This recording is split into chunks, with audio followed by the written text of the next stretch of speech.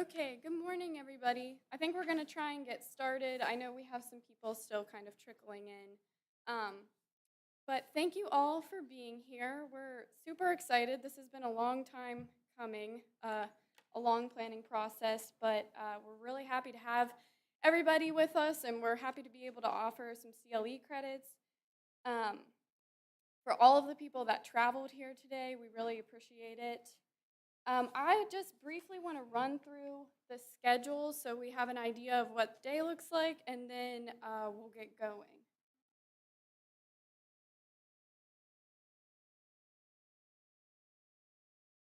So we'll have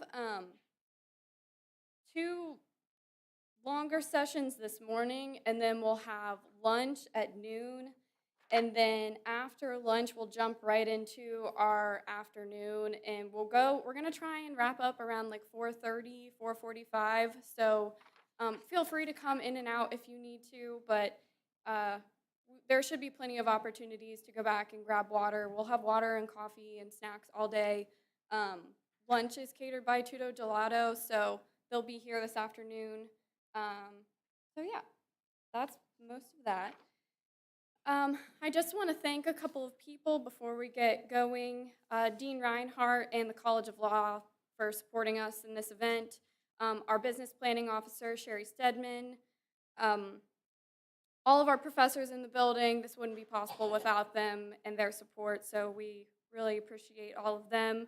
Our law review advisors, Dean Totolo and Dr. LaFaso, they've been an excellent support system and have given such great guidance throughout the year. This wouldn't be possible without them either. Sam Stefanov is like, I don't even know what all she does. She does everything, and she was here with us until like 11 o'clock last night setting up, so she has been super helpful, and this wouldn't be possible without her. All of Volume 127, thank you guys for your work and your diligence. I think that this will be an excellent wrap-up to our volume, so I really appreciate it. Cameron Davis and Gage Herb, our Symposium team, they've been awesome. One of them just had a baby, and the other one just argued in front of the Fourth Circuit, so they still pulled off a great event despite everything else going on in their lives. Liz Sims, our senior managing editor. The show would not go on without Liz. She's a brilliant editor, and she holds us all to the highest standards, so we couldn't do it without her. And thank you to all of our speakers for traveling to us today, some from close by and some from very, very far away. We really appreciate it, and we're super excited to have you here. And finally, thank you to Professor Eisenberg for allowing us to use your book to drive our discussion. This is such an important topic in the state of West Virginia, so we really appreciate being able to use this book to kind of guide us as we go forward. This university, this state, and this country would be nothing without the rural communities. They're the backbone of our daily function, providing everything from land, energy, water, you name it. But many of them lack the support and investment to meet basic needs. As a student clinician with the WVU Law's Land Use and Sustainable Development Clinic, I've had the opportunity to work with clinic supervisors, local governments, and community stakeholders across the state of West Virginia who find a silver lining in the stark reality of rurality every day. Community members work relentlessly to come up with creative solutions for impossible problems, like getting their neighbors out of a flood zone, or creating affordable housing, or taking down dangerous, dilapidated buildings. These are issues that communities with exuberant amounts of resources struggle to overcome. Yet most of the communities in West Virginia are doing these things with a few planning commissioners and a lot of pride.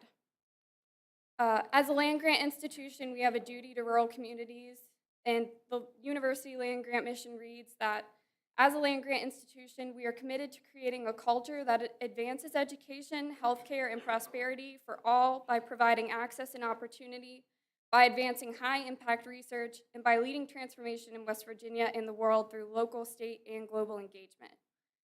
The speakers that we have with us today who have found this silver lining are laying a foundation for the recognition of the essential nature of rural places, and we're very grateful for that, so thank you. We'll kick it off with Professor Eisenberg. She's going to give us a few opening remarks. Professor Eisenberg is the author of the book that we're using as the centerpiece for this symposium.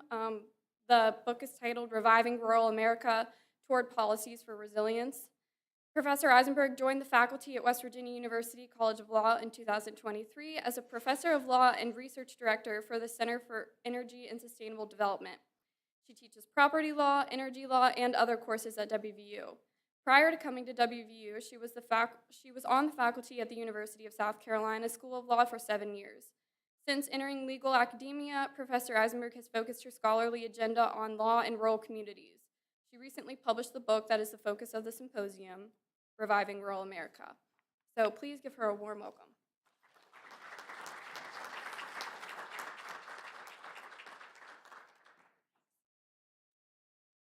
Okay, good morning, everybody. I am going to repeat almost word for word the thank yous that Olivia just said, because I know that the symposium is a long time coming and a ton of work went into this. So first off, I want to acknowledge Olivia Sokas herself, Editor-in-Chief of the West Virginia Law Review. I'd like to just ask the folks in the room, if you're on the West Virginia Law Review, just stand up and be recognized. If you're not too shy for me to put you on the spot there. Thank you all for all the hard work that has gone into this. There's been a lot of work directly on making this symposium happen, but there's also a lot of behind-the-scenes work on the written version of this symposium issue that is going to be absolutely fantastic, having gotten a preview. So thank you all for all of your hard work. So I want to recognize Olivia, Cameron, Gage, Liz, the editors behind the scenes, Dean Amelia Reinhardt, Dr. Ann Lafazzo, Dean Titolo, Sam Stefanoff, Sherry Stedman, and then all of the speakers who have traveled from near and far, some of whom are on West Coast time. So thank you so much for getting yourselves out of bed and getting here with us today. Okay, so you're going to hear a lot of ground covered in the discussion over the coming day. We're going to hear about local governance in small towns, miners and mining communities, federal and state regulatory schemes, labor, environment, and infrastructure, common themes in West Virginia. So you're also going to hear people refer to a book that I had published last year called Reviving Rural America Toward Policies for Resilience. Now, just in case every single person in this room hasn't read it cover to cover, I am going to give you the 3-minute version of the book so that in the hopes that it's a little bit easier to follow the discussion throughout the day. And so the 3-minute version of the book starts with me moving to West Virginia in 2014 to do a 2-year graduate fellowship here at WVU College of Law focused on energy and land use. And through that fellowship, I learned a lot about energy and environmental justice and Appalachia and rural marginalization within our society more broadly. The book's plot, if you will, really picks up momentum with the first election of Donald Trump to the presidency in 2016, when all of a sudden there was this new kind of angry attention at the national level pointed toward rural populations, which made talking about this topic all the more complicated.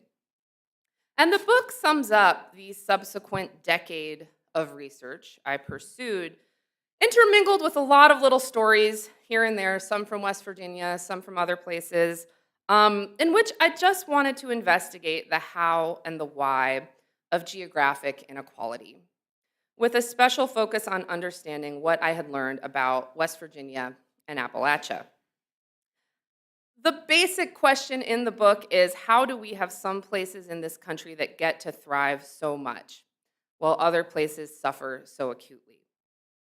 And the conclusion I came to, which is the overarching argument in the book, is that a lot of myths and half-truths about rural regions like Appalachia help perpetuate the status quo characterized by extreme geographic inequality.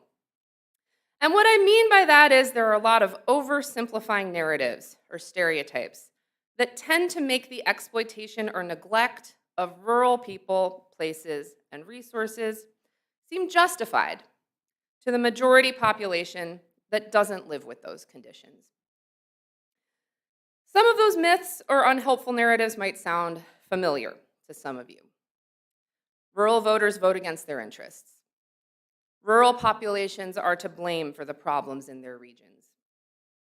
Rural livelihoods are a thing of the past. We don't need a rural economy anymore. Rural places are too expensive to have infrastructure. So I call these myths, and the book takes on the task of myth busting. And I argue that our society needs to embrace a fuller truth of modern rural living conditions as a man-made project and a result of policy choices, and not benign economic forces or forces of nature. And the book explores those policies that I think have played a central part in creating and exacerbating geographic inequality, ranging from transportation and trade deregulation to the treatment of energy and agricultural industry workers. And the point of it all is actually to suggest, hey, we can have a more hopeful narrative about all of this. The ultimate rural myth is that rural communities are dying and can't be saved. But that diagnosis is based on all the other myths. And so a fuller truth should lead us to a fuller set of policy prescriptions that can actually make a difference and address the problem of geographic inequality. And so with the fuller truth that the book tries to tell, my hope is that it can help us come up with better policies on geographic inequality going forward. Policies that are better for workers, for communities, for the environment, and for recognizing and facilitating urban-rural interdependence. And so it feels very poetic and exciting for me to get to be a part of this conversation today and to have this book featured and discussed periodically throughout the day, though I'm sure we'll cover other things as well. I was reflecting, I don't know how many full circle moments we all get to have in our lives. So I got my first full circle moment recently when I got to come back here 2 years ago to join the faculty as a professor, teaching in the curriculum that I used to be a student of. I got my second full circle moment when I got to write this book, which includes the story of the full circle moment of me moving to West Virginia in 2014 and then getting to come back in 2023. And now we're having a symposium that features the book that is itself a full circle moment and that also discusses that first full circle moment. And that all really drives home for me that I made the right choice to come to West Virginia the first time and the second time, and I'm so grateful to be part of this community. It also feels very meaningful today to be bringing together what I think of as a national, if not international, interdisciplinary, scholarly, rural-focused community, including stellar scholars whose work very much inspires my own, as well as members of our local and regional community, doing the essential work on the ground that's so necessary for a better future. So with that, I am going to pivot to our first panel of the day, and I'm going to introduce our three panelists, and then I'll ask them to come join me at the front of the room. So our first panelist is Michelle Wild Anderson. She is a professor of local government law, poverty, environmental justice, and state and local climate law at Stanford Law School and the Stanford School of Sustainability. Her book, The Fight to Save the Town, Reimagining Discarded America, published by Simon & Schuster, was awarded the 2023 Zocalo Public Square Book Prize for Nonfiction. Her other writing has appeared in the New York Times, the Los Angeles Times, and dozens of other publications. Anderson is the chair of the board of directors of the National Housing Law Project and a board member for the East Bay Community Law Center in Oakland. Next, we have Lisa Pruitt. Lisa Pruitt is the Distinguished Professor of Law at UC Davis School of Law, where she writes and teaches about rural people and places, among other topics. In particular, Pruitt has theorized why rural attitudes toward law and state more generally are more likely to keep law and legal actors at arm's length. She also studies the difference rurality makes at the junctures where rural residents encounter law. She has written, for example, about abortion access, voting rights, domestic violence, drug abuse, termination of parental rights, and delivery of indigent defense in the rural context. Pruitt's work has been published in the Yale Law Journal Forum, the Alabama Law Review, the South Dakota Law Review, and the Harvard Law and Policy Review, among others. She has also been published in a number of peer-reviewed journals, including the Journal of Rural Studies and the Cambridge Journal of Regions, Economy, and Society. Her writing has appeared in many anthologies, including the award-winning Appalachian Reckoning, A Region Responds to Hillbilly Elegy. Pruitt is president-elect of the Rural Sociological Society, which awarded her the Excellence in Research Award in 2021. She earned her law degree, summa cum laude, from the University of Arkansas, which also granted her BA degree with highest honors in journalism. She holds a PhD in laws from the University of London, where she studied as a British Marshall Scholar, and she grew up in the rural Arkansas Ozarks. Finally, we have Professor Sean Kammer. Dr. Kammer is a professor of law. Prior to joining the USD Law faculty, he taught natural resources law courses at Lewis and Clark Law School in Portland, Oregon, and legal history at the University of Nebraska. A graduate of Duke Law School, Professor Kammer also earned his Doctor of Philosophy in History from the University of Nebraska. Please join me in welcoming our panelists to the stage, if they could come join me.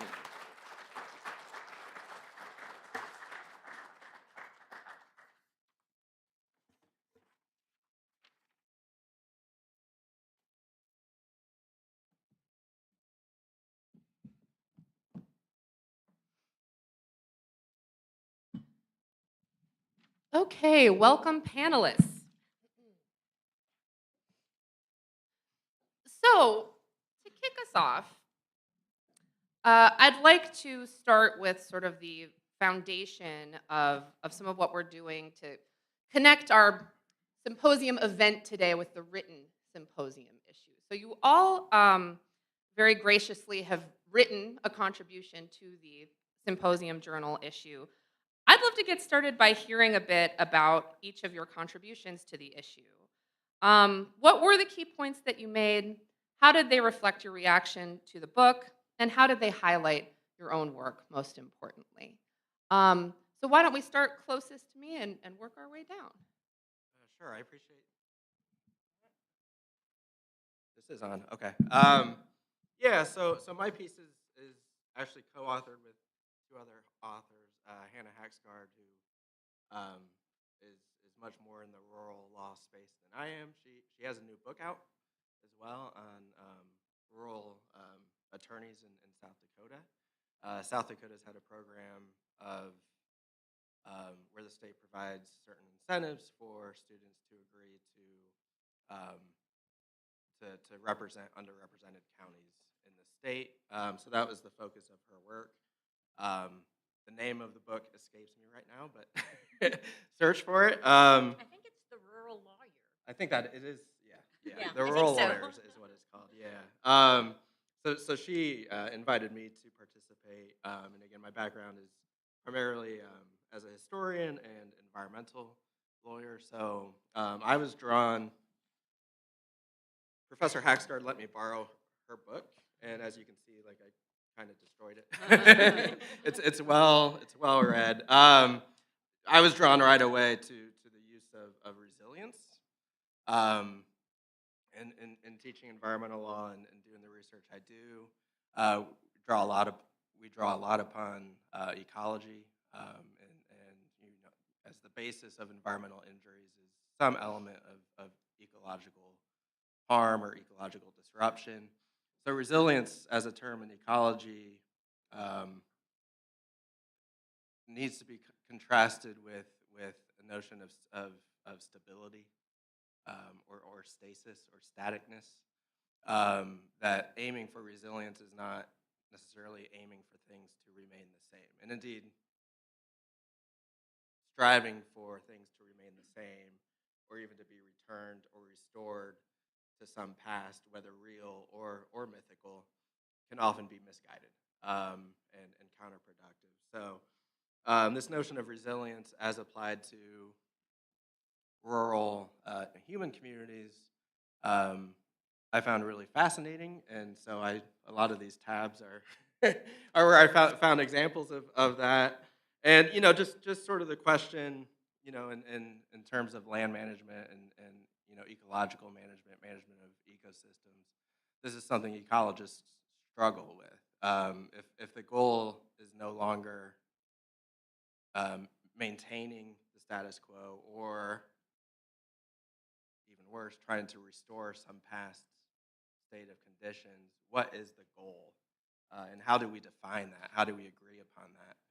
And I think, framing some of the policy questions and some of the policy debates, including those that potentially most divide this sort of urban and rural America, sort of framing it through that lens, I found really, really exciting.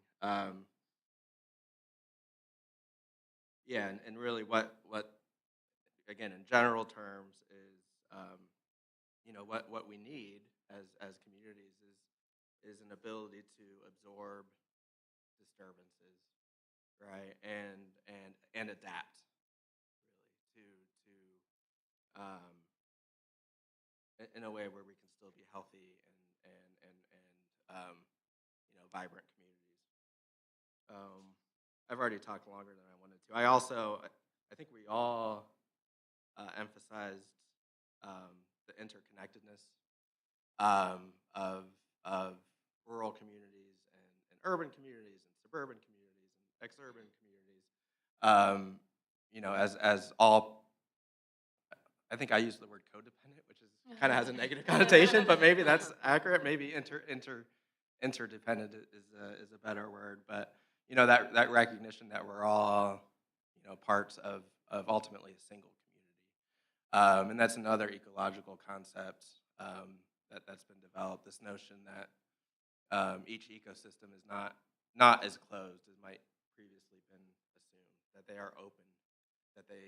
That changes in one community have impacts that are far-reaching and affect other seemingly distinct communities. That they're actually not as distinct as they might appear, at least superficially.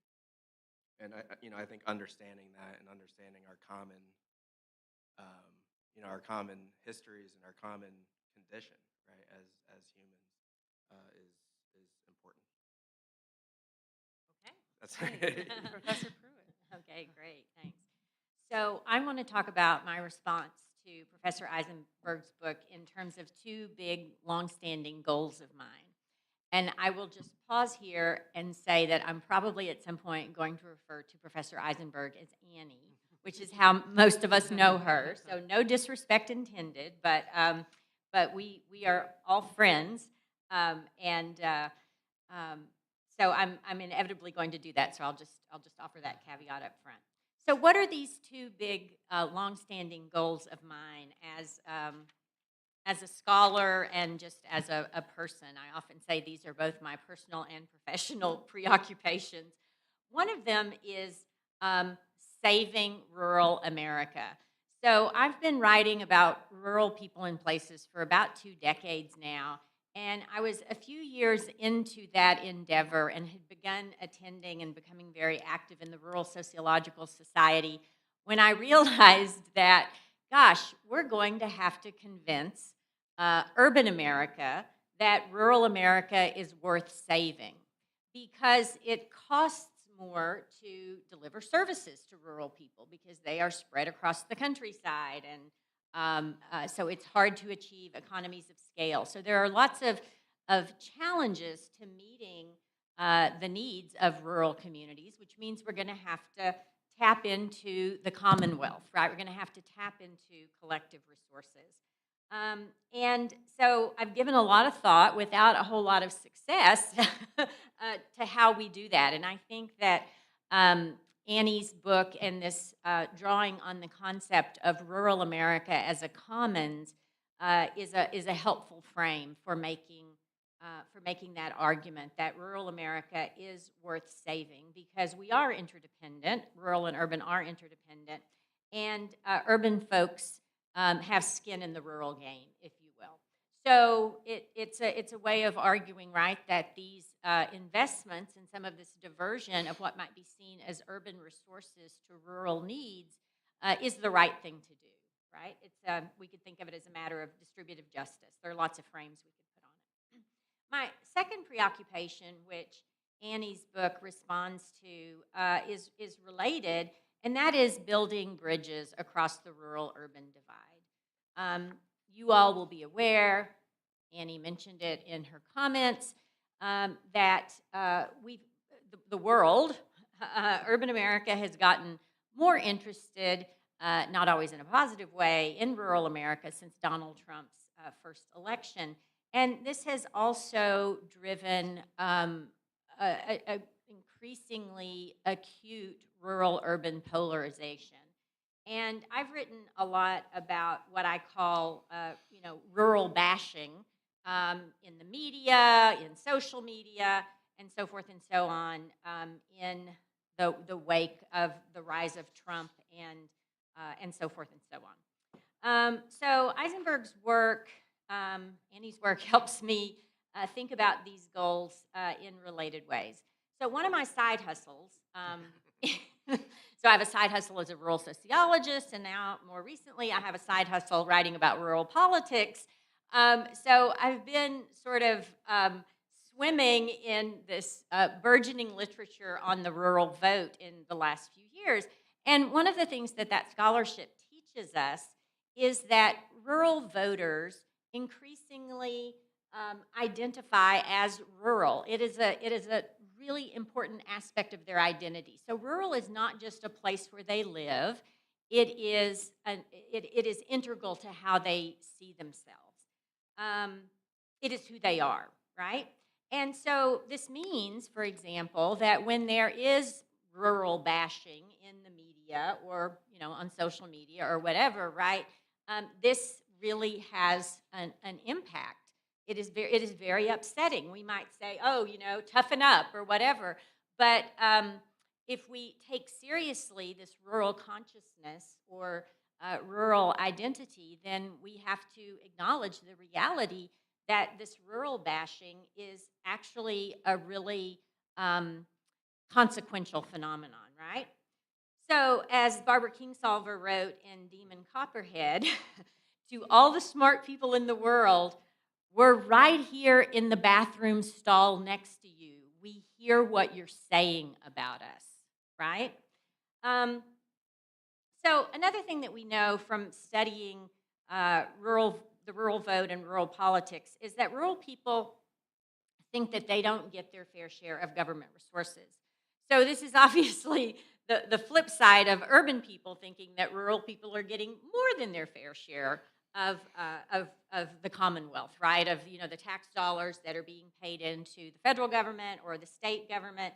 So it sort of seems like both sides of the coin, if you will, feel like they're being taken advantage of. Urban people think, yeah, rural people are getting more than they deserve, and rural people think, no, we're not getting as much as we need, as much as we deserve.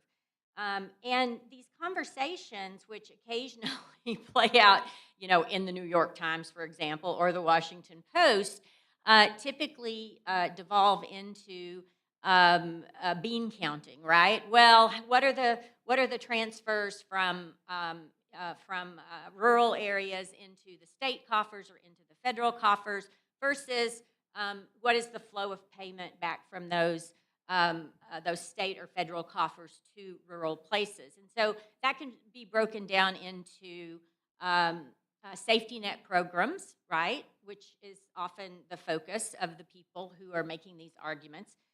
So they might say, well, a state like West Virginia, right, you've got a lot of poor people, a lot of poor rural people, so they're getting, they're getting all these transfers back to support people with safety net programs. But there are other flows that go back in the form of infrastructure investments, which is, of course, one of the focus of Annie's work, and in other ways, right? So we might think about Title I funds for schools, for poor schools, for example. So again, what we often see when these conversations play out on in the national media is sort of based on purely fiscal metrics. And so one of the things that I really loved about Annie's book is that it gives us a different frame for thinking about who's getting what and who's arguably taking advantage of whom. Because if we take her frame on rural America as a commons seriously, right, then we might move away from those purely fiscal metrics and think about this commons that warrants stewardship, as Annie says. So recognizing, and I'm quoting here from the book, recognizing that the urban majority has some level of entitlement to rural America, and by this we're talking about, right, the resources that are coming out of rural America. So this might be from extractive industries, from what rural sociologists often talk about in terms of food, fuel, and fiber, right? Sort of summing up, what it is that the Commonwealth gets from rural places. So recognizing that the urban majority has some level of entitlement to rural America also implies that the urban majority bears some level of responsibility for rural America. A commons warrants stewardship.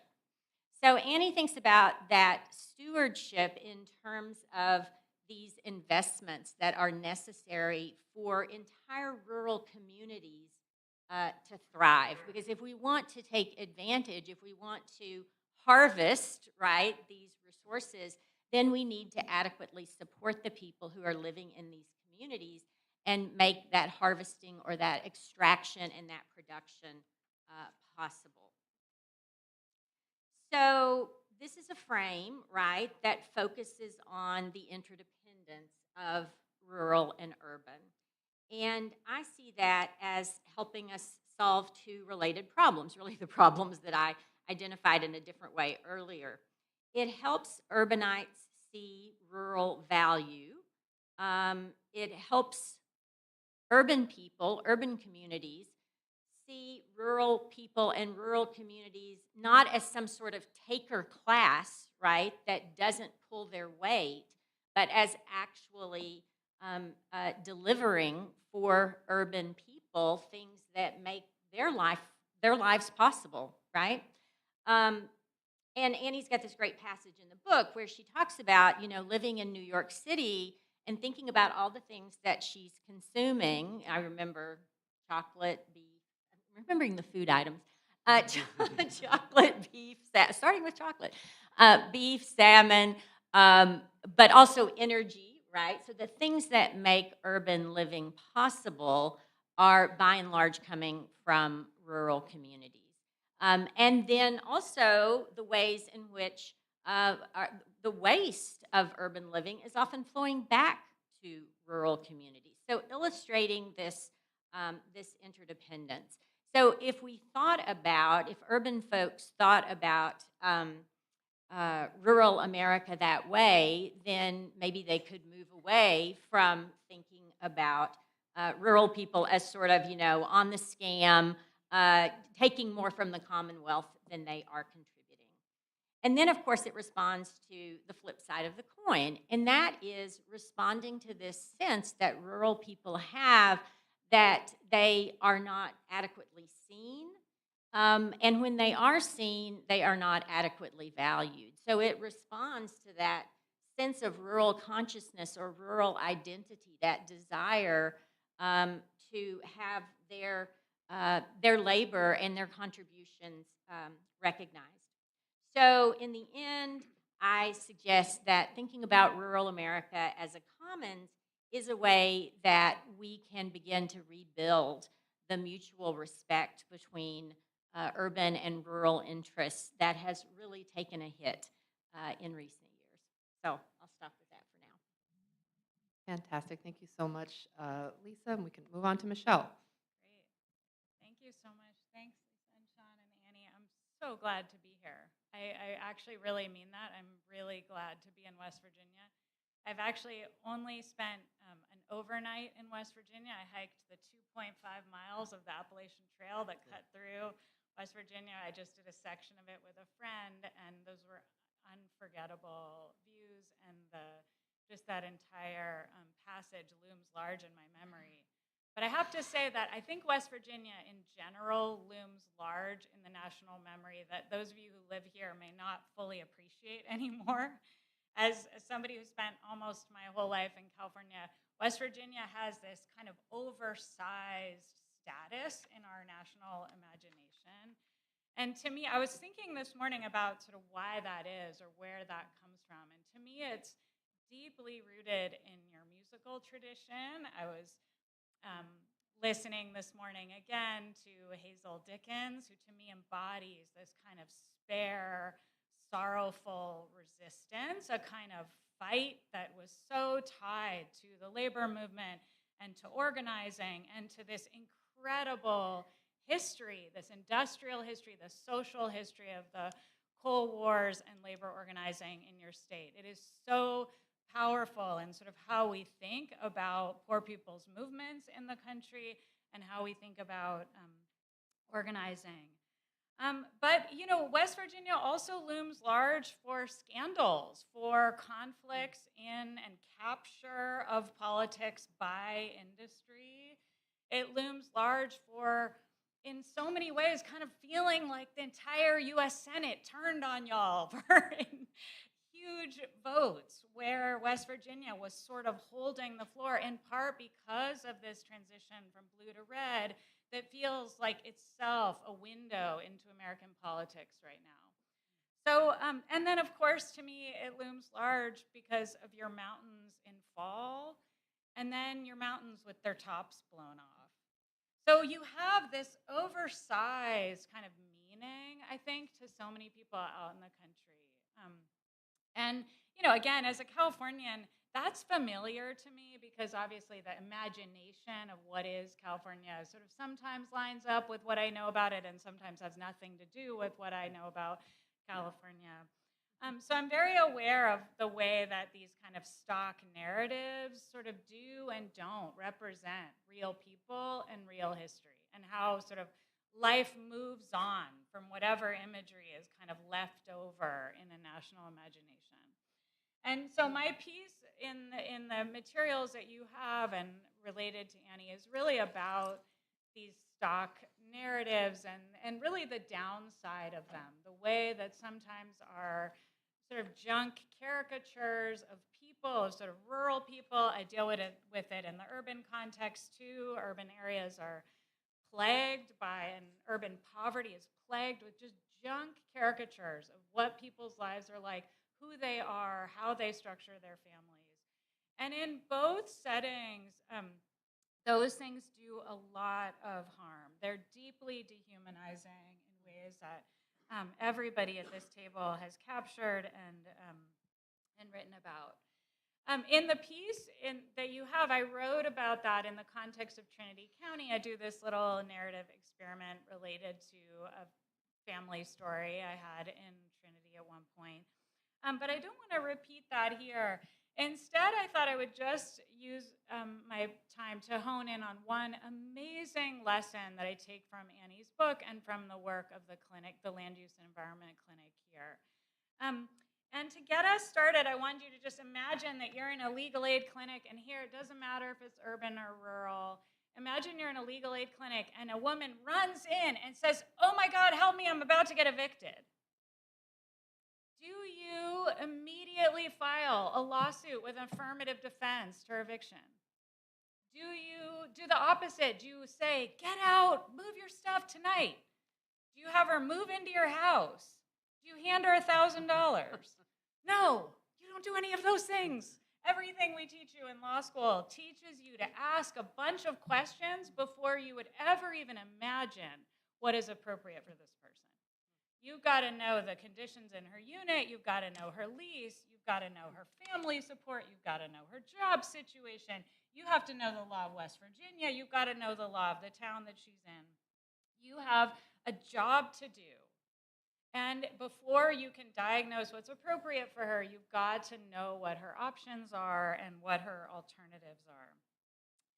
So, you know, this is such an obvious principle. I almost feel embarrassed to articulate it. And yet, as a local government scholar and doing a lot of urban and rural policy work, I see us violate that basic principle all the time. We forget to ask questions so that we can tailor what we think is right for a place that's struggling to their specific circumstances, what they need, but also what they don't need.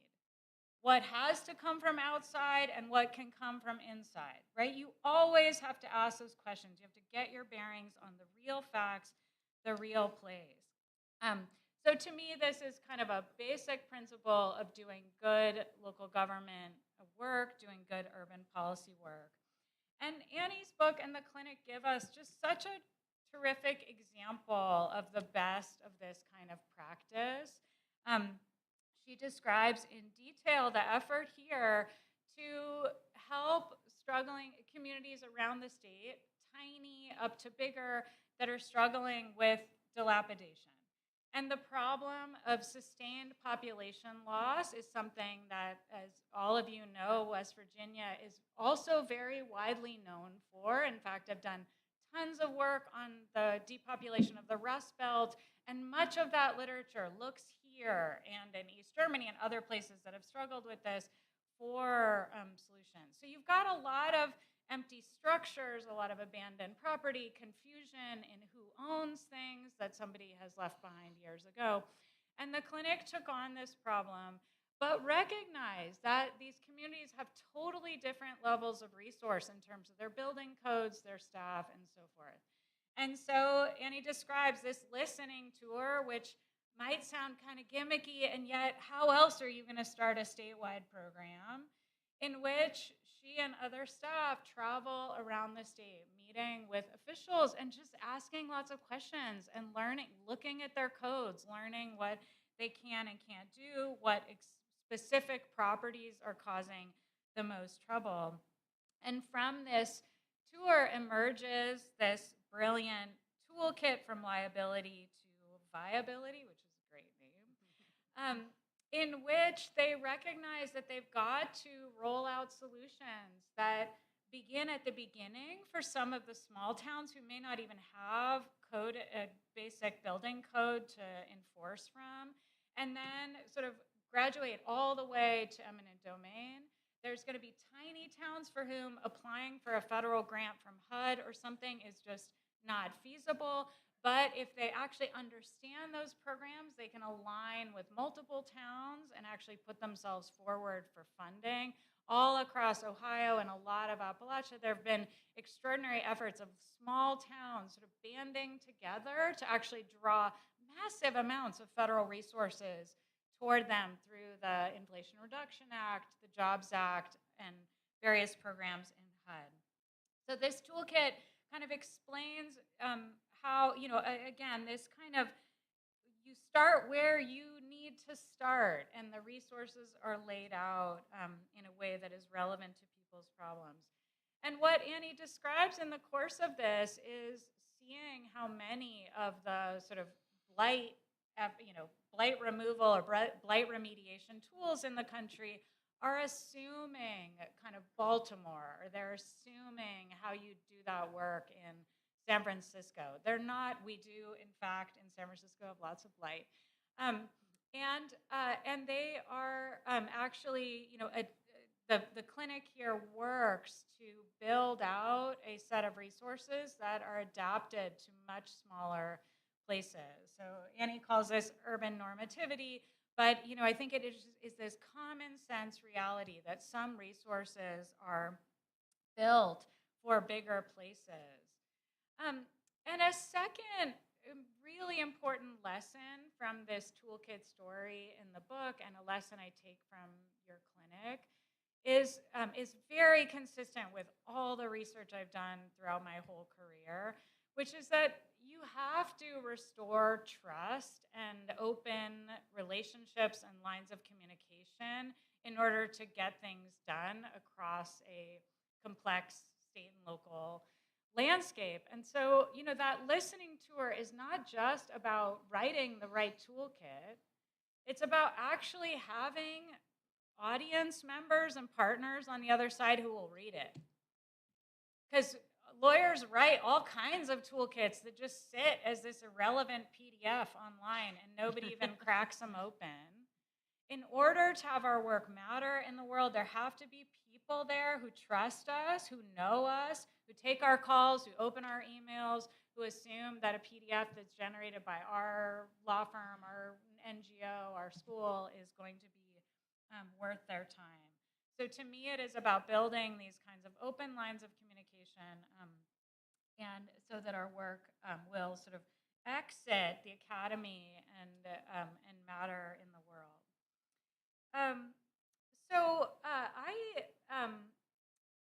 That's most of what I wanted to say. I will just note two last small points. One is sort of related to this moment we're in with the federal government, in which there's kind of, again, going to our public imagination, there's this sort of idea that the federal government is, either a bunch of remote workers like sitting around in their pajamas, like making 3-course lunches, or they're like bureaucrats in some kind of assembly line of redundancy in which they're like going half-time to DC jobs and just pushing paper around. And I have to say, as a state and local person who works on super weak places that just intergenerationally poor, very depressed tax bases, and very few in-house personnel resources, I truly believe this is the wrong way to understand what we need in small places and in rural places from the federal government. It is impossible for me to imagine true progress on some of the serious challenges of chronically poor places in America without federal partnerships. Because that's what income segregation means. It means that we in the country right now have lots of wealth tightly clustered in some places, and we have lots of poverty tightly clustered in others. So there have to be some mechanisms for actually moving resources, including human resources, including laws, including policy types, including template contracts, from strong places to weak places. And that happens at the local level, and I think at scale it happens at the state level, in which right now my work is mostly in Mississippi. I'm learning so much from the state of Mississippi. But there are a lot of problems that Mississippi will not be able to solve without serious partnership up the vertical chain in the federal government. So, I think we have to think more honestly about what we need. Reforming the federal government is the Lord's work. I am totally happy with, all kinds of good faith reforms. But I think just as with stock narratives about places, we actually have to avoid stock narratives about governments too, and really ask lots of questions about what they do well before we empty the house. So yeah, I'm going to close there. Thank you.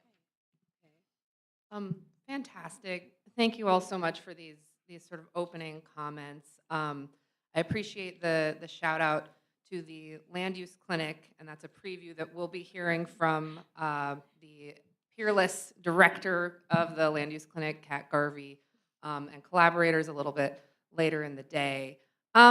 So I want to pick up on a thread that I think really came out from these comments, which is, I think I have a sense, I'm guessing folks on the panel might share my sense, that we can sometimes be caught as a society in a bit of a vicious cycle of interdependent factors.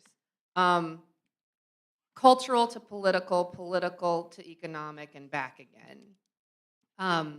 And so if we think of these sort of misconceptions or narratives or stereotypes, that's sort of the cultural piece that factors into the political piece.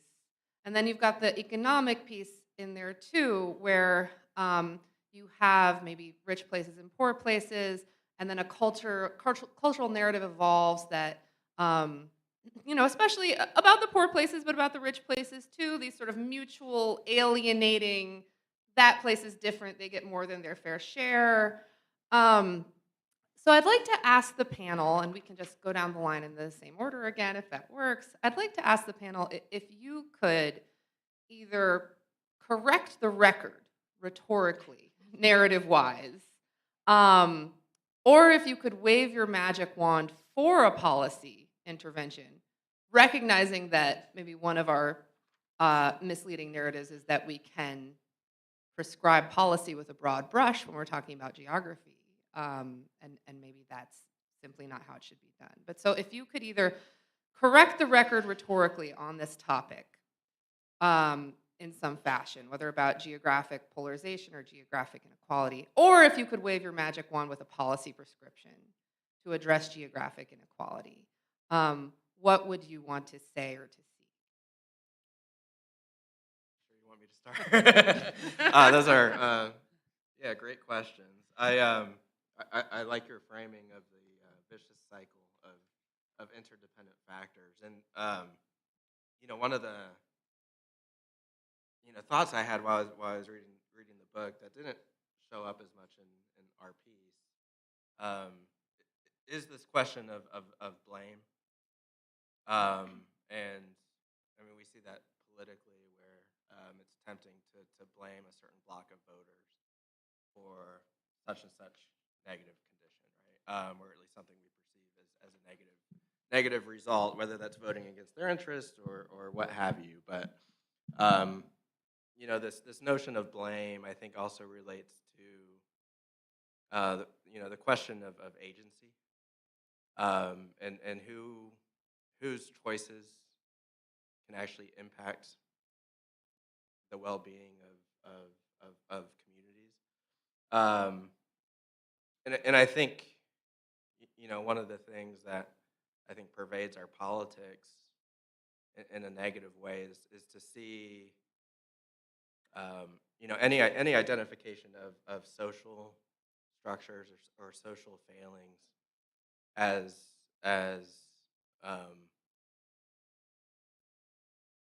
basically alleviating any individual responsibility, right? Or moral culpability on individuals who do make choices still within those systems, or it's all the other, right? And I think you see that maybe in J.D. Vance's book, right, where he focused on this is individual failings of individual members of households within these communities. And the truth, that might not be surprising, is a whole lot more complicated than that. And we can address the social structures and these unjust hierarchies and unjust and inequitable distribution of goods and wealth and value, while still empowering individuals to make choices within the realm that they have choice. And as a historian, that's a central question for historians that we have no answer for, right?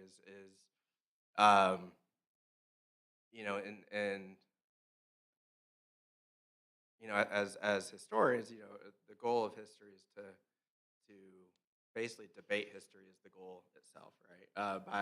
By asking questions,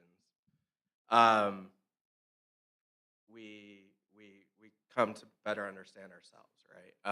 And by debating our common history, we work through issues that are generally shared, right?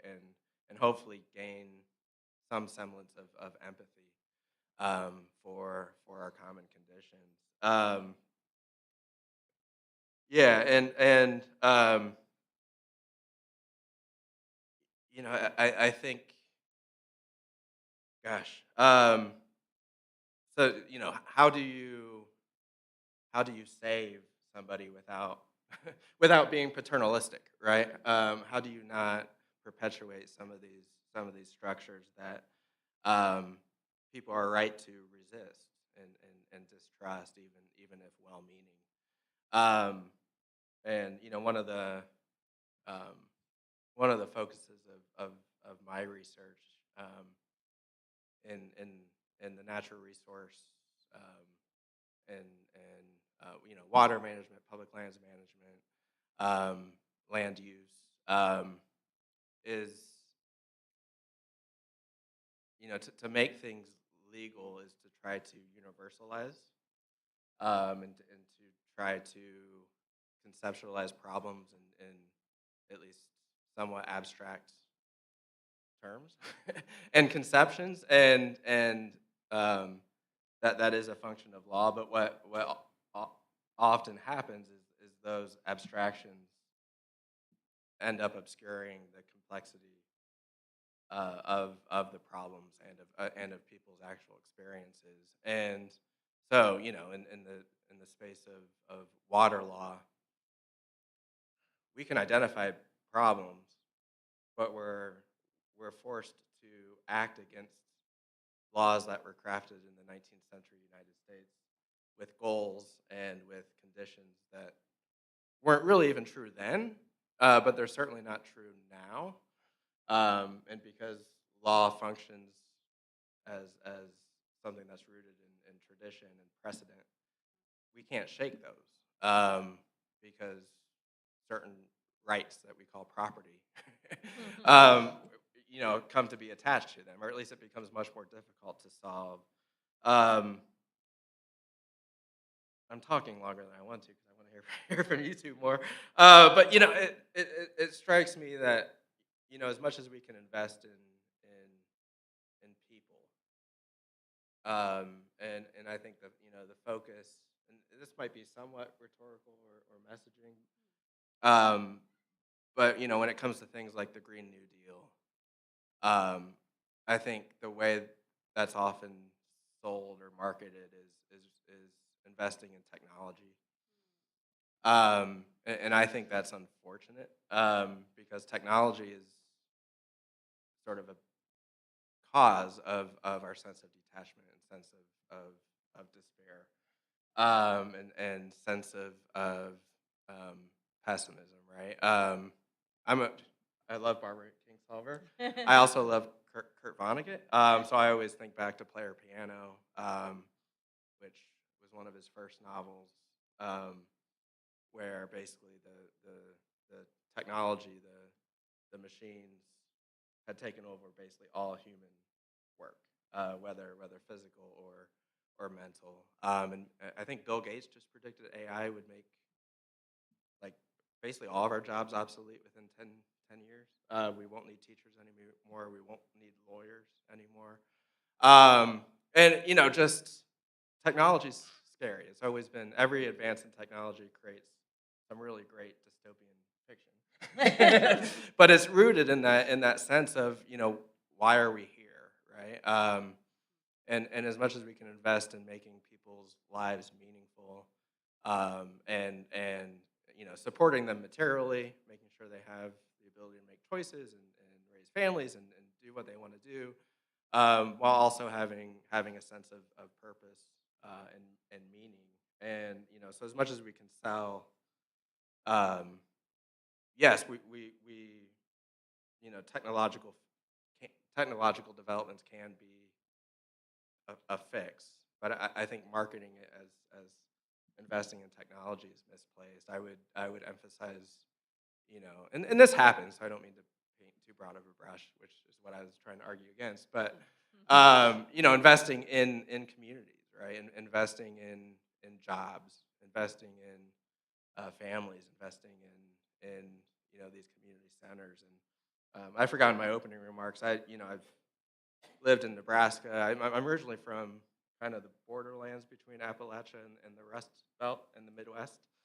But I've spent a lot of time on the plains, which is a different rural scene from West Virginia and from Appalachia, but shares a lot of common problems. And there it was, everything there is, if we drive out of town, we come across like 237th Avenue, and then another mile is 238th Avenue, and then another mile, 239th Avenue. And this was, simplified grid system of land distribution to make it fast and easy for people on the East Coast or in Europe to buy land without ever being there, right? It's all the same. It's all commoditized and packaged. But it was rooted in the idea that this whole region, called the Midwest and the Plains and the West, would be filled with family farms, 160-acre family farms, and so there's towns throughout, Nebraska and South Dakota, where I've spent a lot of time, that are ghost towns, right? Because you have a whole infrastructure of communities that were dependent upon family farms that don't exist, at least to the extent they do, to support those services. So just recognizing that there are people in these communities that matter, right? And any solutions needs to be able to deal with the complexity of the different problems each community faces. Annie, that question was extremely intimidating. Oh, no. And I didn't help. Actually, I'm going to riff off you. Okay, In a minute. Yeah, that I just felt really flummoxed by that question. So I'm gonna try to say two things. First of all, I'm gonna respond to the magic wand, not so much with maybe it could be a policy intervention, but obviously I think a lot about how to cultivate empathy between the two worlds I've occupied, which is rural Arkansas, what is now a ruby red place, although it wasn't when I was growing up, and now I live in what I call my bright blue bubble of California, where I've been for 26 years. And these two places weren't always as far apart, sort of culturally and politically and economically, as they are now. So anyway, I just think a lot about how to cultivate empathy and understanding and respect. And I'm sure I've got some better ideas that I just can't access in the depths of my brain right now. But the one I'm thinking of are some of these ideas about, how we can cultivate empathy across the rural-urban divide using the arts. You invoked the arts at the beginning. So there are, some programs that are seeking to do that. And some of them are based in Appalachia, actually. I sometimes think about farmers markets, right? Like as this place where rural, encounters urban. So I don't know, there's some half-baked ideas. But I think we have to keep, looking for that at the interpersonal level, the community level, in our rhetoric and so forth and so on. So you mentioned blame and agency. So that's what I'm going to riff off for a minute.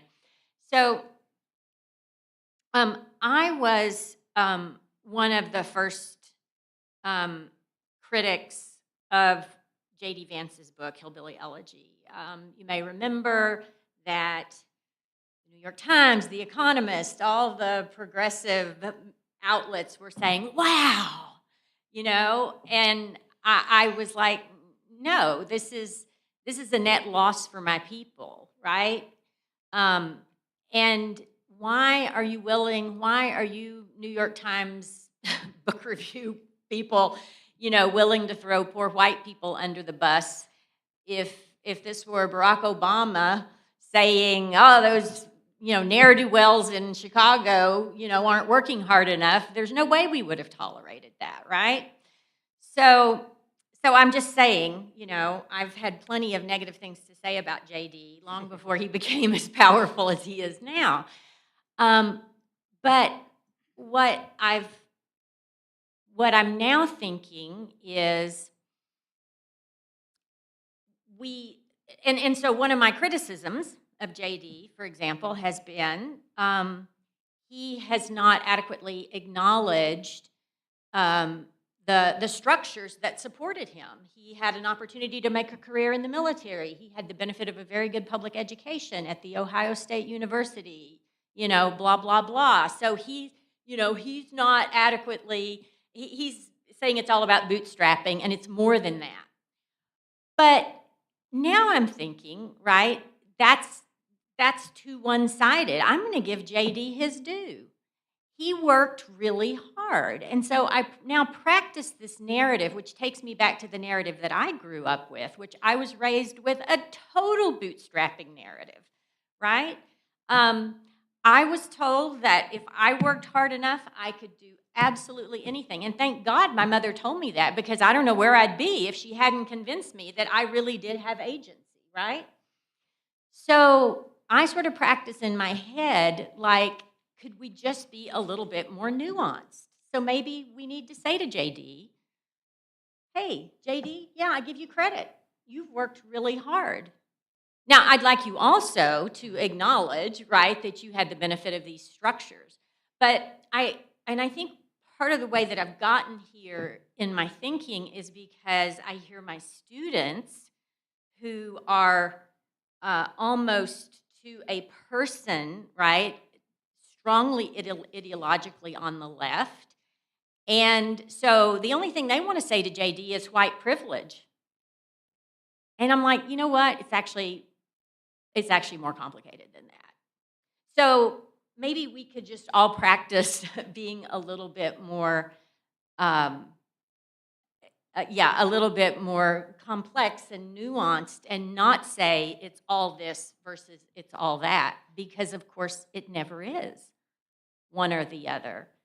And I guess I'll just close there. Wow, I hope you two get your magic wands. I really believe in the project of investing in people, and really sometimes the project of investing in buildings and infrastructure and so forth is easier than the deeper human capital work. And so we've had a lot of public policy experiments and failures and working on that, and it is the work. And then on the empathy and nuance point, Lisa, that is so powerful, and I couldn't agree more. So I'll just focus on adding a different point to the mix, which maybe is heretical, which is to somewhat disturb the kind of urban-rural, separation that I think is so ingrained in our public discourse right now. And I would let me just start by situating myself a little bit. So as I mentioned, I do live in San Francisco. And if you believe what's on TV, San Francisco is just like a hellscape right now, right? Just like, a spiral of addiction, terrible encampments.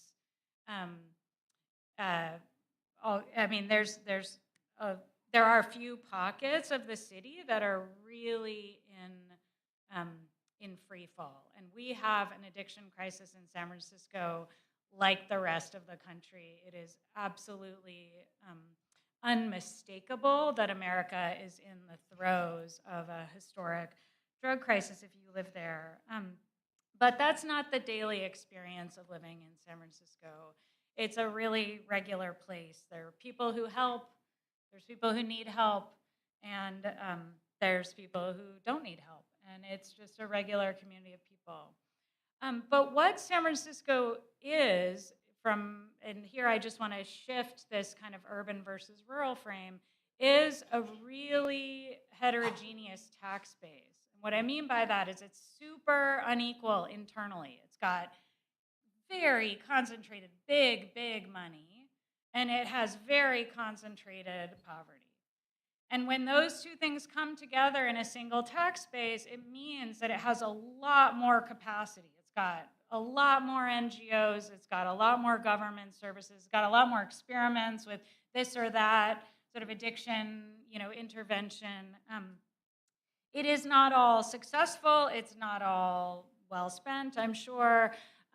There are downsides to the project of trying to solve really hard problems through government, but that's something that actually does distinguish San Francisco from Trinity County, which I was writing about in my passage for Annie's book, which has a very weak tax base. It's a rural county. It has really just doesn't have as much taxable wealth in it. And so sometimes I think that's what I meant earlier when I mentioned sort of weak versus strong. It's not to me about, our barbell strength. It is about the the capacity of the public sector to really lead solutions using taxpayer dollars locally. And to me, that difference is actually very salient. It distinguishes some cities from other cities. It distinguishes some small towns from other towns. It distinguishes some rural counties from other rural counties. And I think, so I would just suggest that sometimes we look past this urban and rural and actually think about what is in that place, again, in the spirit of sort of asking real questions as opposed to assuming a bunch of things. And I've learned this lesson through a lot of place-based work over the years, and as I've seen the ways that, for instance, in Southern Oregon, which is essentially county, Josephine County, that I've written about in the past, a county that is nearly all white, very conservative with politics that swing between the kind of center right and the Oath Keeper right, and really are sort of at war between those kinds of wings of our politics. Rural areas that are intergenerationally poor, but also tons of independence and capacity to really live off the grid, sort of across the political spectrum. And I can tell you 36 things that Josephine County has in common with Jackson, Mississippi, where I'm working now. Because even though Jackson is predominantly Black, it is in a political war, or I don't know, it is politically tied between the kind of center left and the much more radical left, really more radical than just about anything in Mississippi politics. And it is an urban place. It's a state capital. It's got lots of government and things going on. And yet both places have suffered from the sort of collapse of their tax bases, from the erosion of their job base over time. And there are really important things that they have in common. And urban and rural just isn't going to tell us very much about either place. In fact, they're comparable in total population.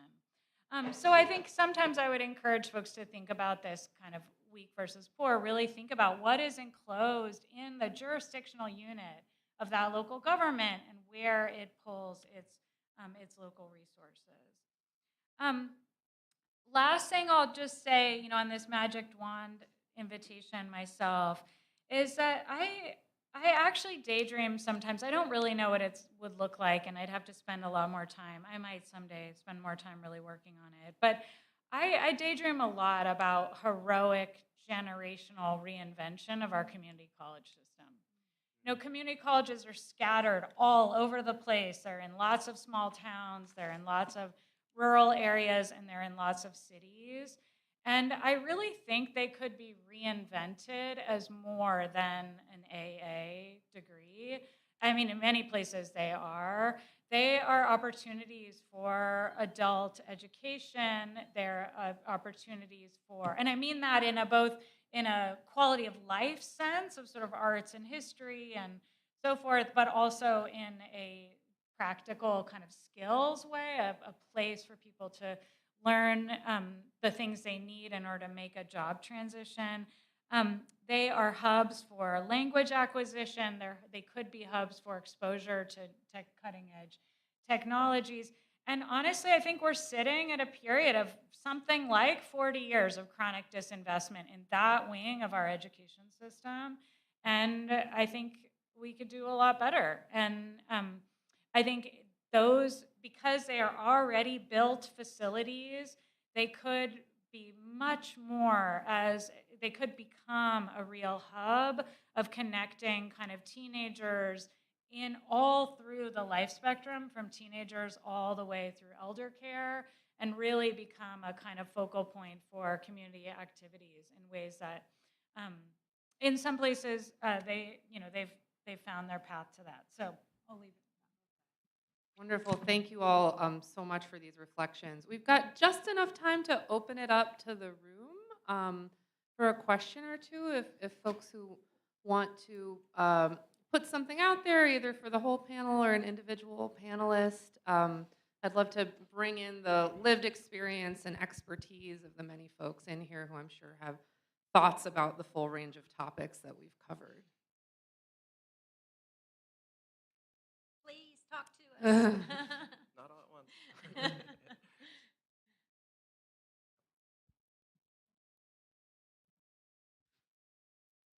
Thank you all for being here. The topic of the book and the title of the book, Reviving Rural America. A lot of what you all discussed was the idea of the commons. So is reviving rural America, in your idea, more so reclaiming rural America? And if so, how do we avoid a second tragedy of the commons as we've seen throughout the 20th century, just that constant reclamation of our land throughout history? Okay, that sounds like it might be for me. Yeah, but maybe if others have thoughts in response to that, I'd invite you to weigh in too. I mean, that's such a good question. And actually, I feel tortured about the title of my own book because I specifically said earlier that it's a myth that rural regions are dying. And yet my use of the word reviving implies that there is some sort of need at resuscitation. And I've allowed myself to sort of sit with that contradiction a little bit. What does it mean to revive something? I think ultimately I'm talking about interventions for economic revitalization. I think there's a lot more work to do on sort of conceptualizing the rural commons. Ultimately, I wanted to make a pretty simple point, which actually Lisa re-articulated very nicely, which is just the point of, I hear a lot from urban folks about a sense of entitlement to rural resources. And I don't often hear a sense of, and also I'm obligated to take care of those resources. My hope is that latter piece, if we could lift up that latter piece and say, well, if it's a shared resource, you have to take care of it. My hope is that, and there would be a lot of work in a lot of different spheres to come up with a better approach to governance, but my hope is that if we could get more folks on board with the simple principle of stewardship, that's going to get to sort of the tragedy of the commons concern or other concerns about not taking good care of the resource. So that's a couple of thoughts in response to this sort of question of revival or question of the rural commons. Does anybody else want to weigh in on that, or we could? I might. Yeah, in terms of tragedy of the commons, I think it's worth emphasizing as quickly as I can that what Garrett Hardin was talking about was an unmanaged, open access resource without any sort of institutional or collective framework for managing. So not really the same as what what I take us to mean by that term, which is a term that includes elements of shared responsibility and shared stewardship to avoid whether it's a tragedy of overexploitation or a tragedy of misappropriating or misdirecting or misdistributing, right? The proceeds, if you will. I have nothing. Yeah, nothing to add. Hey, could we take another one? Was there another hand up? And One or two more questions.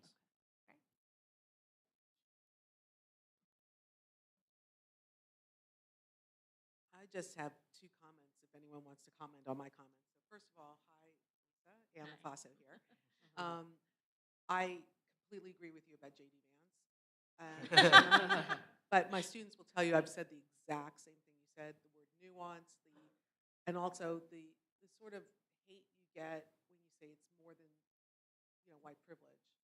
And that I think, and I'm sure I would imagine you agree with this, that it's because we don't have a class conscience here, and that so we don't have that intersectionality of class and race and gender, and so it's very predictable that you would have a MAGA movement in places like West Virginia and Arkansas and other rural areas where you're told constantly in rural America, especially white rural America. I know that rural America is also very diverse and has people of color.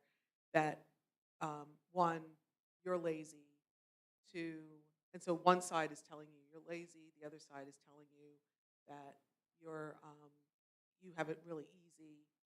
So I think it's really important that we somehow get that message out, but it's been really hard, maybe up until recently, to get that message out because when you say it, somehow you're saying that class is more important than race, which I don't think is true at all. And now what's really frustrating me is that all of a sudden the left, the progressive left, which I do identify with, is as if they've thought of this just now.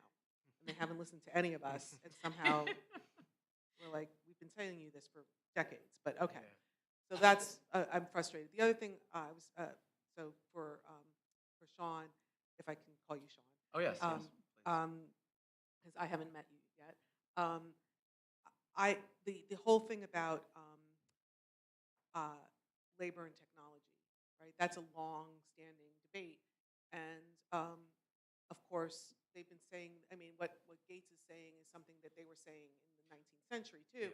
And what I've always thought about is this is what I actually wrote part of what I wrote my doctoral dissertation on was that what you really need is transitions to what is the human aspect of this. So how do you transition a coal miner to a different type of work? And especially when coal miners they consider themselves that they were born to be coal miners, and so they don't want to be computer,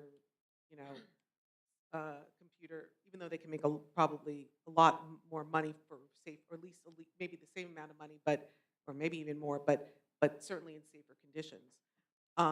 Because for them, they were born that way. So it's something I've been thinking a lot about lately. So those are really comments, but if you wanted to, and by the way, Michelle, I loved everything you were saying. I just don't have a question or comment on it. But feel free to comment or not anything I just said. Do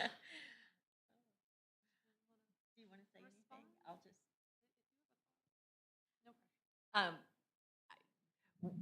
Do you want to say something first? Since Go Ann ahead, was go talking to ahead. you. So it's funny because this is reminding me of a conversation that Michelle and I had. Do you remember this conversation at the ALS like 7 or 8 or 9 years ago? And we were talking about, and I don't know if you would stand by this if you remember this. I hope I'm not misquoting you, but you say, because we were talking about just transitions, and we were talking about kind of the coal miner problem, if you will, right? And I think my recollection is Michelle said something like, maybe after the age of 40,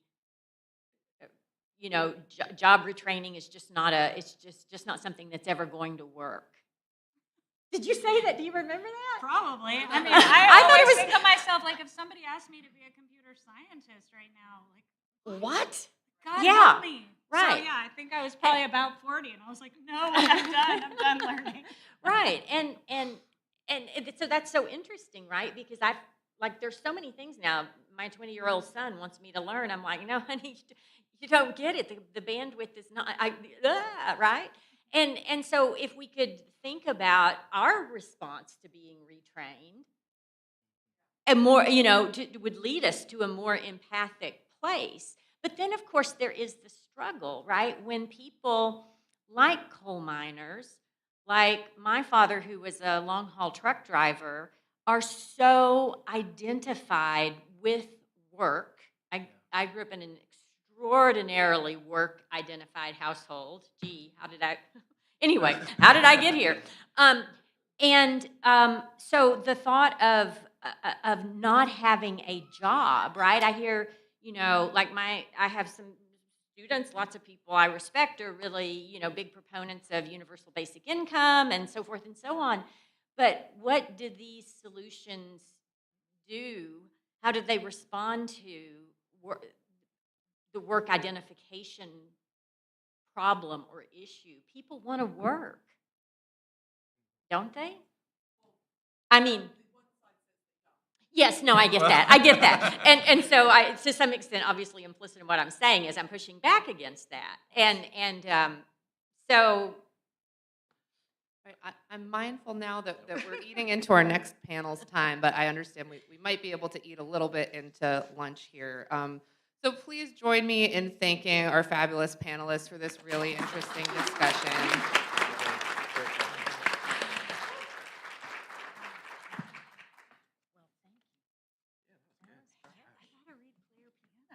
Yeah.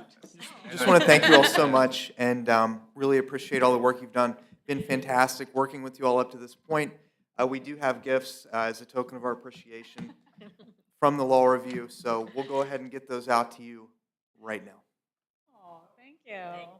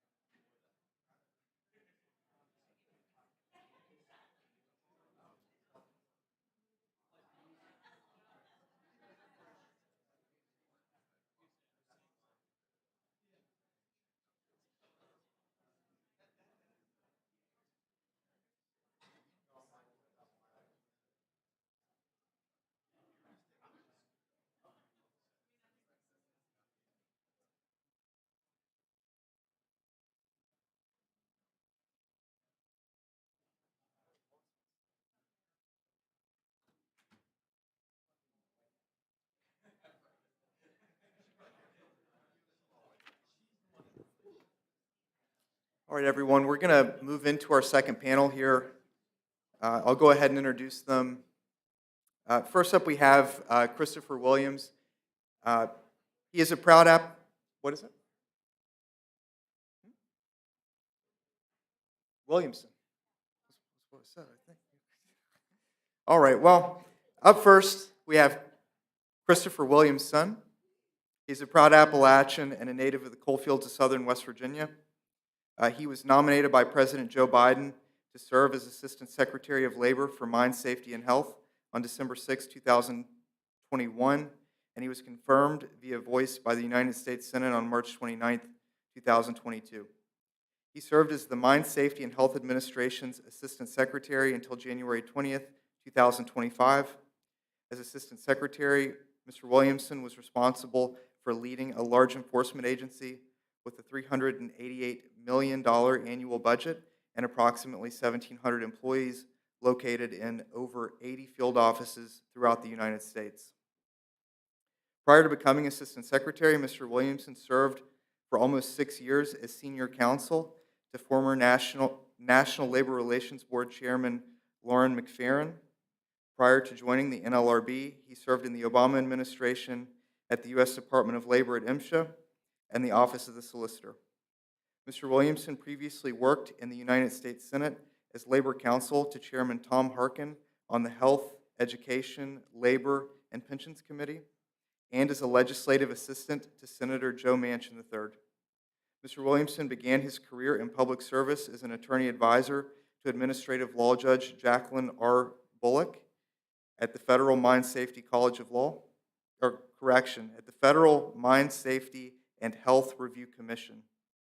He earned a JD from the West Virginia University College of Law, a Master of Public Policy from American University, and a Bachelor of Arts in Political Science and Economics from West Virginia University.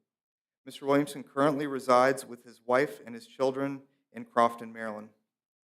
Our second speaker is Mr. Sam Petsonk. He is a Morgantown native who serves as a lawyer for coal miners across the Appalachian region.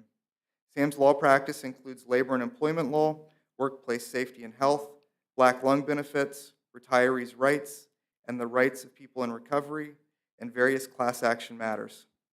He's the past president of the West Virginia Employment Lawyers Association and the recipient of legal fellowships for consumer protection and workers' rights. Sam previously worked as a legislative assistant on labor and energy issues for the late U.S. Senator Robert C. Byrd and Senator Cart Goodwin in Washington, D.C. He earned his J.D. from the Washington and Lee University School of Law and his Bachelor of Arts in Geography at Brandeis University. And lastly, we have Mr. Gary Harrison. He's the president of the Fayette County Black Lung Association and the National Black Lung Association. Gary Harrison, like I said, president, he worked in underground coal mines for nearly 30 years in West Virginia, and he was diagnosed with black lung disease in his late 40s. So everyone, please give a round of applause.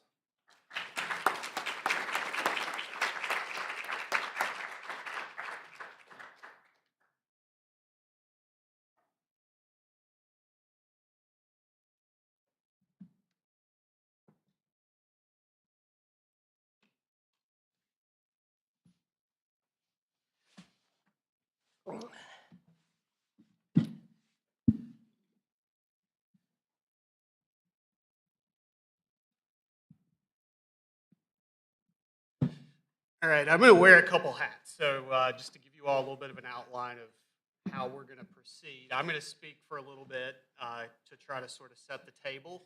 And then we're going to have a discussion. I'm going to moderate a discussion with Sam and Gary. And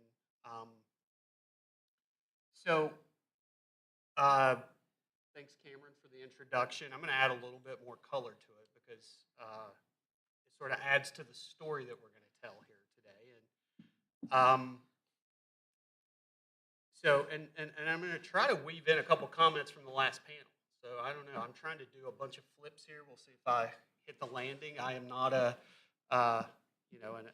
academic, but I'm going to try to be one today a little bit.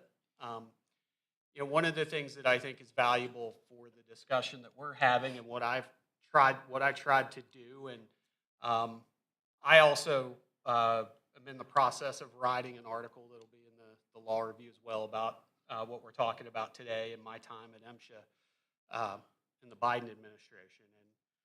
And one of the things I think we're going to try to do here is tell a story, but it's kind of a case study that ties in to Professor Eisenberg's book. And I'll explain a little bit more. But when I was in both undergraduate here at West Virginia University and at the College of Law, I always found, and part of it was my background, I always, appreciated, the classes with theory. They were theory-based and everything, but I also really enjoyed classes that had a practical element to it too. Some of the things that practitioners taught, and when I was here, President Hardesty taught a lawyers and leadership class, and so I'm gonna try to weave those things here and kind of tell a story and tie a little bit into the academic world, but also, talk about like what really happened, share a story that really happened and happened not that long ago, and I'm just so thankful that Sam and Gary came up here and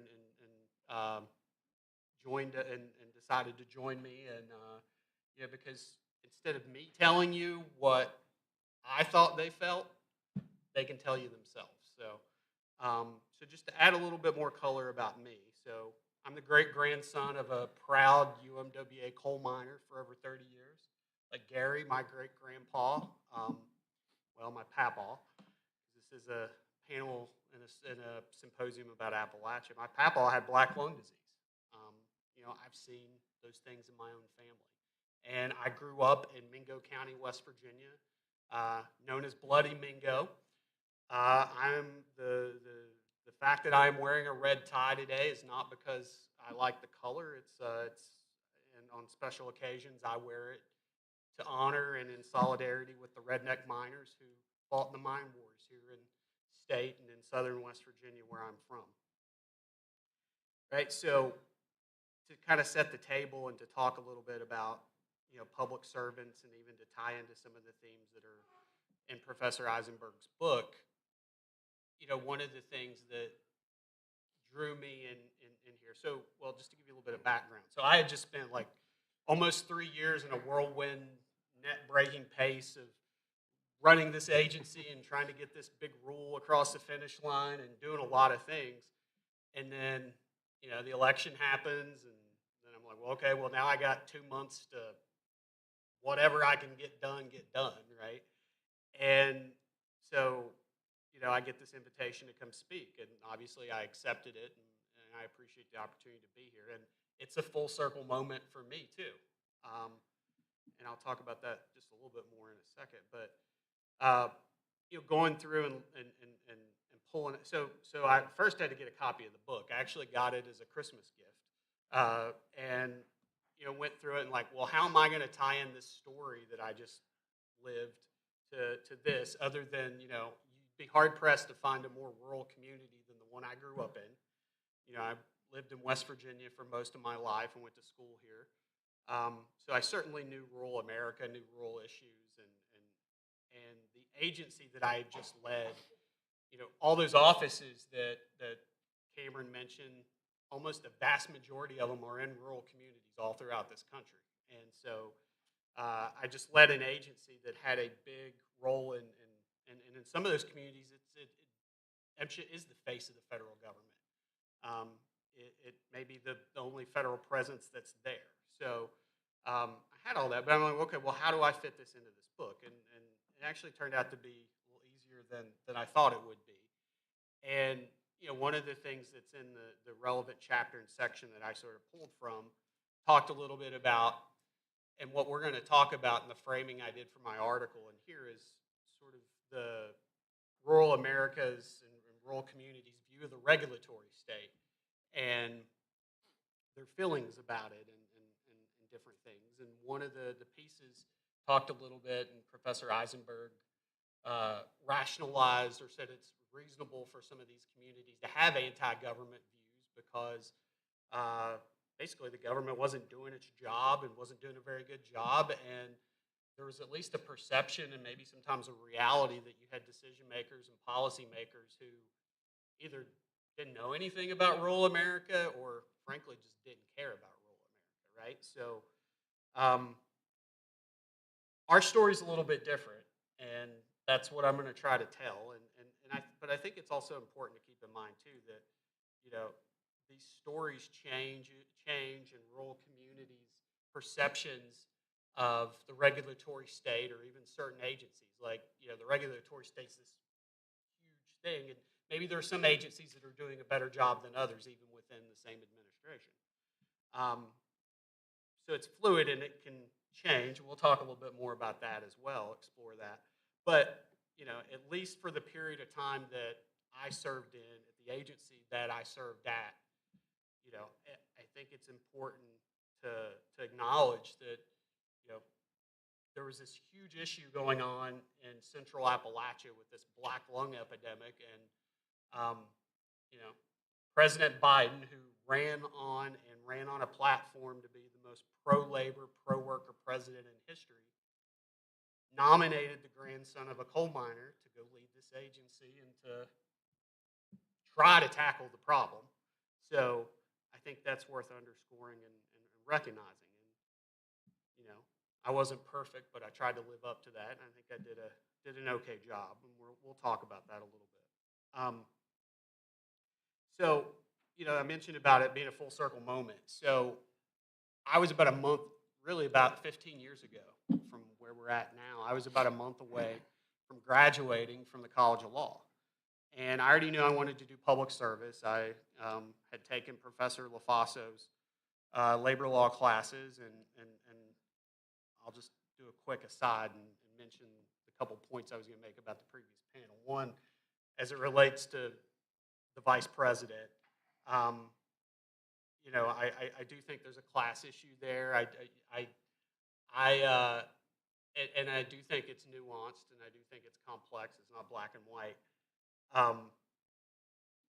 But we even talked in your class, and you may even remember this discussion, Professor LaFaso, and you talked about how, you know, in your classes here at this law school, you draw a lot from southern West Virginia and all of rural West Virginia. And some of the law students, you know, they come from long lines of families of lawyers, and some are like me that, you know, was raised by a grandfather who didn't even graduate high school and was a first-generation college student, came from a working-class family, right? So you had a mix, but you had a good significant amount of us who had that background and that class consciousness. And I remember you saying that, like, folks that come through, like, places like here and other places and get professional degrees and go on, at some point they lose that. I pushed back on that pretty hard, and I said, that's not going to be me. It's not me. You know, I look like I came out of central casting of, you know, a government bureaucrat, but, you know, I even got I didn't wear a blue and gold tie, which I usually do, but I got my West Virginia lapel pin here with the American flag on it too. Right? But I've kept that, even though you know, my circumstances and living in suburbia with my family are much different than where I grew up in Mingo County, West Virginia. But that is how I view the world, and that is how I've viewed what I want to do with, you know, the gifts and the talents and, you know, all the background that I've had, including, you know, what I was taught here at this law school, and you know, everybody, all the great mentors and professors that I had here. And so to tie back into the hillbilly elegy, right? Like, I worked hard too, and you know, I pulled boots up and whatever you want to say, but I could almost fill this legal pad with government programs that I participated in, and you know, including scholarships and attending, you know, state land grant universities and things. And so it's both. And so but I'll say this too, and I want to get back to our story here, is that there was a part, and when I read it, I also had the same reaction. There was a part of that book that was compelling to me because of his family narrative, and because he was raised by your grandparents, just like I was, right? So there is a compelling part to that narrative that you know, shouldn't be lost in thinking about that book. I also just want to mention real quick on the discussion about the community colleges. That's great. Don't forget that the trades need to be involved in that, and apprenticeships, and especially you're talking about rural communities. And you know, I know the IBEW, the International Brotherhood of Electrical Workers, have specifically created this training trust, and they're trying to develop it out to work on programs knowing on clean energy manufacturing. And so the Biden administration focused a lot of energy and resources on trying to promote those types of things. So apprenticeships, and not everybody has to go to college, and you can make a good living, especially if you got a union contract, and the ability to be in one in some of these trades. And those are things that could be really valuable to rural communities as well. So, all right, get back to the story here. So just to kind of go through and talk a little bit, you know, as I said, I tried to figure out, okay, well, how am I going to tie this in? And I started reading a little bit. Professor Eisenberg did a scholarly review of the relevant literature about, you know, rural communities and how they feel about the regulatory state. So I'm going to read a little bit from what I drafted, which summarized her, and hopefully I did it justice. I tried to, but you know, she found that rural populations, and you should tell me if I did not, because I can still tweak it. You know, she found that rural populations frequently perceive the regulatory state as adversative to inclusion, dignity, and survival, and often express feelings of hopelessness, powerlessness, disappointment, frustration, betrayal, and antagonism. And sometimes these themes and disappointment, themes and experiences with procedural injustice. And I'm going to come back to procedural injustice in a little bit when we talk about some things that are going on right now. And can result in a us versus them feeling. She also talked about, and I sort of cited my article, you know, feelings of disillusionment and just frustrated with outcomes that feel like they're detached or heartless or meaningless. And, she also notes too that despite all these negative feelings, some rural residents actually want the government to step in and to do something. They know that the government's the only hope they have to help them. And even if that means their local economies dependent upon, industries that pose certain risks. And that there's other people in those communities that are loyal to their employers. And so I read that and I thought, well, that's a little bit familiar because, and I'll let them. I'm going to say this and they can kind of describe it in their own terms. But when I stepped in the door at MSHA in April of 2022, that was the feeling that I walked into with a lot of the stakeholders and a lot of the miners and the miner advocates. And I'll explain why. I'll put a little color to that. But they can, when we get to the next part, they can explain that for themselves and what they actually felt. But so I'm going to talk a little bit. I'm going to give you just a little bit of history, and then I'm going to talk a little bit about the Mine Act, and then we'll get into the real crux of the discussion here. So,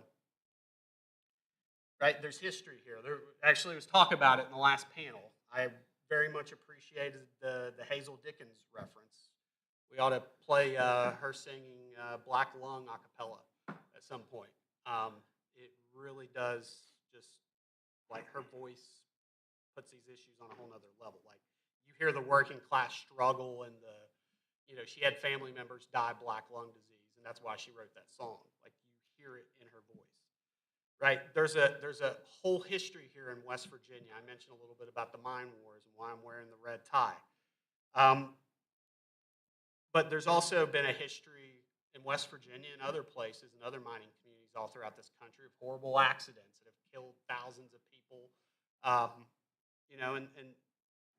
And that's the part of mining that, frankly, we don't talk enough about, or because it's not a happy thing. But it's part of the history, and it informed where we're at today and what I want to spend just a minute talking about. But I want to fast forward a little bit to the 60s and 70s, and that to set the stage for the creation of MSHA and the Mine Act. So in the 60s, you had two things that basically drove the 69 Coal Act, which in and of itself was a very landmark piece of legislation that predates the OSH Act and the creation of OSHA, and that actually was a model for that. We're talking about, the law itself was signed into law by, President Nixon, right? Much different time. From my reading of the history, there was a little bit of back and forth about whether he was going to, and there were some folks, including people in West Virginia, that put some additional last-minute pressure on it that got it across the finish line. But so you had two different things going on at this point in time, and a lot of that history centered right here in West Virginia, not some of it not that far from here. So you had the Farmington mine disaster, and you also had this black lung movement. I don't know if you all, Gary's wearing his hat today. He's the president of a local black lung chapter, and then he's the president of the National Black Lung Association. So you had these black lung associations sprouting up in southern West Virginia. And they were kind of a split off from the United Mine Workers. And they really set the foundation for what later became the Miners for Democracy movement that took over the mine workers and really established what is the mine workers today. Like President Cecil Roberts and President Rich Trumka, like they came out of that. But President Arnold Miller of the mine workers was very instrumental in the Black Lung Association and the Black Lung movement. So you had, these associations, even outside of the UMWA, set up to advocate and to fight for. At this point in time, it was a benefits program, but you also had just recognition that black lung was an occupational illness. That wasn't even a thing at that point in time. And so you had miners outside of their union. You had community leaders, you had lawyers, and you also had doctors like Dr. Rasmussen who, were saying, no, I'm going against what is the medical consensus or what, some doctors are saying that this, all these guys are just smoking. They're like, this isn't like a thing, right? You had that. And you had miners in West Virginia, thousands of them went on wildcat strikes saying, we want some kind of intervention here. We can do better. And that's how you got the 69 Coal Act, was a response to those things. And at that point in time, what existed before MSHA was in the Department of Interior. And the Department of Interior had other interests, like to actually promote the use of, or promote mining and to promote the development of natural resources. And there's a conflict there between safety and health and maximizing production. There always has been, and frankly, there always will be. And so in the years from the 69 Coal Act to the 77 Mine Act, which is what MSHA enforces and administers today, Congress had like a real 8-year period of like, well, how's this working? We just passed this big law and tried to address these issues. And it still wasn't really working. There were still more, it was better, but there were still more mine disasters, not just in coal mining, but also metal non-metal mining out in the Silver Valley in Idaho, a place I got to visit. Sunshine disaster, over 90 metal non-metal miners died in a fire, right? So you had the Buffalo Creek disaster here in the county next door to where I grew up in. You had all these things, and the regulatory framework was not working in a way that frustrated Congress. So Congress decided, we're going to create this new agency. We're going to put it in the Department of Labor, where it's going to reside with the Secretary of Labor that has the focus and is going to prioritize working people and their interests, not the Secretary of Interior. And we're going to strengthen it a little bit more. We're going to bring all that stuff from the 69 Coal Act in. We're going to add some strength in it. And guess what? All these metal non-metal miners that are all over the country that have never had the protections that even coal miners had at this point in time, we're going to raise their standards too. We're going to bring them into this act. And we're going to have one uniform safety and health law for all of the nation's miners, not just the coal miners, right? So Congress did that, created MSHA, created the position of the Assistant Secretary, which I was fortunate enough to serve in. And, I got Reviving Rural America here, but I also have my Mine Act with me. It's actually, I had this for my first job at the Review Commission right after Upper Big Branch. And I'm just going to read from it, right? Like, you talk about a statute that they don't write legislation like this anymore, and I worked on the Hill, so so I know, right? Congress declares that the first priority and concern of all in the coal or other mining industry must be the health and safety of its most precious resource, the miner. I mean, as I said in many speeches and throughout the last 3 years, like that tells all of us, not just MSHA, but everybody that's involved in mining, what the top priority is. I mean, if you want to kind of take some of the legalese out of it, what that's also saying is that productions and profits, they're not the most important thing at the mine site, it's the workers. And that's the United States Congress with the full force and effect of the law doing that. And just to take a little bit of a step back and plug back into the book, right? And in a section, Professor Eisenberg talks about a bunch of other examples where Congress and decision makers kind of did some things that took a deregulatory approach and had negative consequences for rural America. Well, this is an instance where Congress went the complete opposite direction and actually created an agency, gave it some teeth with a law, and was responding to some horrible history and accidents and things that were going on in all these rural communities. So it's a little bit of a different example. So maybe it gives us a little hope of what Congress can do and what policymakers can do if they have the right priorities and interests. Right, so you talk a little bit about the Mine Act. I mean, I read a little bit, and there's way more in there that I could cite and talk about. But having studied it and interpreted it in one role and then enforced it in another, it's clear that Congress intended for MSHA to be a proactive agency, to use all of its tools vigorously, and to have a singular but very hard mission and focus, which is to protect the safety and health of the nation's miners. That's it, right? And my job, like, not to say I didn't care about those things, and we actually went around and talked a lot about how mining jobs could be good jobs if they're safe and healthy, and how important they are to communities, right? But my North Star was this. And any decision that I made or any issue that came up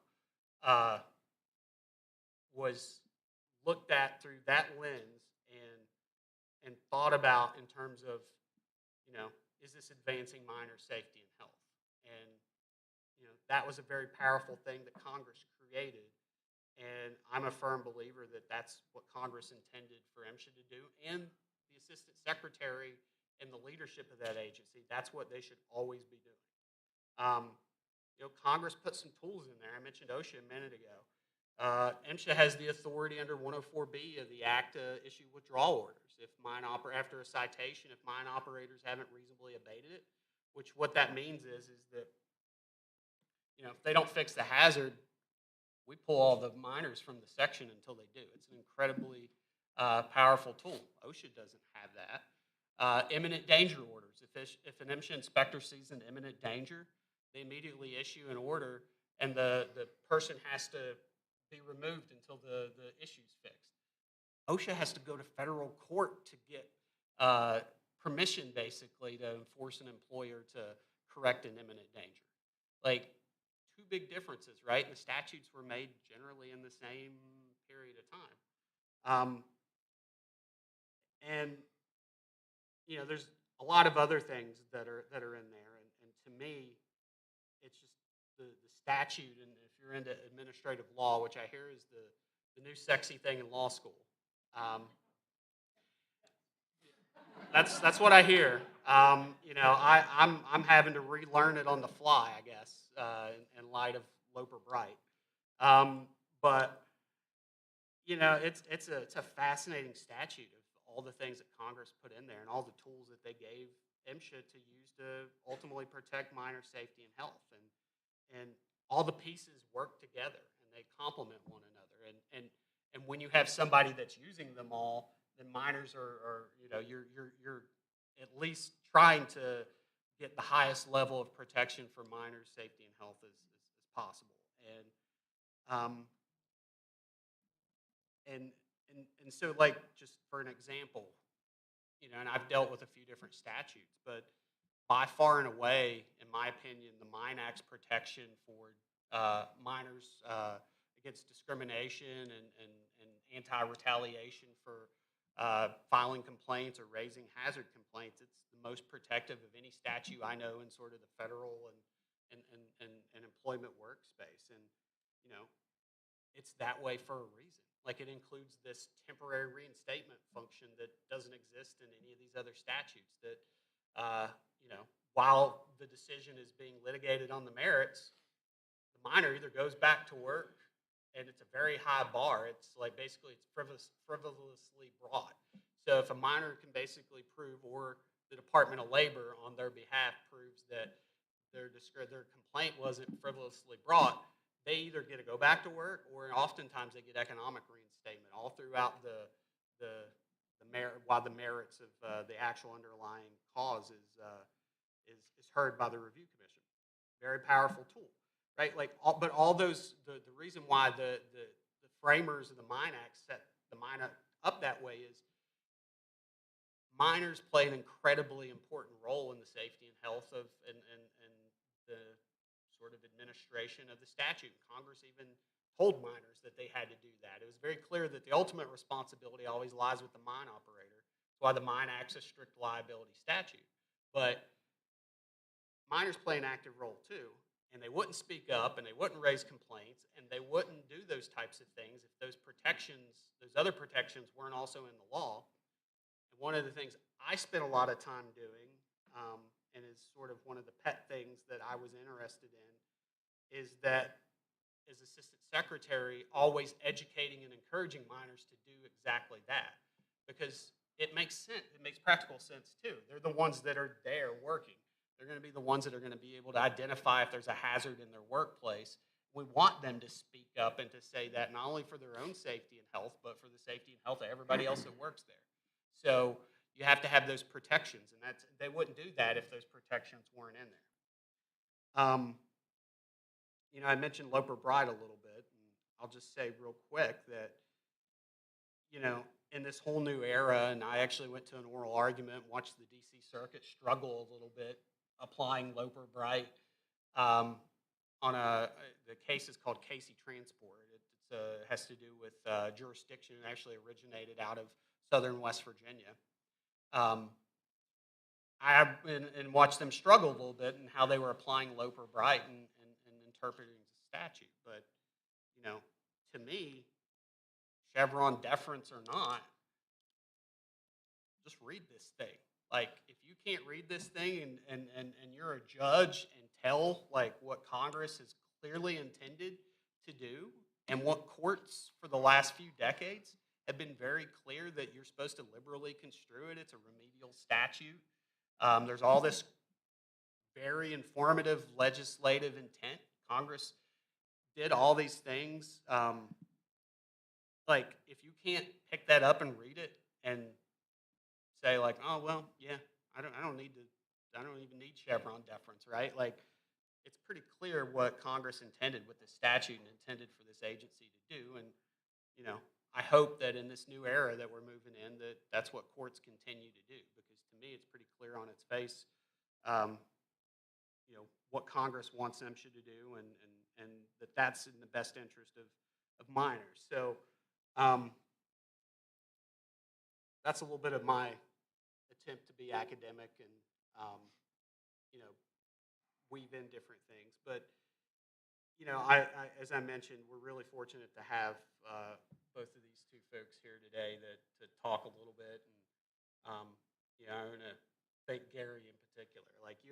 You call Gary up and you ask him to talk a little bit about these issues and their experiences, and Gary never says no. And it was funny. I thought I might be the only one to make this reference today, but I heard it on the other panel. It's a very Appalachian reference. Maybe it's a rural America reference, but even President Cecil Roberts from the UMWA said this at our rollout for the Silica event. Gary's doing the Lord's work, and so are the folks in the clinics and all these advocates that are that have been screaming and trying to get people to pay attention to what's happening in their communities. And it's pretty. You are quite the advocate, Gary, and I appreciate you more than you know. So let's just kind of jump into that. And one of the things in the book that Professor Eisenberg talks a little bit about is this idea that she kind of disputes that rural America is in decline, and that it's been traded, or policymakers or decision makers have, there's been things that affect rural America that's been traded for things that others perceive as being more valuable.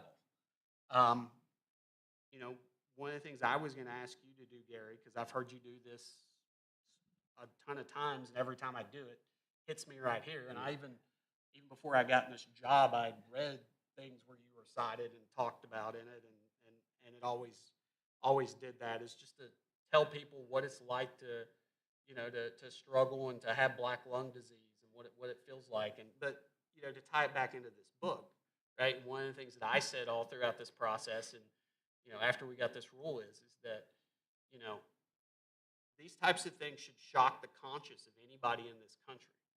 We should not accept, it should not be acceptable that people have to trade their lungs and their health just to power America or to build steel, right? Like, we don't have to have, we don't have to make that choice, right? If we put the right protections in place and actually enforce them. And unfortunately, there's been generations of miners in this state and other places that have had to make that choice, and they've done it, and some of them have done it knowing that, what the outcome would be, because those were the jobs in those areas, and they wanted to have a better standard of living for their family. So I'm just going to ask you to tell everybody a little bit about what it's like and what your experience has been. Well, I get emotional when I talk about this. I've been in coal mine. I was in coal mine 27 and a half years. See, when we come up, we was taught that you was the caretaker of the house. We don't see that no more. The man supposed to provide for the family. So when we go out to work, we don't think about nothing else but how we going to take care of them. And when I first realized that I had black lung, I was working in the field, and it started raining. When I run up to the bathhouse, I'm standing there and can't get my breath. I'm thinking, I'm getting ready to die. In my mind, I said, if I can just make it up the steps where they got oxygen, and I couldn't even do that, then all of a sudden I started breathing. But I still didn't pay that no attention. I kept on working. And then that one time, my wife asked me, said, you want to go to the hospital? I'm telling her, no, I'm working. I'm medicating myself. I'm just thinking it's a cold. I did that for 3 days. She begged me to go to the hospital. I said, no. And I was at work, and I started coughing. When I started coughing up meat. I'm thinking, you ain't ate no food, and I said, where is this coming from? My wife told me every time she came home, she was in a revival. Every time she came home, she would ask, you want to go to the hospital? I said, no. I said, I'm all right. And she said, I barely was breathing, but I didn't know that. But that day, when I coughed up in me, she come to us, you want to go to the hospital? I said, yeah, I'm ready to go to the hospital. And even after I went to the hospital, I was still taking classes to go back in the coal mine. And I tried, because I tell you what, when I seen that day that my wife walked out that door because I couldn't work, I felt less than a man. Because I brought up to realize that we take care of the family. The woman don't do that. That's why we was brought up. But I look at society today, it ain't nothing like that. See, I grew up in a coal camp. The community helped each other. I tell you what, you had a black and a white camp, but that didn't make no difference. We was all still friends. We always helped each other out, no matter what it was.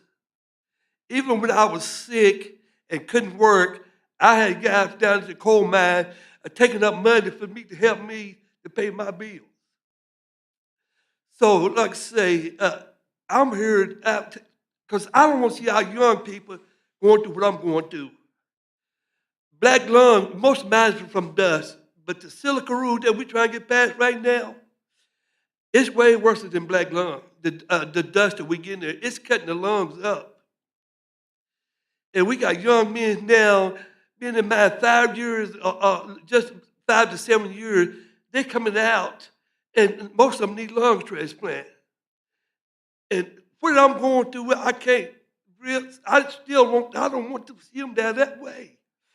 And it's a struggle. And that's why I'm doing what I'm doing. 'Cause I don't want to see them in a situation where I was in. When I was young, I could push the lawnmower. I got a girl big yard. I could push that whole yard within an hour's time, push with a lawnmower. I got to ride more, and it still take me 2 hours to do what I got to do in that yard because I ain't got the wind to do what I was doing before. I like to play with my grandson. I couldn't play ball with him because I couldn't even run up and down the field. If I run down there, try to go down there, I probably passed out from not having a. I still have a hard time when I come up steps and downstairs. I got to know how to take my time to go up and down them steps. And I don't want to see no young man to go through what I'm going through. But it seemed like the government really don't care. Listen, it's the coal company that don't care. All they realize they want is coal. And I tell you what, when I was in coal mine, if they told us to do something, we did it. Because we were dependent on our job to take care of our families. Now the silica rule is a lot worse. The silica, and we try to get this passed, and we need enforcement behind this. And like I say, I'm gonna do everything in my power and see. And we need lawyers. We can't even find lawyers that will help us fight. Most of them going with the companies because they get paid a lot more than what the lawyers that's defending us will get. And it's hard to do that. And Senator Byrd, when he passed that one rule that gave the coal miners a chance because now the coal company got to prove, if we get 15 years in the coal mine, the company got to prove that we ain't got it. But before then, the coal mine had proved everything that he had it. And we didn't have the people to back us. Like I said, we had Dr. Rasmussen, the only one that really knew about what was going through. And when the company wanted to win a case, they sent them to these big name hospitals. And the judges listened to what, because there was a big name hospital, they didn't listen to the other doctors because what we had. They told me we didn't have nothing. We didn't have no black lung.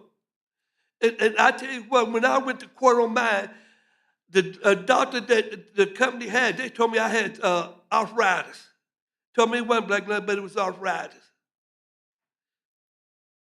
Can you see the fight for that? But because of who I had helped me fight for me, and it was the Black Lung Association, they let me know who to go to, who to get. And like I say, right now, we don't have the lawyers fighting the cases. We got Sam, the biggest one, that's fighting our cases right now. And another thing, if it weren't for the black lung clinics, the coal miner really would be hurt. It's them that let the government know what we are and what we're going through. Them the ones that letting us know what we need to do to file for what we need to get. Because I'm telling you what I listened as the panel was talking about.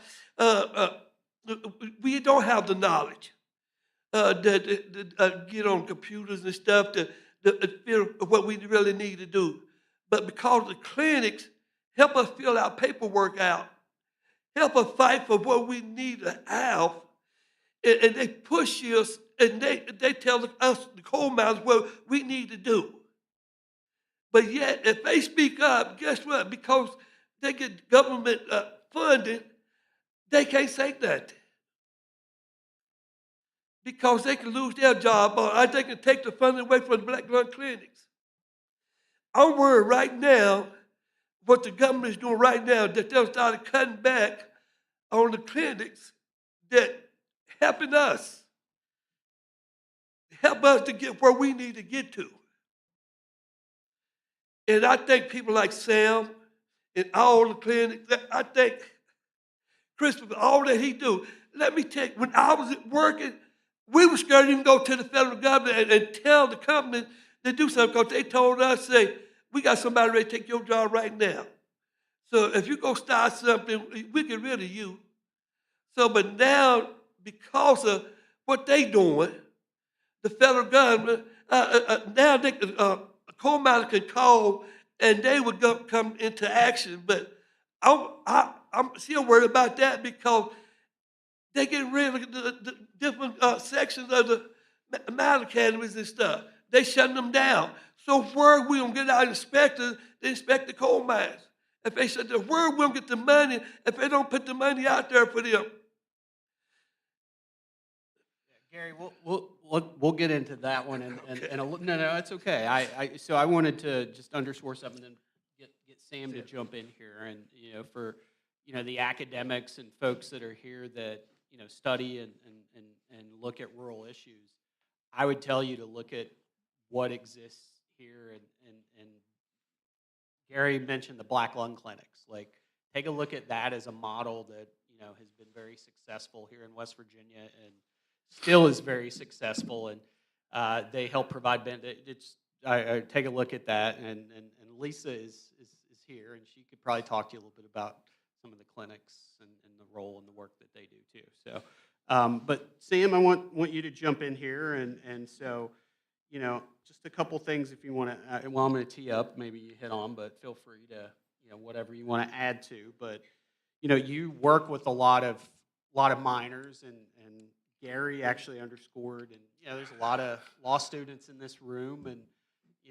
a lot of people thinking about what they want to do with their legal careers. I'll just mention that there's legislation that has some provisions in it that's meant to help with some of the issues in the benefits program, the Black Lung Benefits Improvement Act. I may have had a hand in writing the original version of it way back when, in response to Chris Hamby's investigative reporting, and that focused on some of those issues that Gary talked about. And so, you are one of the few people that does some of that work, and you work, and you have a lot of clients who some of these, Gary talked about, people my age and Sam's age that are already permanently disabled, and they're looking at lung transplants, right? Like, that is, I don't know, it's hard to come up with words to describe what that is. And so, if you want to talk a little bit about, that part of it, of like what we're seeing right now and some of the people you work with, but I'd also like you to maybe touch on, too, we're approaching the 15th anniversary of the Upper Big Branch mine disaster. And so I was a month from graduating law school here when that happened. That's how I got into all this. I wanted to try to prevent those types of things from happening. But you also was working for Senator Byrd at the time and had a unique position there. You live in the southern West Virginia, not too far from where that happened. And so maybe you could talk a little bit about that experience too, and just like what's still the lasting impact of that in southern West Virginia today, right? In terms of like what happened in the community. Sure. Thank you for having me here, and I appreciate the chance to be here. It's certainly the case that a lot of young miners are contracting end-stage, advanced, severe, progressive massive fibrosis, that is massive lung nodules, lung tissue damage from what we call black lung disease. It's a combination of coal and silica dust that miners breathe while they're working in the mines.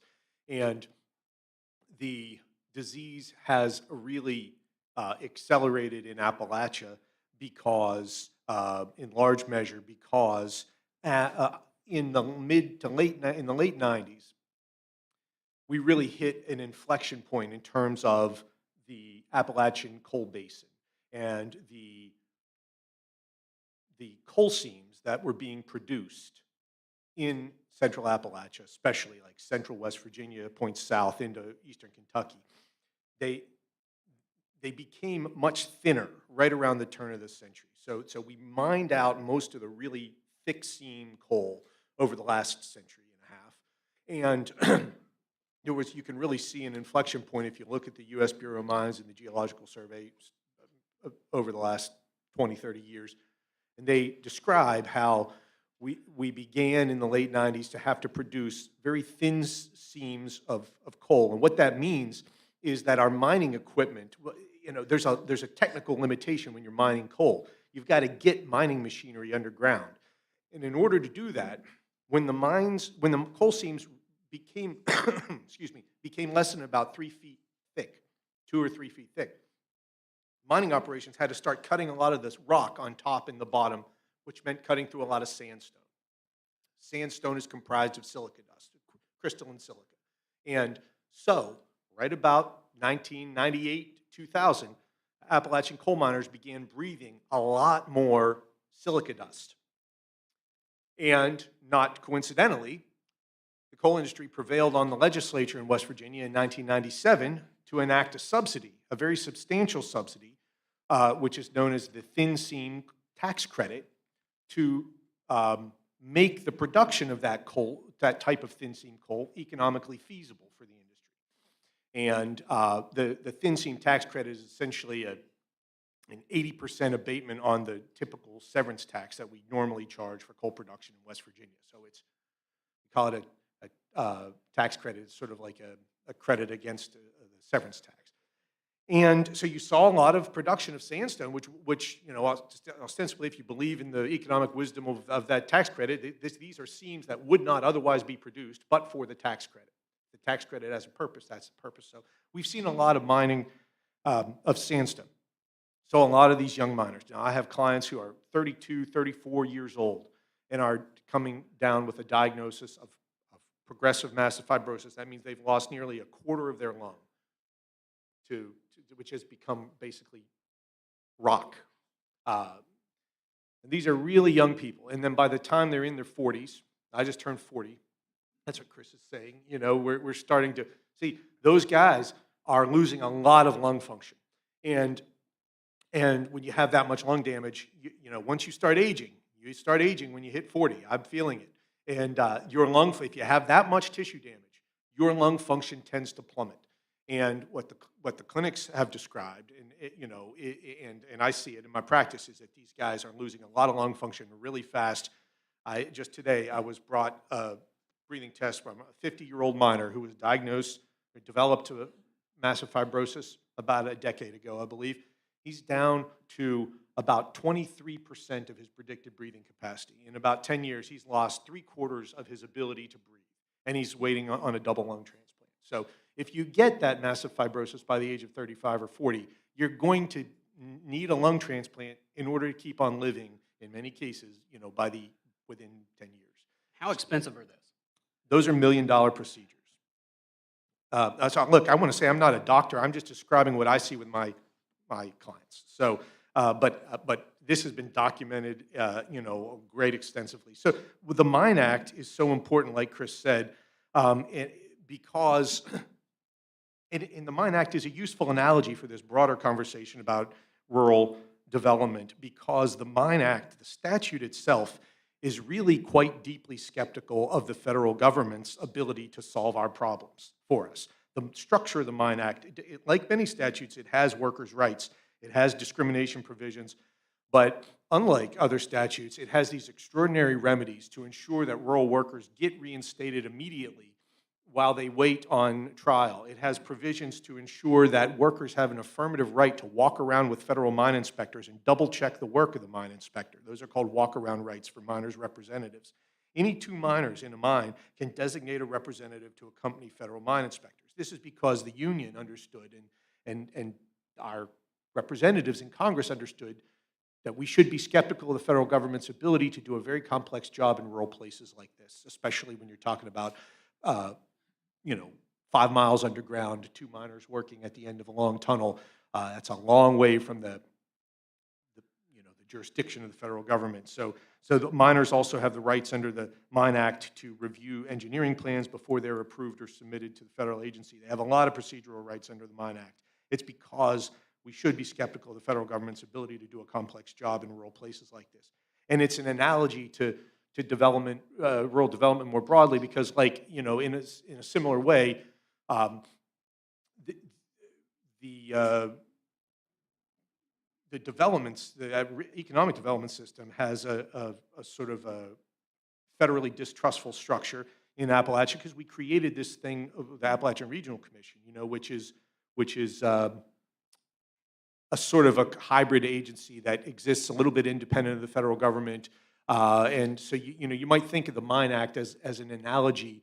We have systems in the Mine Act to help miners to enforce the law on their own and to operate a little bit independent of the federal enforcement agency. And we can talk more about it, but it's a useful type of model, and it's been very effective in protecting miners over the years because we've seen, generally speaking, injuries, illness decline over the years. And as to Upper Big Branch, Upper Big Branch was a tragedy.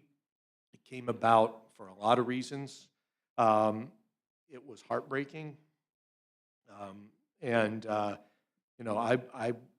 I was there for most of the recovery efforts, and it was just horrendous.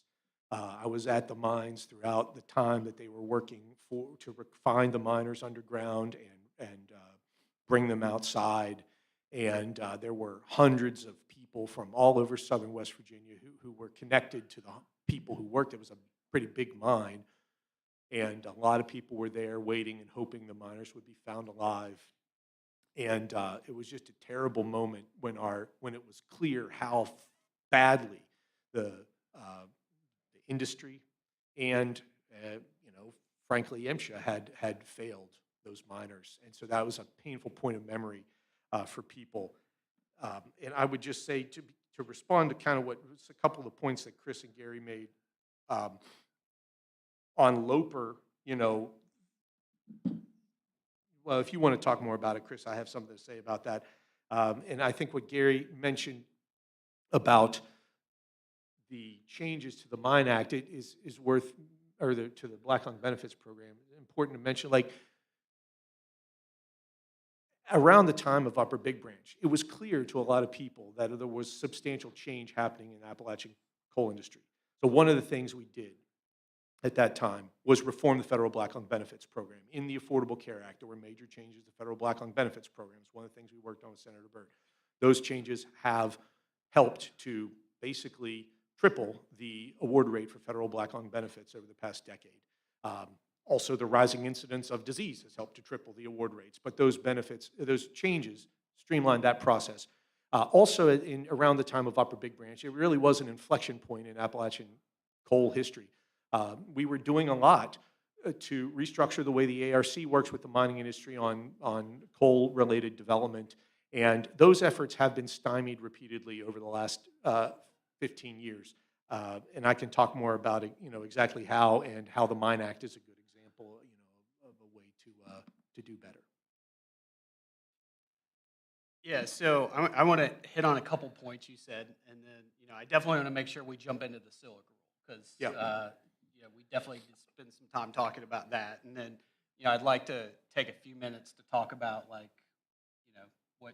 what we've already seen maybe in the last 60 days or so, and how you all feel about that moving forward. But so just to hit a couple points, I thought that was very interesting that you pointed out the provisions in the Mine Act that you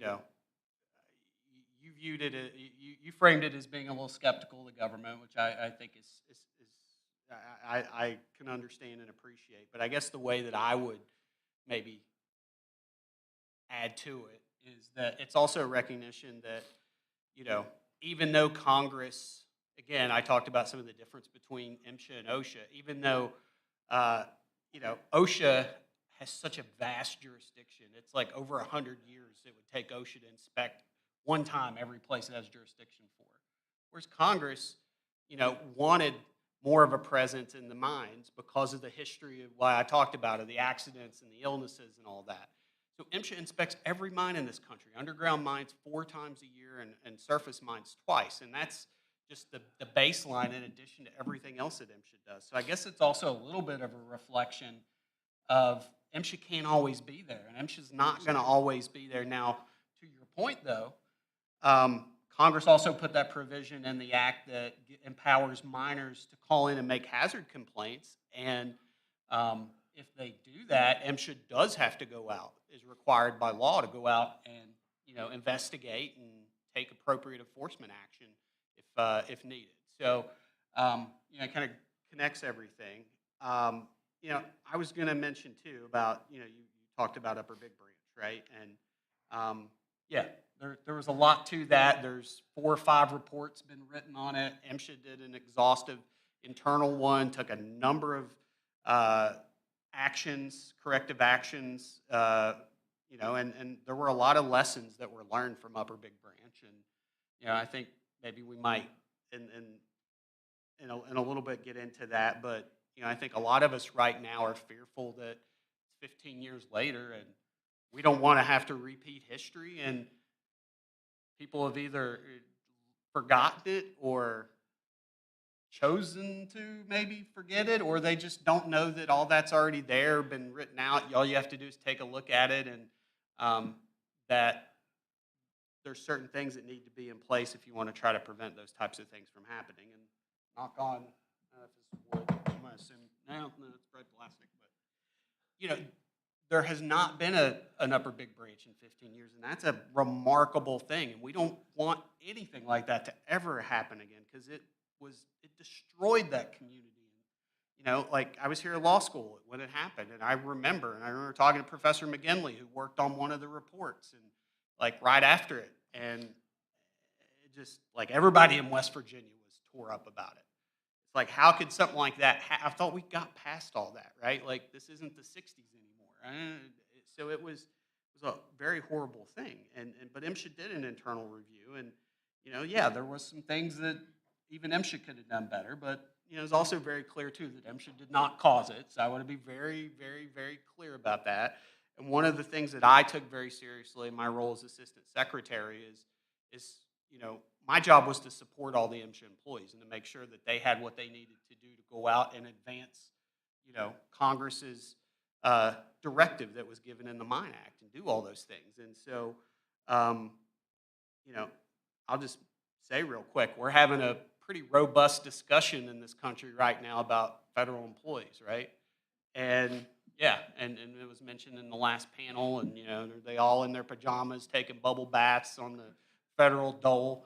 You know, as somebody, well, no, I'll just say it. I can speak a little bit more freely now. As somebody who spent their entire career in public service, and a large part of that came from the values that I learned at this institution and this law school that has a history of people doing that type of public service, that is incredibly offensive to me. And, you know, for every one person who may not be the best federal employee, I have served with countless people who, you know, are underpaid, work time. Well, I'm going to jump into it. The silica rule we're going to talk about.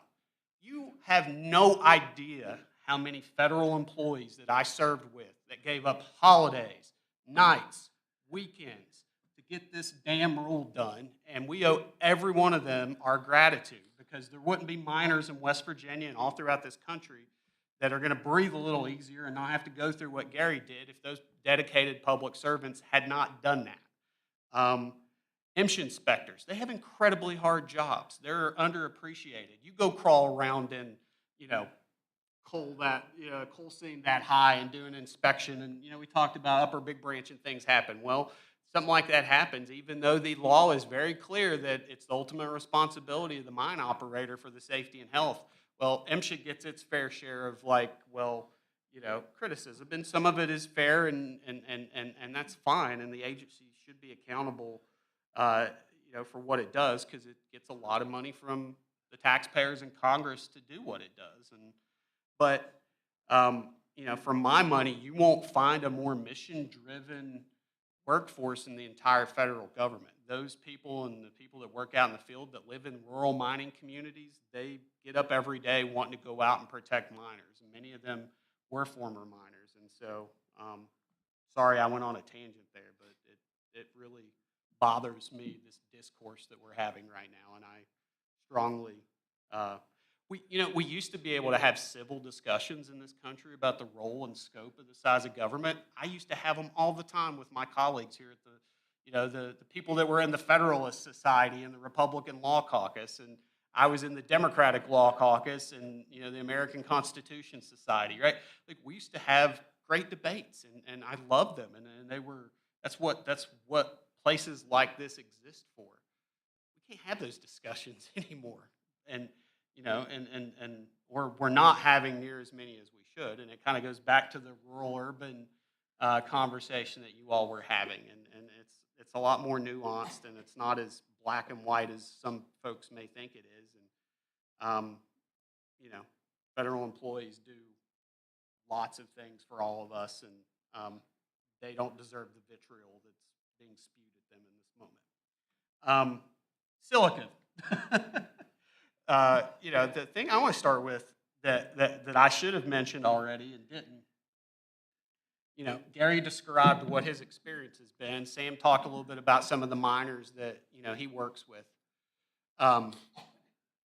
Every case of black lung disease and silicosis is entirely preventable. Every one of them. Nobody has to have those horrible diseases. And, you know, Congress was very clear about that in the Mine Act. You know, I think part of your all's frustration, if I'm going to speak for you a little bit, but I'm going to let you speak for yourselves in a second.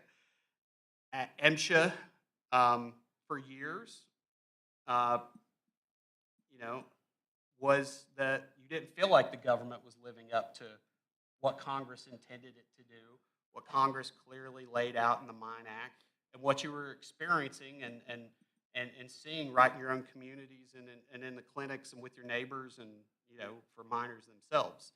And, you know, Sam, you hit on another point. Like, not only are these diseases preventable, but they're progressive illnesses. Like, there is no cure. Once you develop this, once you've been exposed to this silica dust, this coal dust, this mixer cocktail, like, you do that damage, it's, you know, outside of a lung transplant, which is really expensive and has its own limitations, and, you know, a lot of people, it is no fix. Just put it that way. And these are progressive illnesses. Once you get them, you only get worse. So, to me, that further underscored the reason why I took the job that I did. And I'll be honest, I still don't know sometimes how we got this rule done, other than perseverance and sheer will and determination and a lot of help from a lot of people. But I will say that, you know, whether you want to say elections have consequences or, you know, personnel's policy or whatever, however you want to frame it, that stuff matters. Who controls the levers of power, whether it's at state, local, federal, it matters. And I knew come hell or high water that if I had this opportunity, which President Biden gave me, that I had to at least try, that there was a window to do this rule, and that there were many, many people that were counting on us to do this rule. And I had to at least try to jump through that window. And, you know, I don't know, I think I jumped through it like it was shutting on the way out, right? Like in some of these movies, maybe these Marvel movies where you're jumping through. But, you know, just to get you all back into the discussion, I mean, is that if how I characterize it, is that fair that you all were pretty frustrated, right? Until about I came along, and then maybe I would say the Silica Enforcement Initiative maybe gave you just like a little bit of like, okay, well, they're taking this serious, and maybe we have a shot here. Is that so? Maybe talk a little bit about your feelings about, because.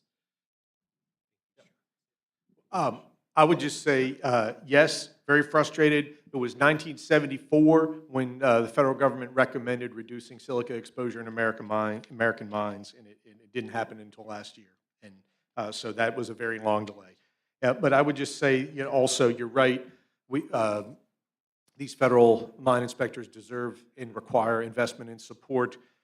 And I want to make the point that we have to sustain that. We have to sustain the investment in the Department of Labor and in the Black Lung program. But just to tie back, because it's very important that the point I started off with, you know, there's a broader context. We wouldn't be generating all this silicosis if we hadn't been subsidizing sandstone mining since 1997. And the same thing goes with, you know, the broader development coverage. We're here, you know, we created, there are great rural development people all across West Virginia all across the region, who have been working very deliberately and effectively for 15 years, 20 years, to create rural development structures in this state and in this region. You know, you've got the Coalfield Development Corporation, which is led by Southern West Virginia people. You have the West Virginia Community Development Hub. These organizations, you may be familiar with the Act Now Coalition. I mean, we have created non-governmental regional rural development structures that will help to reduce the economic pressure causing all this black lung.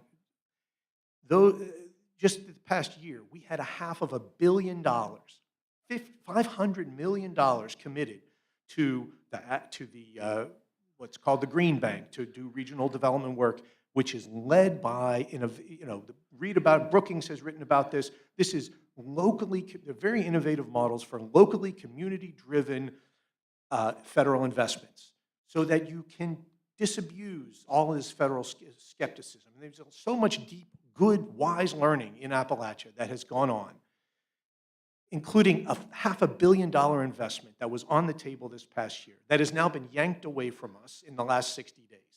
It's another example of the disinvestment in our people that could prevent all of this suffering. We've got to enforce this silica rule. We've got to sustain the Department of Labor and the black lung programs, but we also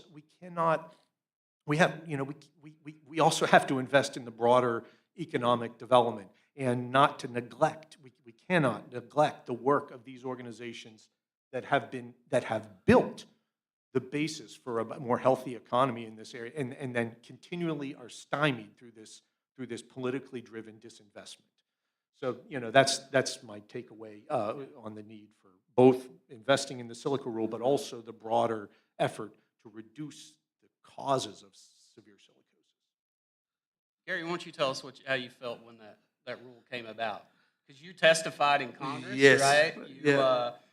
You went through all those years. You did what you were trying to do, right? You were trying to keep younger people from getting it. So how'd you feel when it finally, about a year ago, right? Yeah, we was happy.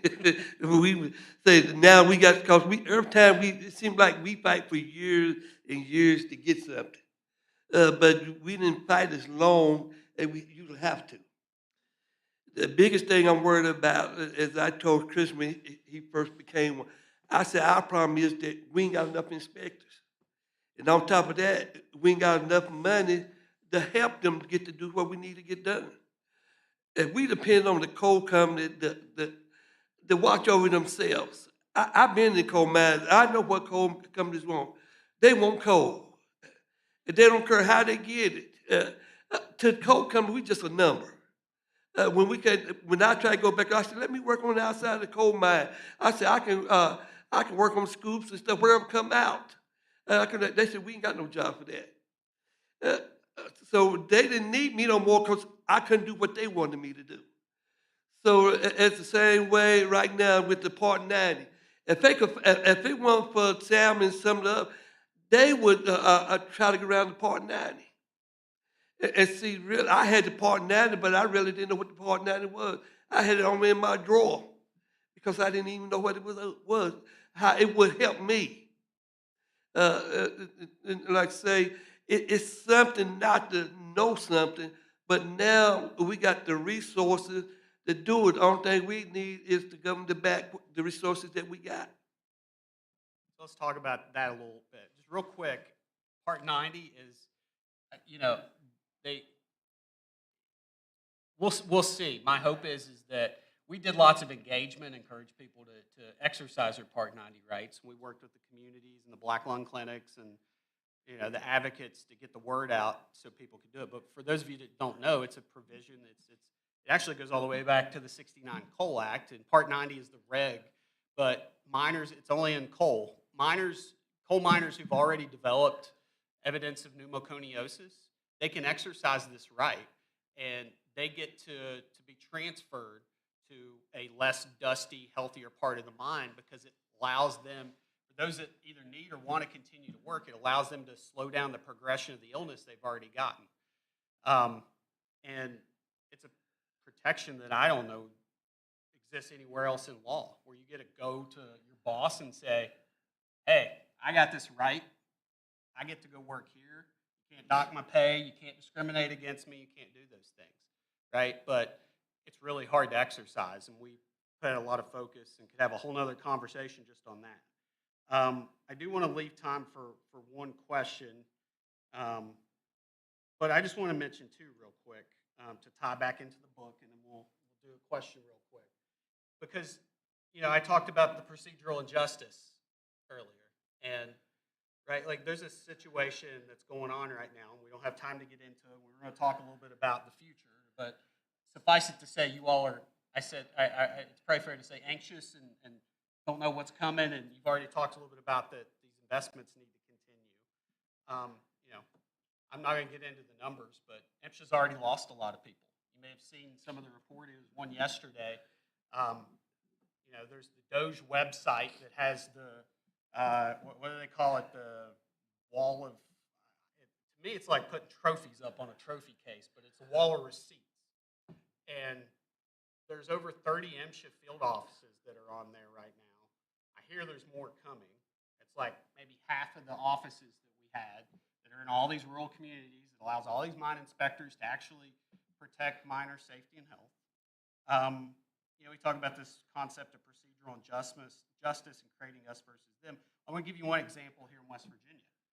On this wall of receipts that they have, they just put the Pineville District Office on there. And so Pineville's in Wyoming County, West Virginia. What you all may not understand or know, that office and that whole district was a corrective action that MSHA took after Upper Big Branch to address some of the issues that existed there. So here we are approaching the 15th anniversary, and then the federal government, in the name of efficiency, says it's terminating the lease in this office in this district that was created following Upper Big Branch. If I would have even remotely had an idea to merge an office down there, or even I would have went in the community, I'd have talked to the family members, I would have treated that with such sincerity, sensitivity. But to put it up on a wall of receipts without doing any of that and not even telling anybody if you're planning on replacing the office, if you're planning on moving, there's no transparency about any of this or any accountability for any of this.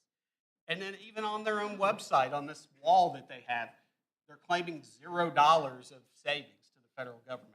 I don't get it, and I'll be honest, those communities and those family members who I've spent time with, they deserve better than that, and they deserve to know what is the plan.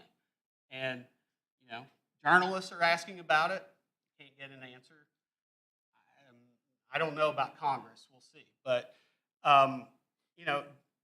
people deserve to know a little bit. So that, to me, gets us into this us versus them and how people feel about what the government's doing. It's a good example, and I wanted to highlight it because it's very relevant. Do you want to do a question, or? I think we're pushing into the lunch hour pretty far here, so. I think all of us would be more than willing to have sidebar conversations. Right. How about that? That sounds awesome. There we go. Everybody, give it to the panel here. Fantastic job. I really appreciate you, man. Thank you all so much. We have gifts for you as well. I think we're going to hold on to those until the end and give them to you. So before you leave, be sure to get it. And now we're going to move into lunch. Really no plan here for lunch. So I think it would probably be best if the back tables go, and I will monitor this. And then once the back tables have gone and gotten their food, I will go and let you know.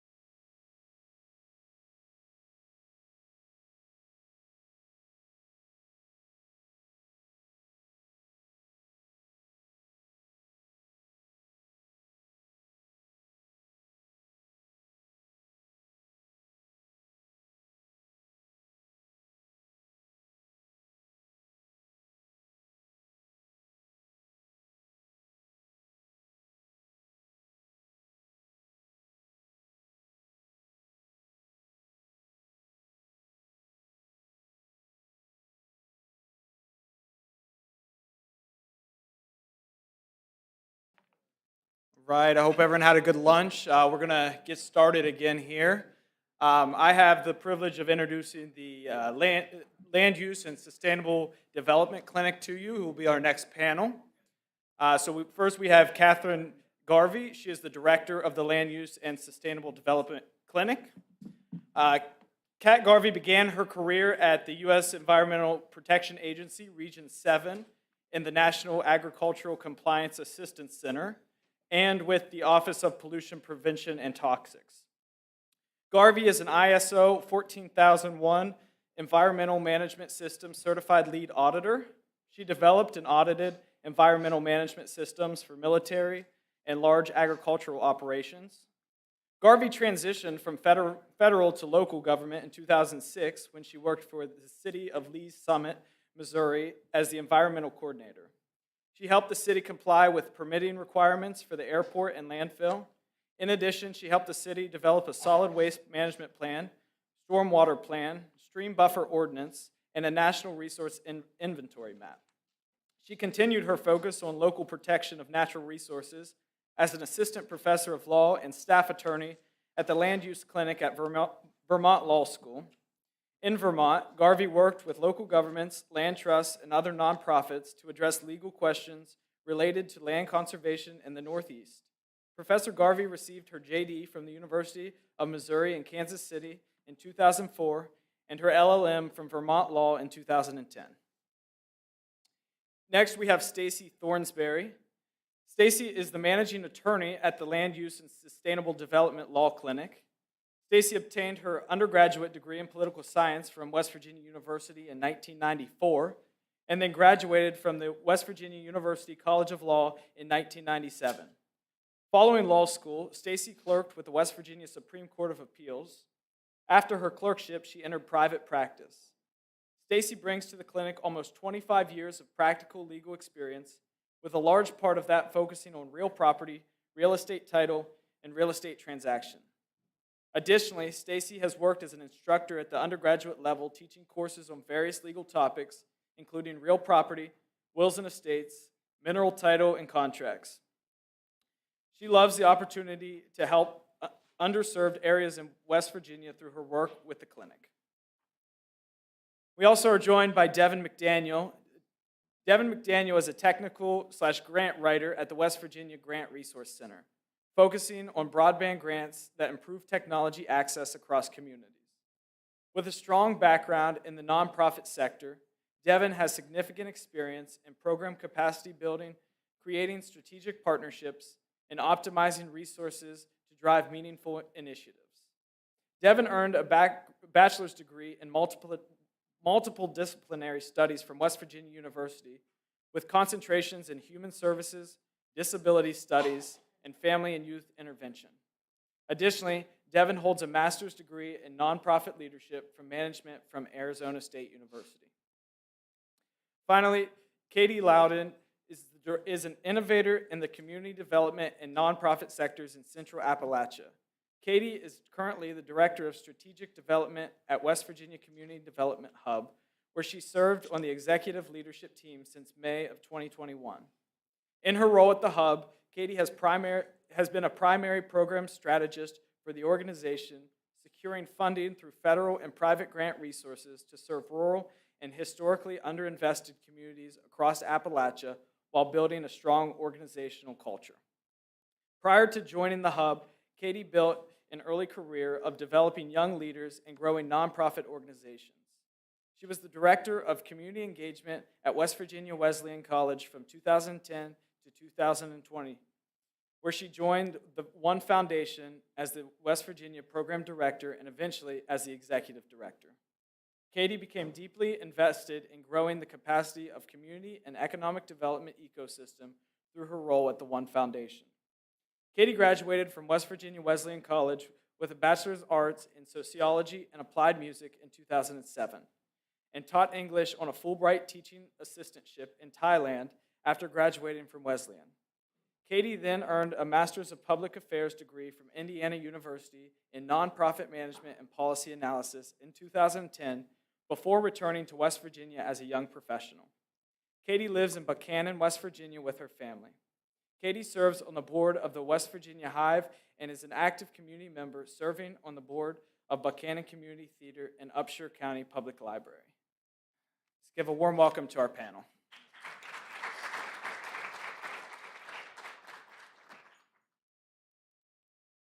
Hello, I'm Devin McDaniel. As he said, I am with the West Virginia Grant Resource Center. So if you guys don't know, the Grant Resource Center is a free resource for anybody in West Virginia who is interested in just getting a little bit of help with grant writing. We can do technical reviews, or we can actually write the whole grant proposal. We meet people kind of where they're at and what they need. So if anyone is interested in any grant writing assistance, my specialty, as mentioned, is broadband grants. So there is a broadband grant opportunity right now for the workforce development side coming to West Virginia. Hopefully opening soon. It's kind of been back and forth, as I'm sure you guys have heard, but we're hoping for an April kind of start for that. So if you do know anyone who's interested in maybe finding out some more information about that grant or applying with some assistance, please feel free to reach out to us. But other than that, that's kind of my background. And if anyone has any questions about the Grant Resource Center or broadband grants in general, please feel free to let me know.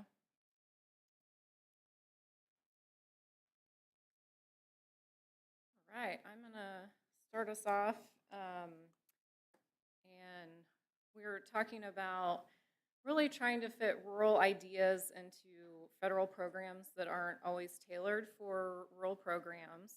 But before getting into this detail, for those of you that aren't familiar with the clinical program at the law school, we have a suite of amazing clinics that give law students an opportunity to practice under supervising attorneys before they go out into the real world.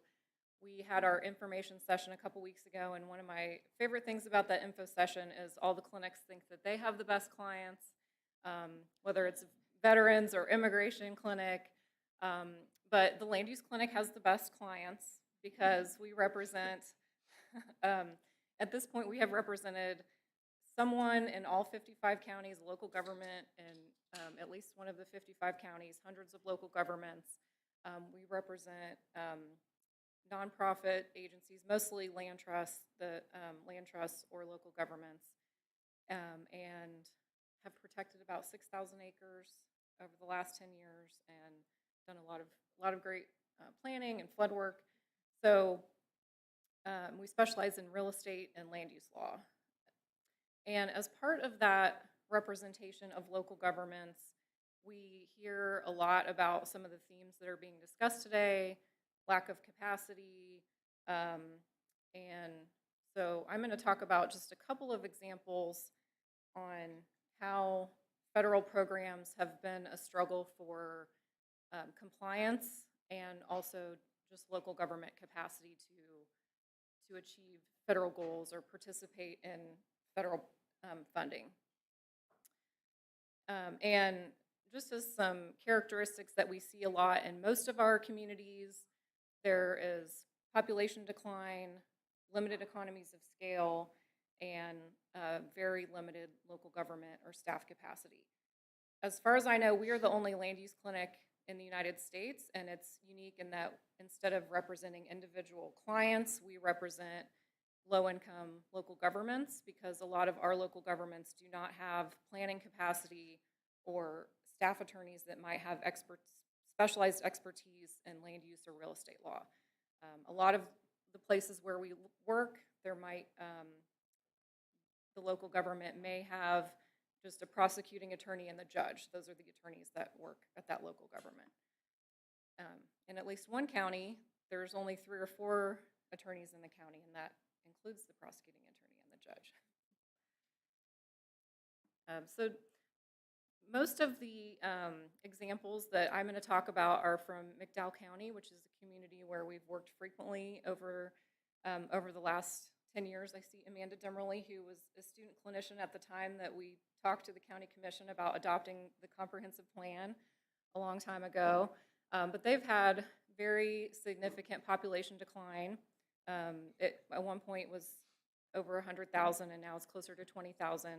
And so when we're talking about rural investment, there's a lot of infrastructure that's already in place that's hard to maintain. And one area of work, in addition to planning, that our clinic works on is supporting water and wastewater utilities. And it has been extremely hard for some of our utilities to keep up with compliance issues. So I'm not going to spend an hour talking about the Safe Drinking Water Act and all of the requirements that go into the Safe Drinking Water Act. This is just a chart of some of the monitoring that is required, and for just some of the chemicals. And just I'm sure you can imagine that it is hard for a small utility that may have a staff of 1 to 3 people to manage not only running the plant, which includes answering phone calls, mowing, managing equipment, but also doing just a ton of regulatory compliance work. So I'll talk a little bit about some of the conditions where these communities are working. So again, with McDowell County, the areas in blue reflect where there is current water infrastructure. So if you see blue, that means there's water lines going into people's home.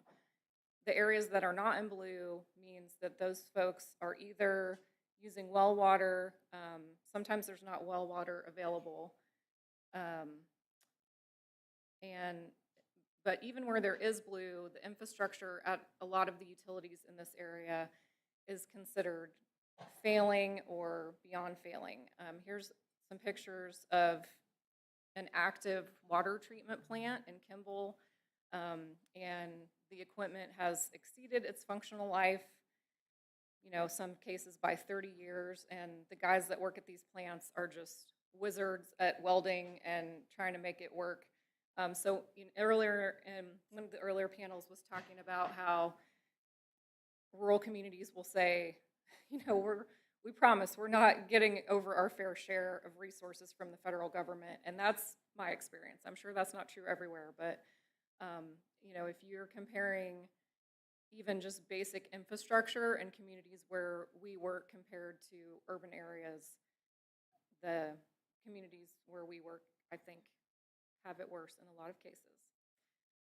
Here is a picture of where some folks get their water in McDowell County, which is a spring that's coming out of an old coal mine. And, this water is pretty clean. It's a groundwater source, but it certainly is not very convenient to have to drive to get your water.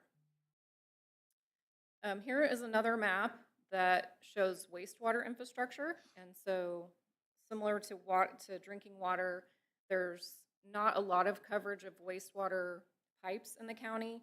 And in the areas in white where you don't see green, folks living in those areas may have a septic system, but the area isn't really suitable for septic. And so a lot of times, actually 2/3 of the county is straight piping, which means they have a PVC pipe going from the toilet, right, or from their laundry machine or any type of plumbing straight into a creek. And so here's a picture of some straight piping on your right that just shows both straight piping from stormwater and also straight piping going from laundry toilets. Ideally, and in a lot of places, if you live in a rural environment, septic is a great solution for you because you can discharge waste into a drainage field. But in this part of the state especially, there's just not space for a drainage field. So here's another picture showing straight piping. Here you can see pipes going under the road to the homes. And the homes are just so close together, there's not space for a drainage field or septic tank. And even though you could say there's some other opportunities, you could have this type of piping going to an area farther away and have kind of a decentralized space to do septic. But in southern West Virginia, a lot of the land is owned by out-of-state landowners, extractive industry, timber, some of it's state parks. One of the counties, 95% of the land is owned by out-of-state landowners, so there's similar problems to the West, where the West has so much public land. In southern West Virginia, we have a lot of land that is just held by out-of-state landowners that aren't really invested in the community. So there's a lot of challenges infrastructure-wise. In some cases, the coal camps left some infrastructure, but it might be like terracotta pipes that have failed. And even then, even if those pipes kind of took waste farther away from the communities, it was still straight piping it into a river. So for some of the folks that are working on water and wastewater work in these communities, it is, and you're providing technical assistance, they're really just, they're focused on basic maintenance, you know, just kind of the basics, keeping the plants running. And if they did have extra capacity, it would probably be trying to extend service.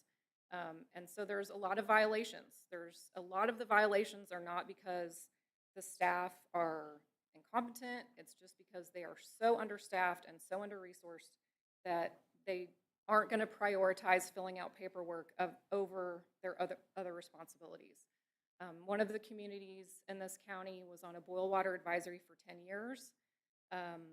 And part of that reason is that their operator, they just didn't have a certified operator. They couldn't find somebody that had the right certifications. So they had, you know, they had some good guys running the plant, but they couldn't show that they were in compliance based on his certifications. So that's my water, wastewater example. And then also just because we represent so many local governments on planning issues, wanted to talk about challenges with local capacity at the local government level. And so a couple of those challenges are staffing and just trying to get a quorum. Just we talked about earlier, investment in human capital. So one issue with staffing, for example, is with dilapidated buildings in West Virginia, we have a shortage of code enforcement officers, or there is the inability for local governments that can afford a part-time code enforcement officer. So because of that, there are a lot of communities who just do not have a building code at all because they cannot afford that type of inspection. When we're trying to run public meetings, it's important you have to have a quorum. You have to follow the certain rules that are established by your ordinance. And we can have trouble sometimes getting a quorum for folks to come together for a planning commission or town council meeting, which is really hard when we're about to drive 5 hours somewhere and we get there and they don't have quorum and we can't have the meeting. And it may not be anybody's fault. It's just the same people in these communities they're doing everything. So there's just not a lot of people that can step in to fill some of these volunteer roles. And then in addition to kind of that quorum aspect, there's just certain people, because there's a lack of human capital, certain people end up wearing multiple hats. Like you're the mayor and you're the bus driver. And sometimes you're the mayor and you're the city judge. And so from a legal perspective, that also gives you some challenges like, are you the judge and the jury? And how do you, if the mayor wants to enforce a building code or ordinance and then it's going to be litigated by the judge, do they have to go to a different court because there's just not even enough people to enforce this type of thing? This is a picture of, I mean, I really like a lot of our mayors, but this is Mayor Sizemore from North Fork, and just to show kind of where we have types of places where we have meetings. This used to be a bank, and so the mayor she sits in the old teller booth, and if you go in there on a random day, she'll probably offer you some food, and but she is one of those people that is retired and is just wearing a lot of hats and just trying to keep her community going. But her community has 80% vacancy, and so she's kind of responsible for trying to maintain a lot of infrastructure that's failing, and it can be tricky to plan. So I think, let's see, I was also going to show just some additional challenges working in rural areas, especially West Virginia. We have mountaintop removal. We have an overdose rate that is high, especially in southern West Virginia, which I bring up because it makes it hard to hire staff at a lot of the wastewater and wastewater utilities. We have AIDS outbreaks in our communities, but there's also some really good initiatives that I wanted to finish on. In an earlier panel, they were talking about the Build Back Better initiative, which was a $500 million initiative, very locally driven. And part of that initiative is mapping mine lands in southern West Virginia, or former mine lands, and trying to identify uses for those mine lands, whether it be solar, wind, geothermal. And so there's now a website. It's kind of like Zillow, but it's for former mine lands. If you want to develop on those, and it'll tell you what's the acreage. These are just mine lands in McDowell County. So this cool website will show you acreage, so you could go in instead of like Zillow for your normal home. Like, I want a 2-bedroom, half bath, 2,000 square feet. With this website, your filters can be, I want at least 400 acres within half a mile of a transmission line that has a solar potential of X, and it'll limit your search to some potential sites. So that's something I'm really excited about, and I'm going to turn it over to Stacy now. Thank you. I can sort of go along with Professor Eisenberg's theme of having full circle moments. First, being a student here, and now 20 whatever years later, sitting here in this capacity is a full circle moment. But I grew up in McDowell County, and so sitting here talking about a project that I'm working on in McDowell County is even more full circle, and could possibly result in me expressing more emotion than I intend to in this type of setting, but nonetheless. But to build on Kat's theme of fitting sort of federal programs into unique rural perspectives, we are currently working on a voluntary floodplain buyout program in McDowell County, seeking to help with some of the flooding issues that occurred way too often there, that put, first and foremost, human lives in danger, and then, of course, all of the economic effect of the damage from those. And we are very fortunate at the Land Use Clinic in that we've been able to partner with the Natural Resource Conservation Service of the USDA to work on this project, and particularly in their watershed program. And we have to laud our partners there at that federal agency who sort of thought outside the box to use a federal program. It was under Public Law 83-566, which is codified at 16 U.S.C. 1001. It's the Watershed Protection and Flood Prevention Act of 1954, which has been amended several times. And that program is really aimed at the NRCS providing financial and technical support to local communities, but to do things like flood walls and build dams and these huge kind of infrastructure projects. And what the agency kept seeing is they were always called in the aftermath of a flood to sort of help with the cleanup and sort of patchwork measures to restabilize a bank or build a bridge back. And some really forward-thinking folks are like, what can we do to get on the other side of that and be a little more proactive in helping these folks not be in the situation where they need us to come in and rebuild them back up. And they also saw themselves spending money repeatedly on the same sort of bank that they were stabilizing or the same bridges they're building back. And so they decided to take the leap and see how they could maybe use this program to do something besides build dams, because the analysis was done in McDowell County, and for many reasons, the topography, the watershed is sort of this trellis where there's all of these sub-watersheds. Just to give you some statistics on what under this program, traditionally it was flood walls, it was damming, it was things of that nature. It would cost $65 million to just build one dam on one of the sub-watersheds in the Panther area of McDowell County. And that would only control 50% of the flood damage for that one sub-watershed. So of feasibility from an economic standpoint, this isn't going to work. Not to mention, in most of the areas down there, the waterway is on one side there's a road and on the other side's the railroad. That's how it was built, right along the watershed. And so you dam it up. What are you going to do with the railroad lines? What are you going to do with the highways? What are you going to do with the existing infrastructure? And so some of the other things they looked at was channel modification. That would cost $47 million a mile on this watershed to do channel modification.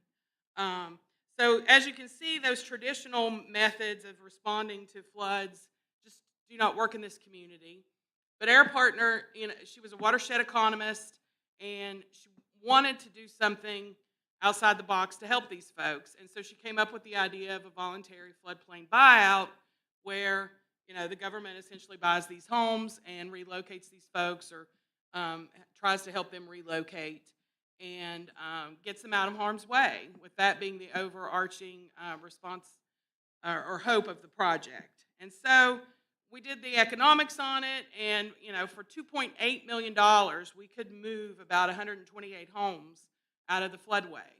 So we felt like from that starting point, that's a good pitch, right? From $65 million, and you're not even going to put a dent in the damage to maybe moving some folks out. And so she brought the land use clinic into the project as well, because technically under this program, the local government drives the train and the NRCS just provides the money and technical assistance. Well, it was obvious that, the McDowell County Commission, who would be the local partner there, just doesn't have the capacity to navigate the ins and outs of a federal program like this. You have to do, 200 and whatever page environmental assessment of the whole project, the economic parts of the whole project, selecting, your project areas and what communities are the most vulnerable, need the most help, all of those things. So she reached out to the land use clinic, who had done comprehensive planning down there, who had built some trust with the community. This was before I was on the project. Once I was on the project, trust was there. That's just a side note. But all of these relationships that the clinic had built there helped it to be a natural fit for us to be the support system, essentially, for that local government and help them navigate advertising bids for appraisers and all of the things, all of the technical, legal requirements that the federal government requires for these, and then just, practical things to get a project like this moving along. And so, I think that her commitment to thinking outside the box was not only an economic one to save the agency money that they were emergently sort of shelling out, but I think she also came at it from a very humanitarian perspective of visiting these areas that were devastated time and time again. And so we applaud her for that in an age where federal employees are not applauded. And so here we are all these years later. We're still working on this project. We're close to being able to make offers. Some of the other, I think, thinking outside the box for this program, bringing us in to support that local capacity and boost them up with some experts who could navigate the more difficult things with them, were important parts of that. One of the things we are experiencing is this program does have a gap on the end of the program in terms of housing. Here we're displacing voluntarily, though, 30 families, I think, is what we've ultimately had apply to the program and want to move and sell their homes. But they want to stay in McDowell County, and housing is at such a shortage there. How do we fill that gap? And we have tried, as the NRCS, as much as they try to support those efforts, economically, agency mandate, they're not a housing expert in this program. And so they can take it so far, and then someone else needs to step in on that part. We've had a difficult time finding partners willing to have that conversation with us. You know, where do we move these people? The goal is to get them out of harm's way. We're hoping to do that, but they want to stay in their communities. You know, how do we fill that housing gap in a county that doesn't even have a realtor? Or, you know, how do we support folks who've lived in this home their whole lives even navigate next step? I mean, most of them probably have no idea how to even navigate a home purchase or any of those things. On the plus side of it, in an economically depressed area, the federal government is giving a $36,000 incentive above and beyond fair market value for each of the homes. You know, that's probably more money than any of these folks could ever hope to get for their homes in that area, if you could even find a buyer. So in that sense, it has been, you know, very good. Unfortunately, and you know, we are at the cusp. At the point where it's a residential real estate transaction. Like, we have people apply, we have to do appraisals, we have to do title examinations, we have to do surveys. We've done all those things. We're ready to make offers, and due to the recent executive orders, the funding for this project is on hold. And so these folks have been waiting 3 to 5 years for us to make them an offer, and they've been right there with us along the way. We update them periodically. We don't want to be just part of another government project that came in there and hyped them up and then left them. But now our hands are tied. No offers can be made. The bills of folks who've expended work doing appraisals and title work are not being paid. And so it's very frustrating. And in the interim, a flood happened in February while these folks are waiting for our offers, and several of them, you know, substantial damage to their homes, and now where are they?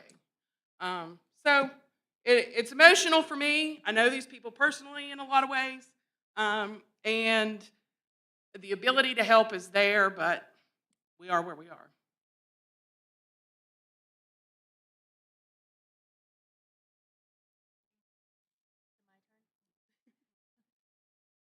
Well, I can just say I feel that we have a community coach in Kimball, and she's been on the ground helping that community in the wake of that flooding.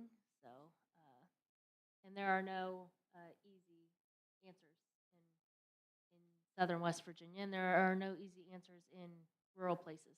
And I think that's the biggest lesson out of the conversation today. So, again, my name is Katie Loudon.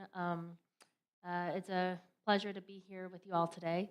The hub, the West Virginia Community Development Hub, is a statewide community development nonprofit sort of rural intermediary. We have many facets of our work, but I was sort of asked to come today to talk about our work, trying to, I guess, probably shorten the gap between federal investment and rural communities. And we've been working at this problem for quite a few years. So in 2023, we published a case study called Barriers to Federal Investment in Rural Communities. I will say that in light of what has happened since January, this report feels a little naive, funny. I mean, I don't know, comical. But the recommendations were there, and so I think you know, in an administration that was really focused on investing in rural, investing in energy communities, investing in Appalachia, this was, you just have to take that was when this report was written. We had historic opportunities in the American Rescue Plan Act, ARPA, the Bipartisan Infrastructure Investment and Jobs Act, and the Inflation Reduction Act for rural, coal-impacted, and distressed communities throughout the country, and specifically in Appalachia. So the funds, although they were meant to reach the most overburdened and underserved places, they are not easily accessible for rural communities, as you've all just heard and you know. So through this report, we completed a comprehensive analysis to understand the challenges to accessing these funds. And what this meant for us is that we surveyed and interviewed several practitioners across municipal governments, across counties, across regional planning and development councils, nonprofit practitioners, and this is some of what we found. So high-level takeaways. There were three major barriers to accessing federal funds. One was that the application windows were constantly shifting and changing. You heard from Catherine, the same person in many of these rural communities is wearing multiple hats, right? And so when you are trying to plan for this federal opportunity, thinking, oh, I've seen this opportunity come up, we think it's going to happen in the spring, and it just disappears, right? Or Congress changed the budget, or Congress is delayed in the budget, and so it doesn't come. And you're trying to shift your entire workload because you're the mayor and the judge and the bus driver, right? In these rural places, it is too hard to put together a federal application when the timelines are constantly shifting and you're a rural staff of 3 or 5, right? Or less, perhaps. So shifting nature of application windows and timelines is making it very hard for our low resource communities to plan and to juggle competing priorities during very brief application windows, sometimes 6 to 8 weeks, to get a federal application out the door. The second major barrier are stringent matching requirements prohibiting communities that are resource strained from effectively competing for federal awards that require match for application or in the project scoring. And so what that means is that, for some projects, you have to come to the table with cash match, and for multi-million-dollar construction projects like infrastructure projects, you have to be able to find within a 6 to 8 week or just a few months window, 50% of those kinds of funds. What does that look like? Do you have that local match available? Do you have a tax base? Do you have private philanthropic support? Most communities don't have that much sitting in their coffers, just waiting on some opportunity to come with the needed match for those opportunities. And then that third, and this is some of what you all are talking about that we found, is that spending restrictions throughout federal programs often classify certain expenditures as unallowable despite their utility in enhancing the success of a project.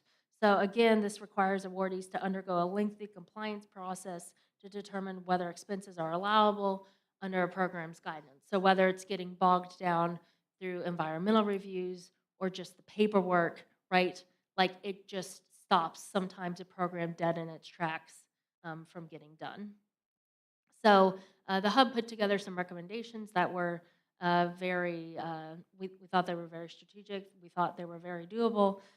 One is that we could create greater standardization of grant application timelines and increase notice of upcoming federal funding opportunities, including working with the OMB to publish proposed annual funding calendars by each agency upon completion of the congressional budget each year.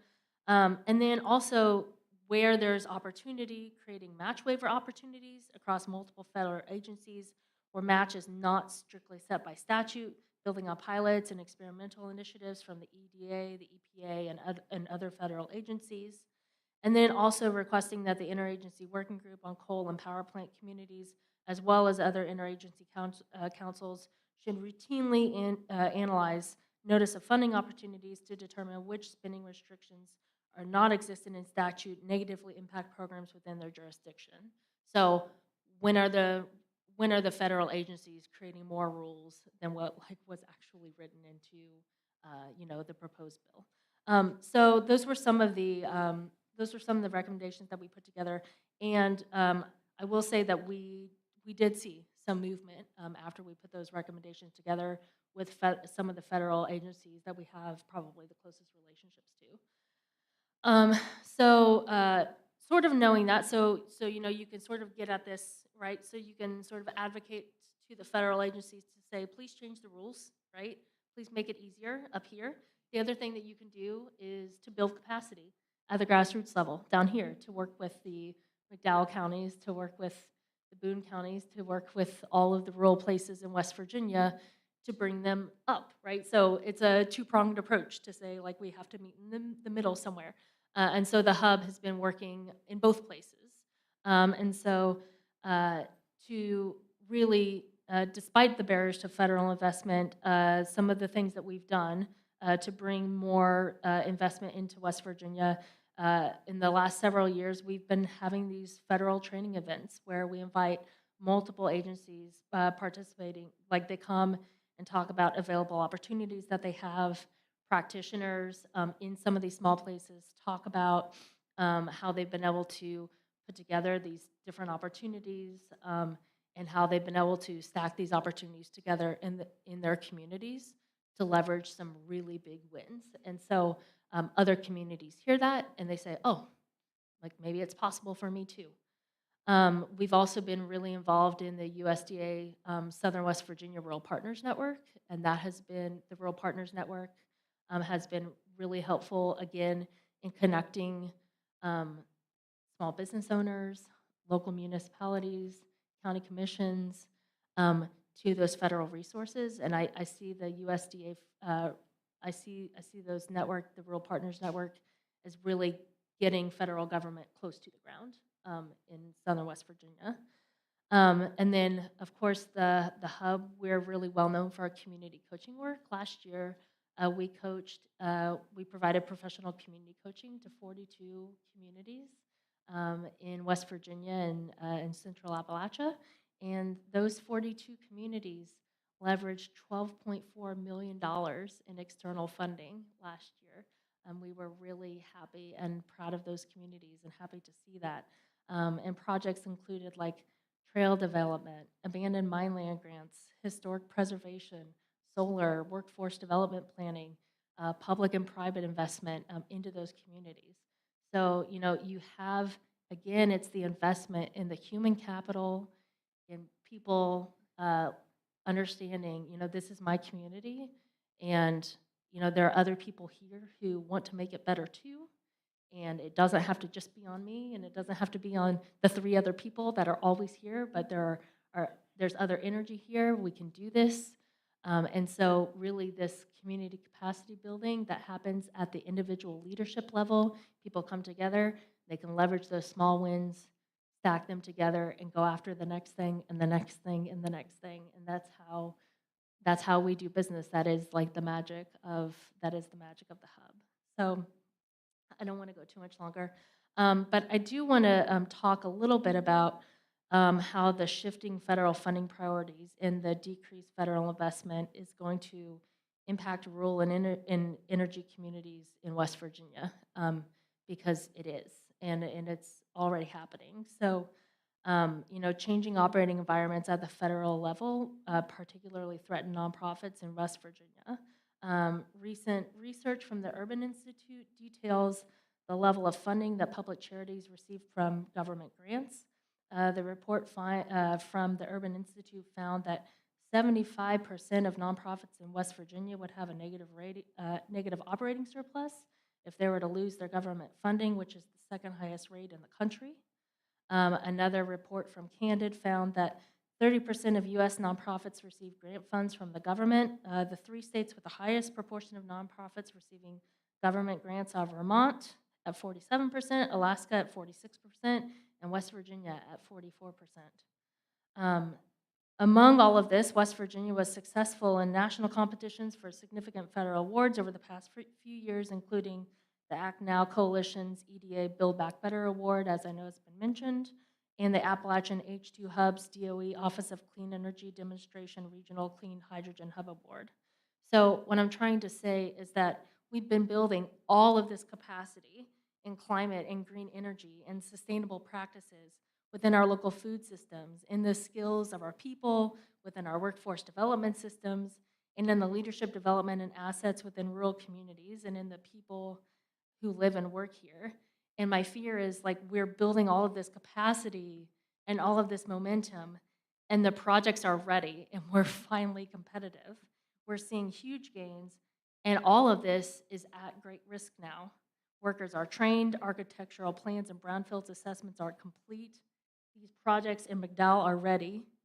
But it's going to be exceptionally difficult to finance these projects and put together the capital stacks necessary to finish these projects without federal support and without the available capital in the recently canceled EPA Greenhouse Gas Reduction Fund, which just happened a couple weeks ago. There are other federal cuts that are threatening investment and financing, like threats to CDFIs, loan funds, and agencies that support rural development and rural communities. We don't have a robust private philanthropic sector locally that can absorb these cuts to make up for the loss of government grants. Private philanthropy nationally would have to increase their grant making by 282%, according to the Candid article. That is just not realistic. But despite that, we are seeing major successes that have come out of the recent federal investments, and we have seen change. So what we're seeing is that, communities that have gone through the hubs, community coaching and training programs, like I said, they're stacking these small wins. It starts with a mini grant. It starts with a $2,000 mini grant for a community garden project, for a wayfinding, for wayfinding signs to be matching, to highlight local tourism or to highlight, local assets or a cultural marker. It starts with something as simple as that, and then a community says, oh, here we have a park or a green space that could be developed. Let's get some blueprints. Let's get some architectural renderings. And so they receive some small pre-development technical assistance funds to do that. And then you have the story of Richwood, who leverages those wins, and they receive an AMLR grant to finish, or to get a large part of the rail trail project done. And then you see Smithers, and they're able to get more projects done. And you see these communities that are able to stack these wins. Another major win was White Sulphur Springs, a hubcap project that started for their bike trail. They just received a congressional earmark funding to finish a project that just started as an idea in their hubcap program. We're really excited to see these communities where it just starts as a group of people in a room that say, wouldn't it be cool if, right? Or we have this great resource. What if we just did this? And that's how it begins, and we love to see it.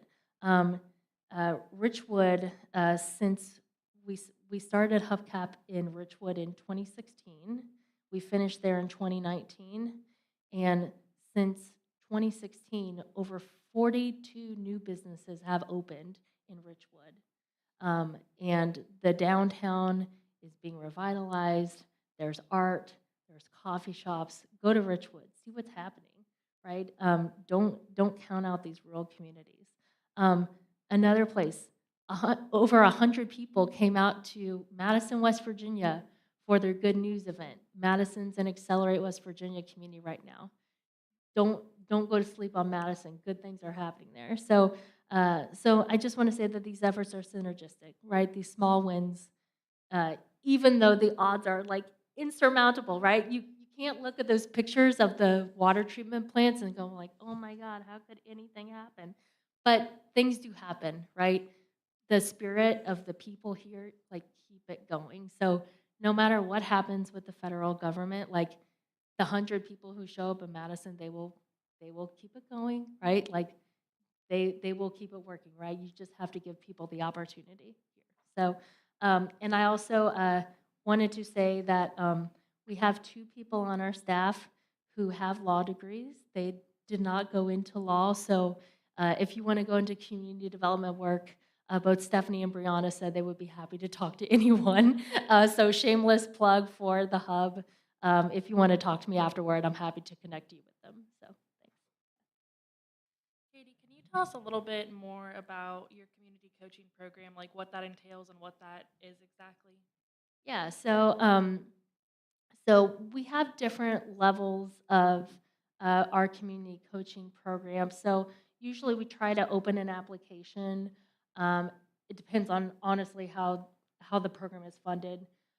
We use usually a mix of federal and private funds to run our community coaching programs. But a community forms a core team, usually 5 to 7 people in a core team, and we like to see really diverse core teams. So not just the same 5 people, but we want like the retiree, the PTO mom, and the business owner, and the mayor, and anyone else at that table. If you care about your community, we want you at that table, and we build the leadership of that core team, and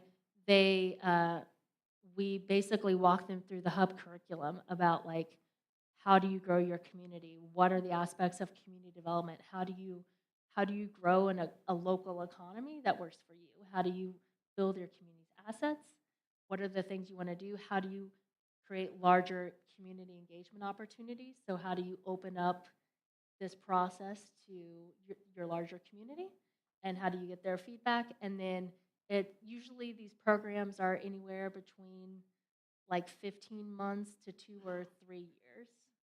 So that's how long the processes are, but the outcomes are different depending on the program. Sometimes it results in like like right now, our Accelerate West Virginia program, which is part of the Build Back Better initiative of the Act Now Coalition.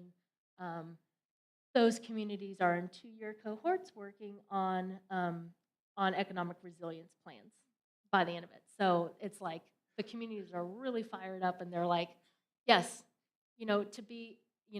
to have like economic resilience, these are the things we want in our communities. Like, this is what is going to make Madison really great, or this is what is going to make Kimball really great. And these are the assets that we have, and this is like what we want to grow.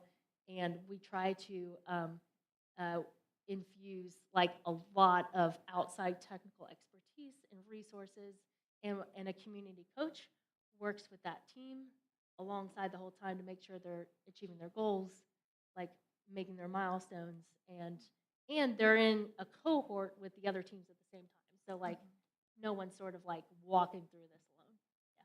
Thank you. And I just kind of want to mention too that like on the grant side of things, you guys talk about capacity a lot, and that's something that we see a ton of, is that these nonprofits are also run by maybe like 1 or 2 people.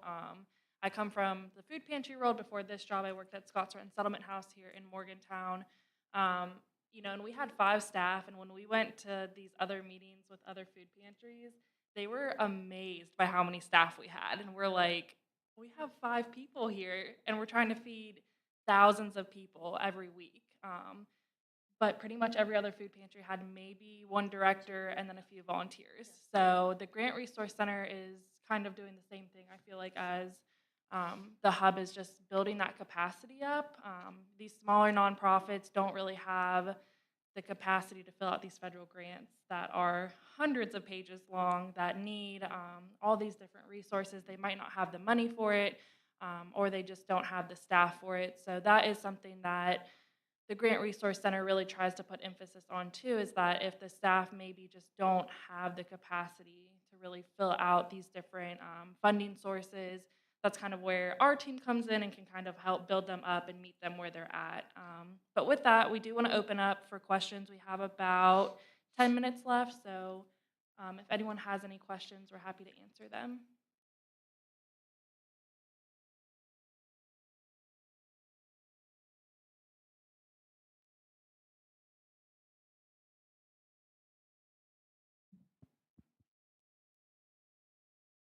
Hi guys, thank you so much for your presentation. Makes me miss the land use clinic. You guys talked about a lot of challenges with federal funding lately, and I was wondering if you could talk about challenges with the West Virginia State Legislature and things you face there. I feel like I've been seeing bills related to data centers that are going to try to strip local governments of their powers over that, and then I've read articles. We have a reporter in Charleston, Mike Toney, who writes an excellent article every day, and he wrote an article about how there's all this money out there for public service districts in West Virginia, but they're only getting a small portion of it, and some of it's going to like out-of-state entities, non-water projects, even though McDowell County and a lot of other counties really need it. And so I was wondering if you guys had thoughts on that and whether there was anything we could do about it, or if there's any other challenges I didn't list that you guys face. my thoughts in this capacity probably can't be shared, so we can talk afterwards. But it's a definite problem when we're financing an out-of-state Catholic school as opposed to infrastructure for McDowell County. You know, and even talking about some of these instances of community support, like just in the Life of the Watershed project, it's like McDowell County at one period of this project is like meeting basic needs. Like the workers don't have homes because they've been flooded. People don't have food. People don't have.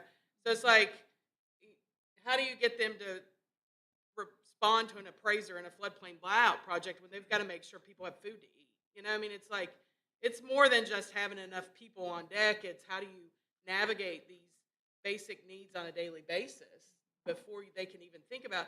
And I going into this project was kind of cynical about the local government there, because it's like these people have been the commissioners my whole lives and nothing's ever changed. So you've got to be a part of the problem.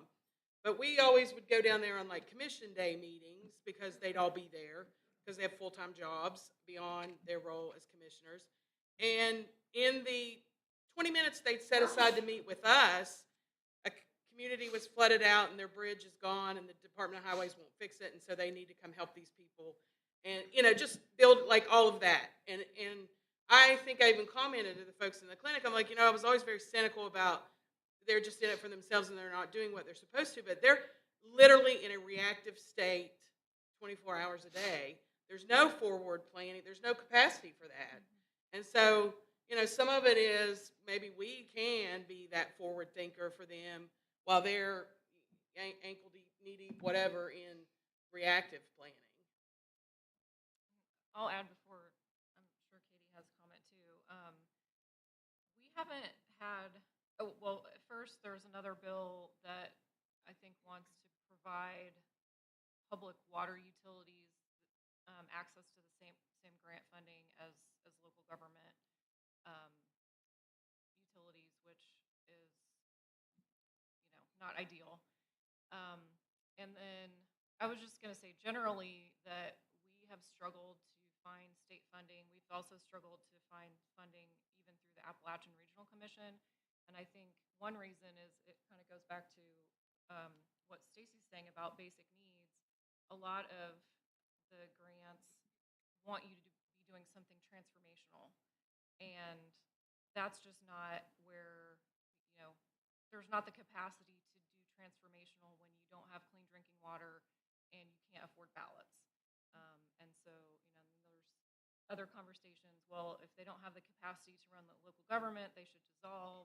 But it's like, you know, that's the entity within an hour drive. It doesn't, I don't know who else is going to run a government in that area when it's just so spread out. But generally, we haven't had great luck with state funding.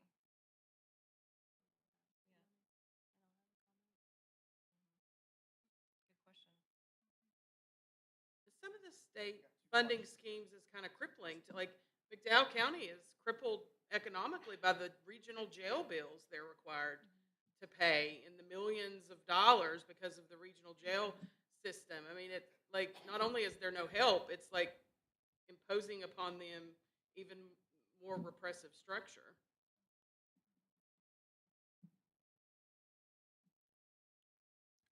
Well, I have a question and an observation, but let me do the question first.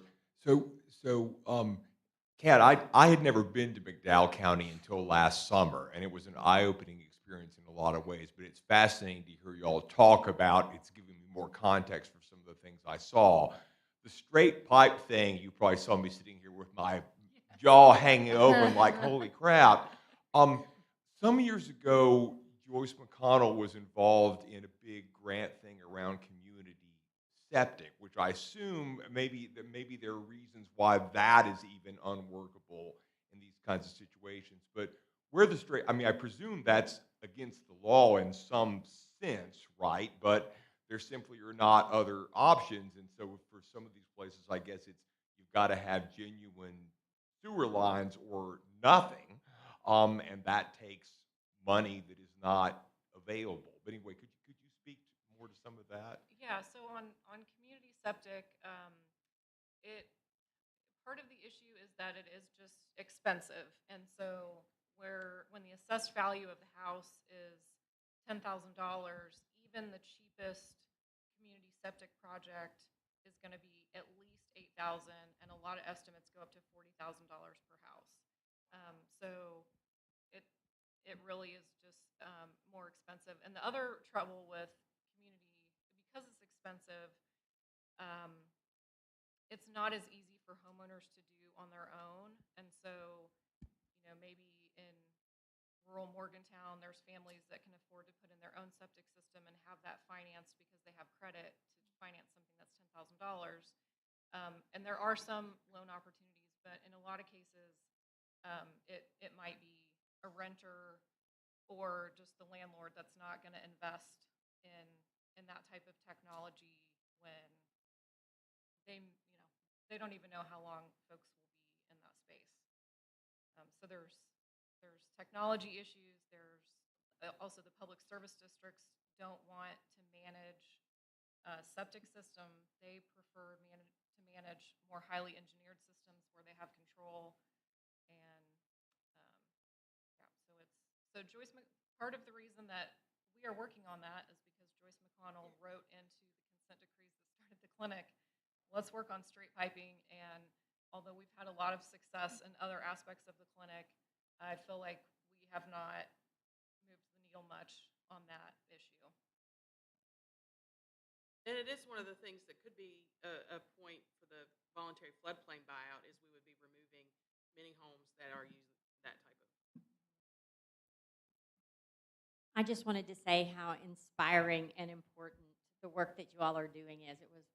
It's just very inspiring to hear this panel and to hear what you all are doing on the ground in West Virginia.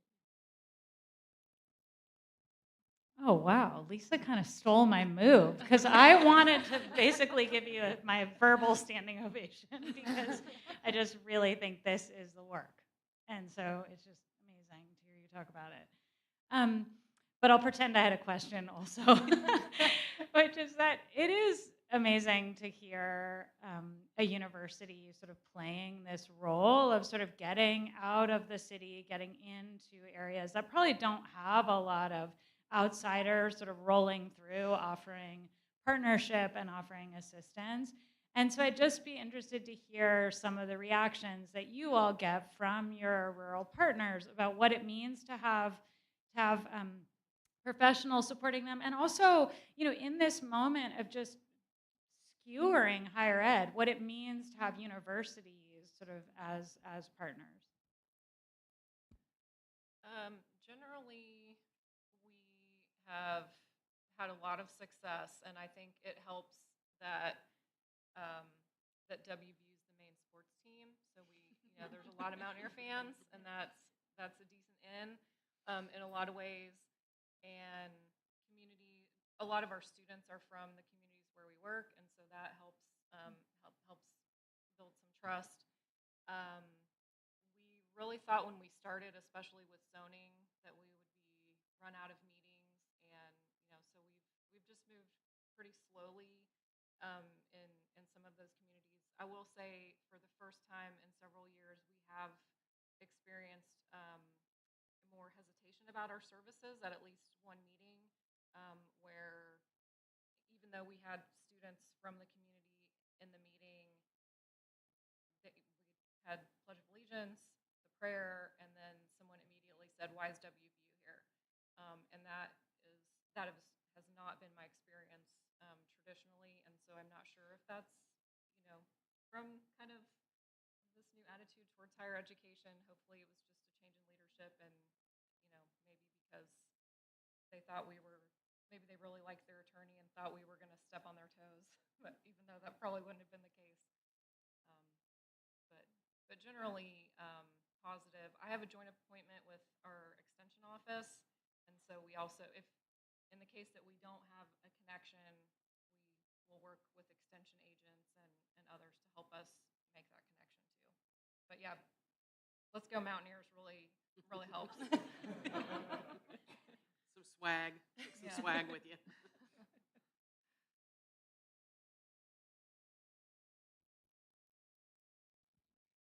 You talked about absentee land ownership, and I was just curious if you had any stories or examples of how you've been able to overcome that in um, creative or unique or whatever ways. I don't, at this point, we can probably talk more about our efforts. I mean, we have had some success, Kat, specifically with some absentee landowners who the new generation of leadership for those companies seems to have a conscience and want to maybe do something positive for the community. They've engaged in some conversations with us, particularly on the housing piece and the floodplain buyout. It's like, where do we move these folks? And you've got these stores of land you're not using, kind of thing. And they seem receptive to some of those conversations. Yeah, like timber companies that care about their PR. I don't know that we have a success Yeah. story. I mean, we're kind of I don't know engaged, that we yeah, have one. in conversations. You know, maybe the next time this is a panel discussion, we'll have some. I think we have time for one more question.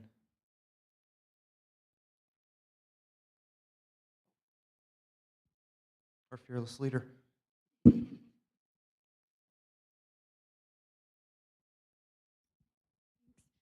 I'll ask, I think I've probably asked this in class before, but Professor Eisenberg asked it earlier, and I thought it was a really good question. In an ideal world, if you had like a dream that you think would do something that could make like a big difference, or at least change the way that this like starts to look in the state of West Virginia, that really moves us from like putting out fires all the time to that forward thinking that you were talking about, what would it be? Or I don't know. I mean, one thought is just if there was a way to have more direct funding, because, for example, with this buyout project, if it's $30,000 per home and there's 30 homes, that shouldn't cost $6 million. But that's kind of the that's given all the steps that we have to go through because of federal funding. You know, if the federal government, which we appreciate, you know, that's better than nothing, but just a little bit more direct funding or and awareness of some of these issues. And it's also another point about working in some of these areas is it's sometimes hard to bring awareness to these issues because the local governments don't want to highlight the negative aspects of their community. So if we're representing a local government, they don't want us, you know, going on CNN talking about sanitation issues, or they want to highlight the positives of their community so they can have business attraction and retention. So I hate to give money as like direct money as the answer, but if I had a magic wand.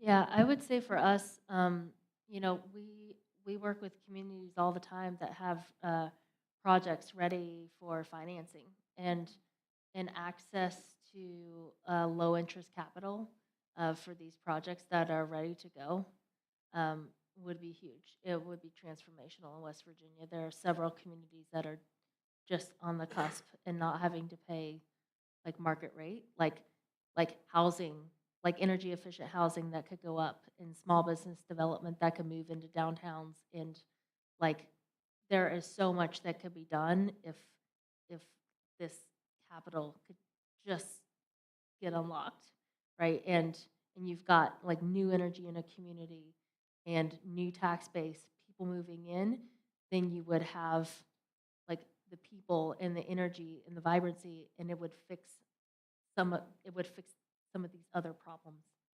So that would be my solution. Thank you all. Oh, we got one more question here. There's always time for one more. I was just going to piggyback on the last question, and I guess this is maybe a little bit more for Stacy and Katie, but is it fair to say that along the lines of the magic wand or whatever, and money is, everybody can always use money, right?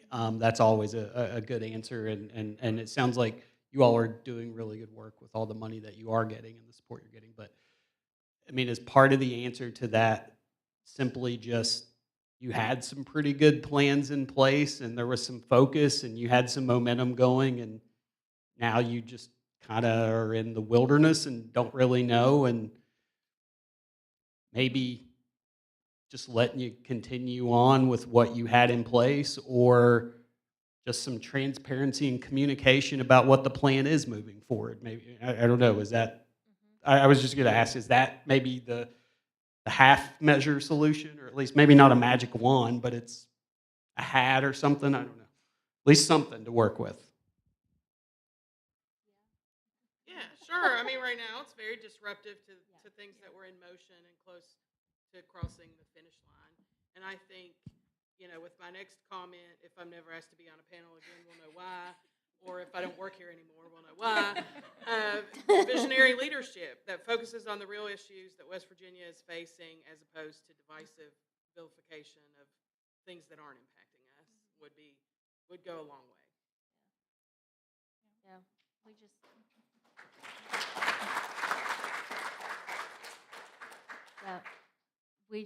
Yeah, we just want to see rural communities where people can live, work, raise their families, have good jobs, live the lives. We don't want people to have to leave West Virginia to find that. And that's what we're trying to build. We can do that. I'll add too, on the broadband side, yes. We have, again, many partners who have their whole business plan, who send me, 40, 50-page plans of exactly what they want to do. They have their budget. If they could have the money, they're ready to go to build this workforce out. But, I came on just 3 months ago, and I think the date for opening has changed already probably about 5 times. We've been told that wraparound services would be funded for these projects. Now we're told they're not going to be funded. So again, with capacity, if it's only a very small staff working on it, that's a lot of work for them to put in, and then be told that it's just completely changing and go all the way back to the drawing board. And I think it does create some hesitancy. I've seen in my meetings, they put all this work in, and then, we have to tell them that it all changed, and they're kind of coming back like, okay, well, do I even rewrite all this? And, we have to tell them, yeah, but it could change again. But that is, I think, probably one of the most difficult things right now, is just working with them to see, that light at the end of the tunnel. But it's just hard when, especially, from my understanding, the broadband grant has been kind of in discussion the past 2 to 3 years, and just so many of our partners are ready to go, and they can't, just do what they need to do. So I think, yes, you are correct. Thank you all. Just a warm round of applause for everything they're doing.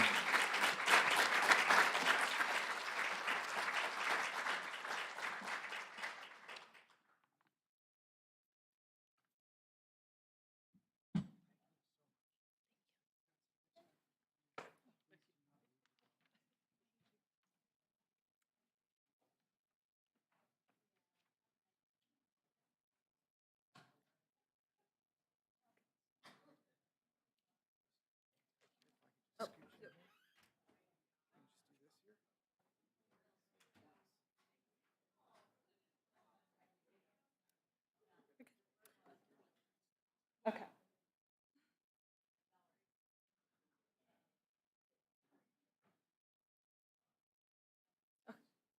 Thank you again to our wonderful panel. I now have the pleasure of introducing our next speaker, Dr. Jennifer Sherman. Jennifer Sherman is a professor of sociology and affiliate professor of women's, gender, and sexuality studies at Washington State University. She received her PhD in sociology from the University of California, Berkeley in 2006. She served as president of the Rural Sociological Society from 2023 to 2024 and currently serves as past president. Her research looks at the ways in which job loss, poverty, and inequality affect individuals and families, particularly in rural communities in the northwestern United States.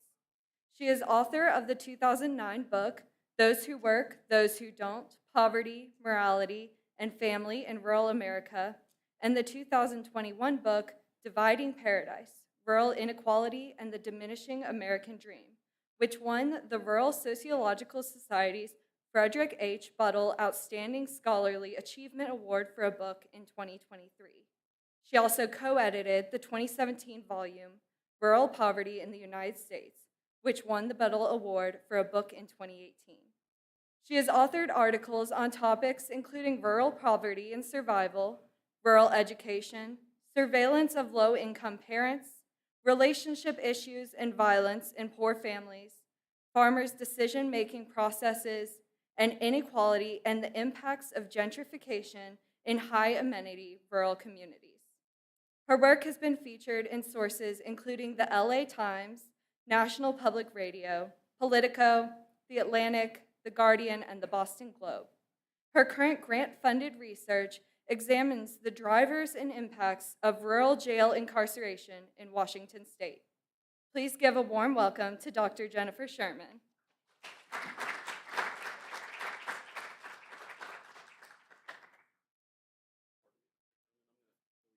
Okay.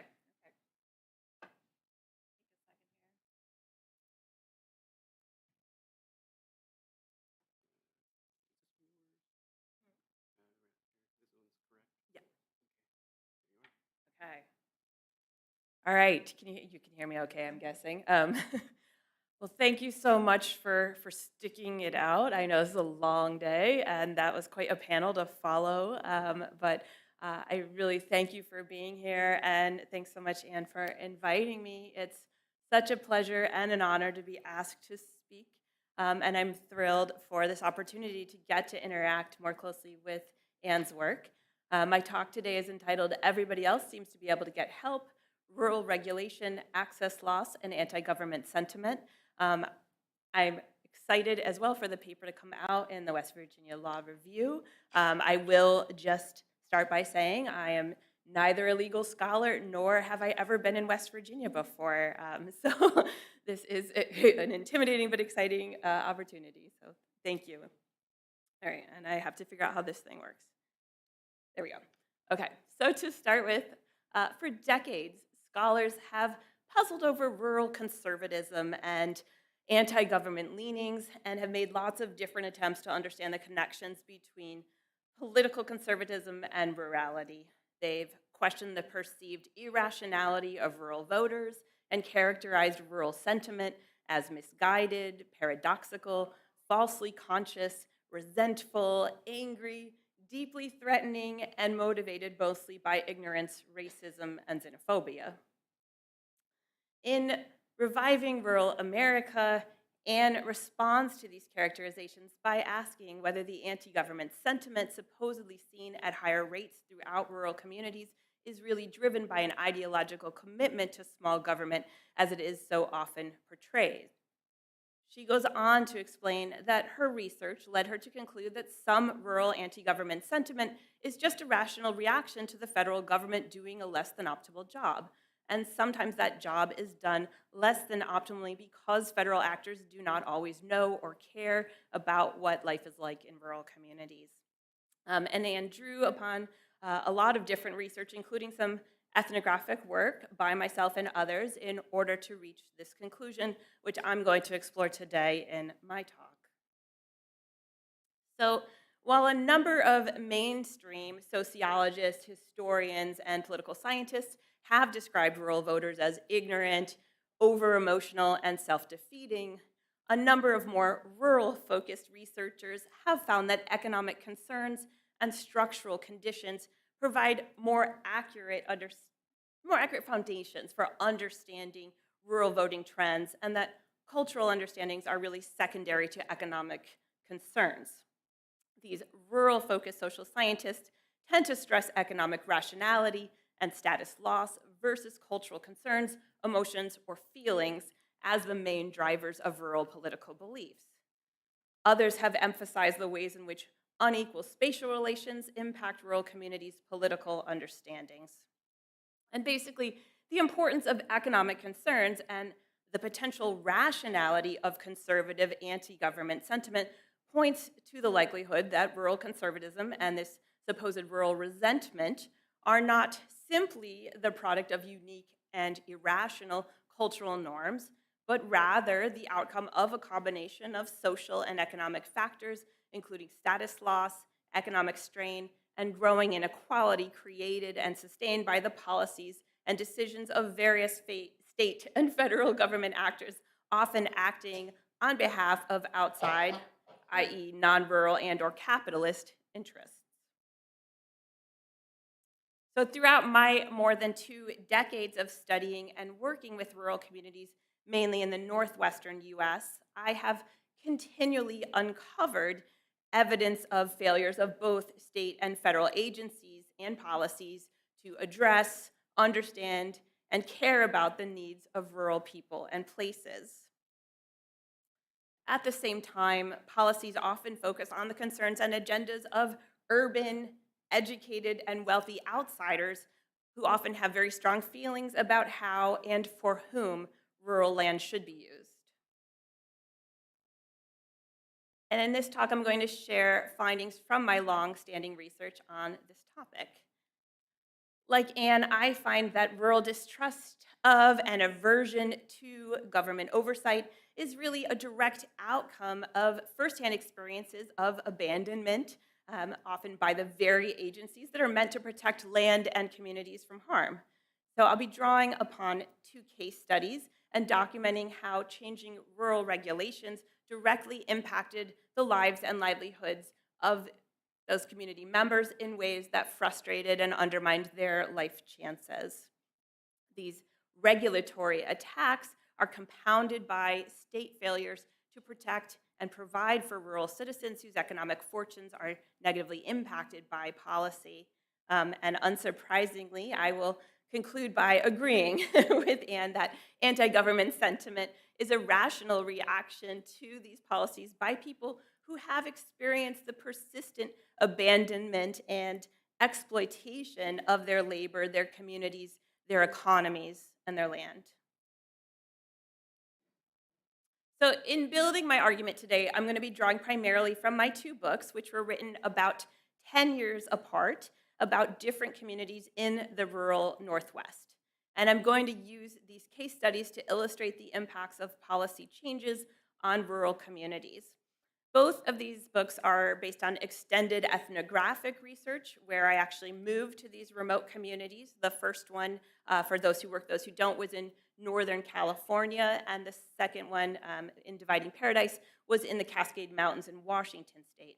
So I moved to these communities for about a year, living there full time, and I spent that time collecting data in the forms of in-depth interviews and participant observation. And the interview quotes are going to be part of what I share with you today. In both of these books, I explore the impacts of federal environmental regulations, including the spotted owl ruling, as well as the impacts of more locally targeted changes to regulations governing water use, access to public lands, and hunting and fishing. And in all of these cases, I find that policies are crafted to focus on the interests of parties other than those with longstanding histories in these rural communities. And these impacts include multiple types of loss, including loss of access to land, livelihood, income, and traditional practices. So starting first with those who work, those who don't. In this 2009 book, I investigated the impacts of the spotted owl ruling in a remote rural community in Northern California.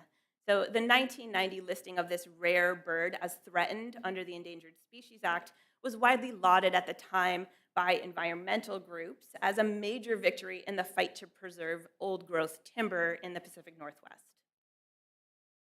However, along with preserving forests, the listing also resulted in massive reductions in timber harvesting throughout the owl's territory, devastating timber-dependent communities and economies throughout Northern California, Oregon, and Washington. These harvesting reductions resulted in dramatic declines in employment throughout the region, with most major sawmills closing operations in remote communities like the ones I was studying. While the mainly urban environmentalists who helped fight for the listing really rejoiced, rural residents throughout the Northwest reacted with despair and anger to the widespread job loss and economic collapse that ensued. And while timber harvesting in the region had already begun a pretty steady but slow decline well before the 1990s, the industry's demise in the northwestern US was greatly hastened by the owl's listing. And although the main agents working for and against the listing were people like scientists, environmental activists, and the corporate logging industry, at the time, the controversy was widely portrayed as a battle between loggers and nature, as bumper stickers that I witnessed at the time demonstrated. So some examples of these bumper sticker slogans included things like "Save a logger, shoot an owl," "Save a logger, eat an owl." One of my favorites was "Save the spotted owl, they taste just like chicken," and "Don't like logging, try wiping with a spotted owl." Yeah, or "Wipe your ass," yeah. There were variations, I couldn't get it exactly right. These humorous depictions mirrored the common media portrayals of the time, which often glossed over the actual agentic players in the drama while vilifying loggers as the adversaries of birds and trees. In reality, though, the local workforce of loggers and sawmill employees was relatively powerless in this struggle that neither included nor seriously considered their perspectives. They were often portrayed as ignorant and single-minded in their quests to destroy forest ecosystems. And as I explained, while both forests and owls were images that garnered widespread public sympathy, the public stood firm against the interests of loggers, who were repeatedly portrayed in the press and media as uneducated, dirty, and ignorant enemies of trees and all things natural. Loggers were bloodthirsty animals whose only desire was to clear-cut old-growth trees. This portrayal, however inaccurate, has had grave emotional impacts on the residents of logging communities. It helped to widen an already wide gulf in perception between the rural logging community and the rest of the hostile urban and suburban world. And I went on to characterize the spotted owl's legacy in the region as fire-scarred hillsides, but also job loss, outmigration, and a passionate hatred of environmentalists, liberals, and the Clinton administration. And these kinds of emotional responses can be easily characterized by social scientists as rural resentment or rural rage, as we've seen in many different treatments. But I would argue that to suggest that there is anything irrational or ignorant about such an emotional response is to downplay the degree to which residents of timber communities did, in fact, understand quite well what had happened to their communities and who was responsible for their fates. They understood their own powerlessness against these foes who mostly expressed no interest in their community or its future. So my book went on to explore in detail the devastation that was wrought by the spotted owl ruling in this community, which included unemployment and poverty, but also family instability, the rewriting of gender scripts, depression, addiction, family violence, and perhaps most tragically, the necessary outmigration of young adults from the places that their families had long considered home. And so throughout the book, this anger boils beneath the surface of their stories. But what is also clear is how clearly they comprehended the ways in which the federal government had really sacrificed their lives and their community in order to save an owl. Rather than expressing irrational hatred of either trees or owls, interview participants in my research often talked at length about their love for the local forests and the need for sustainable timber harvesting and an end to corporate clear-cutting, which they generally did not agree with. So one young man told me, "I'm personally glad there's not this big profit motive to log all around here anymore. It's not, that way of doing it wasn't the way to do it." Another local employee said, "I think that some of the policies that were in place needed to go down in flames, but I think resource extraction in rural communities just has to happen. I'm an environmentalist. I think the environment should be taken care of, but I think there could be harvesting practices that can do that." They also repeatedly articulated their own understandings of the spotted owl ruling as an attack on their way of life that was not really motivated by protecting an endangered species, but rather by protecting and preserving land that urban interests felt was valuable for its natural beauty and recreational potential. So a local small business owner told me very passionately, "I'm still angry over the lie that was perpetrated. I never have believed that it was about an owl. It never was. It was about something much, much greater than that. It makes me angry because this is our heritage. This was our opportunity to keep our community, and I feel that they took that from us. They took that over a lie. And we have, there's no question about it, that there need to be some changes in the forest and the timber industry, but we know how to do it. They have the technology, they have the science, and they know how to do it right. And it'll never come back here. We'll never have another mill, and it'll never have that kind of economic impact. So it's gone, forever, and that's why I'm angry over that." So the residents of timber communities expressed anger, but not really irrational or overstated emotion. They demonstrated pretty nuanced understandings of the ways in which their livelihoods and chances for survival had been undermined by an environmental policy that chose the non-human world and urban interest over their economy and community. They also recognized the degree to which they had been unable to defend their own way of life. So far from seeing the problem in simplistic or solely emotional ways, they understood the interdependence of humans and nature much better than the urban environmentalists who crafted the policy, often including an understanding of things like the vulnerability of forests to wildfire if they were not thinned and managed properly. They loved their home fiercely, including its majestic forests, and they advocated not a black and white loggers versus trees kind of approach, but rather a much more complex solution that might have more holistically protected the plant, animal, and human inhabitants of their region. But at the time, their voices were mostly unheard in both the fight over the spotted owl's listing and the crafting of the Northwest Forest Plan that resulted. So in the end, they were not delusional or misinformed or overly emotional in seeing themselves as both powerless and under attack, and feeling, as I put it, quite reasonably that their lives were sacrificed for that of an owl. As Anne suggests in her book, they experienced a form of procedural injustice that rightfully caused them to view the state as antagonistic to their own interests.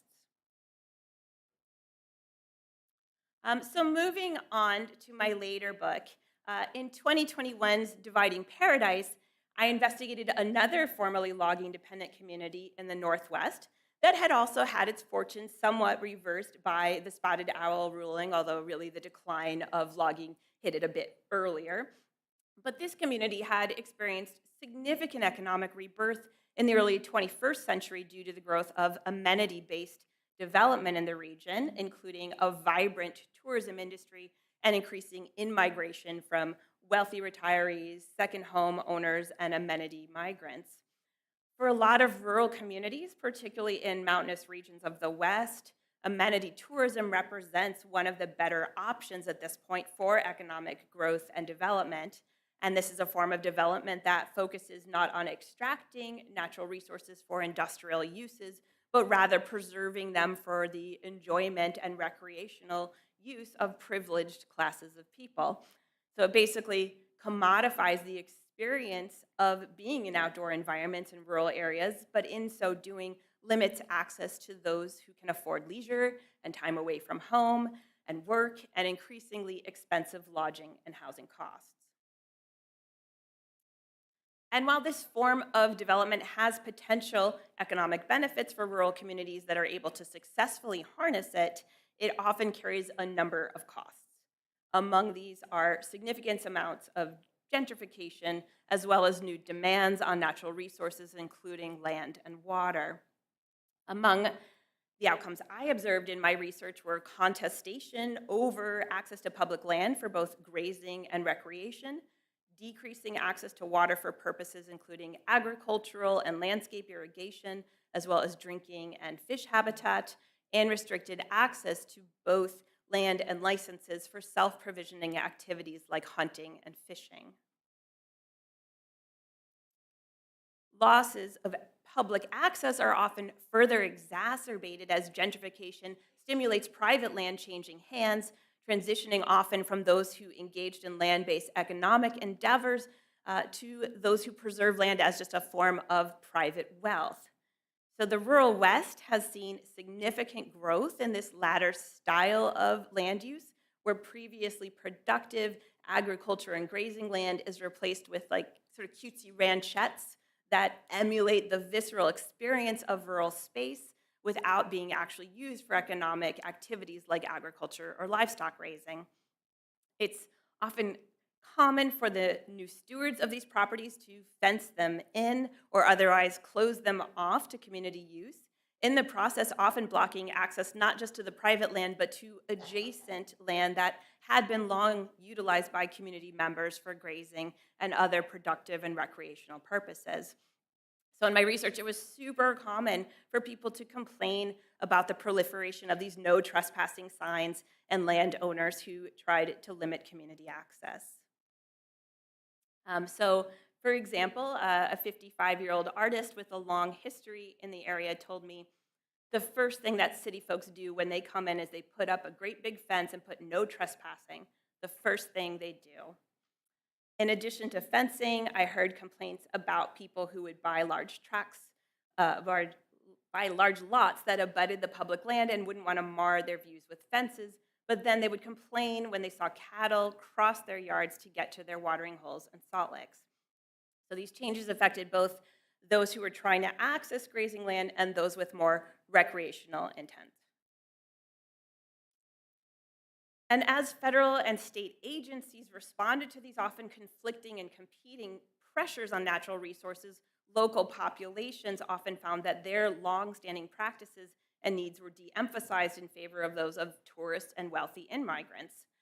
They often did not know how to legally advocate for their causes, and thus, despite deep dissatisfaction, ultimately they had little sway upon the policies that were pursued at the state and federal levels.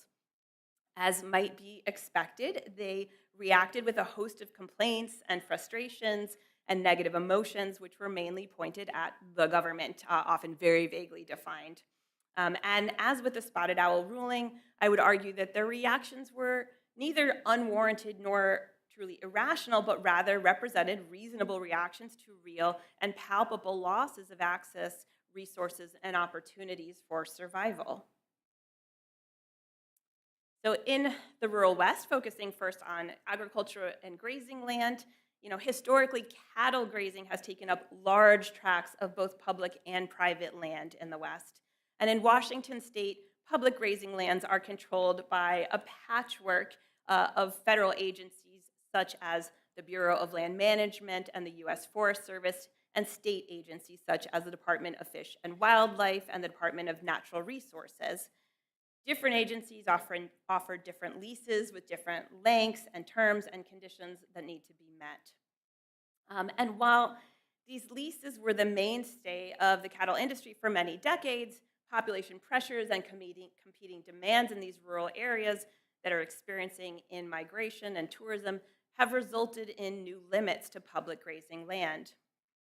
Often, these changes to longstanding practices are experienced by ranchers as unprecedented and hostile attacks on their livelihoods and ways of life.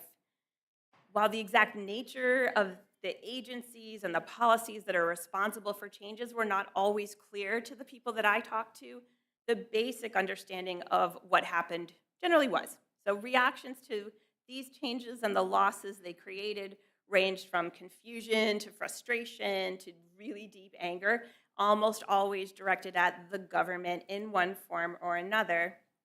So, as I explained in the book, anti-government rhetoric resonated for many.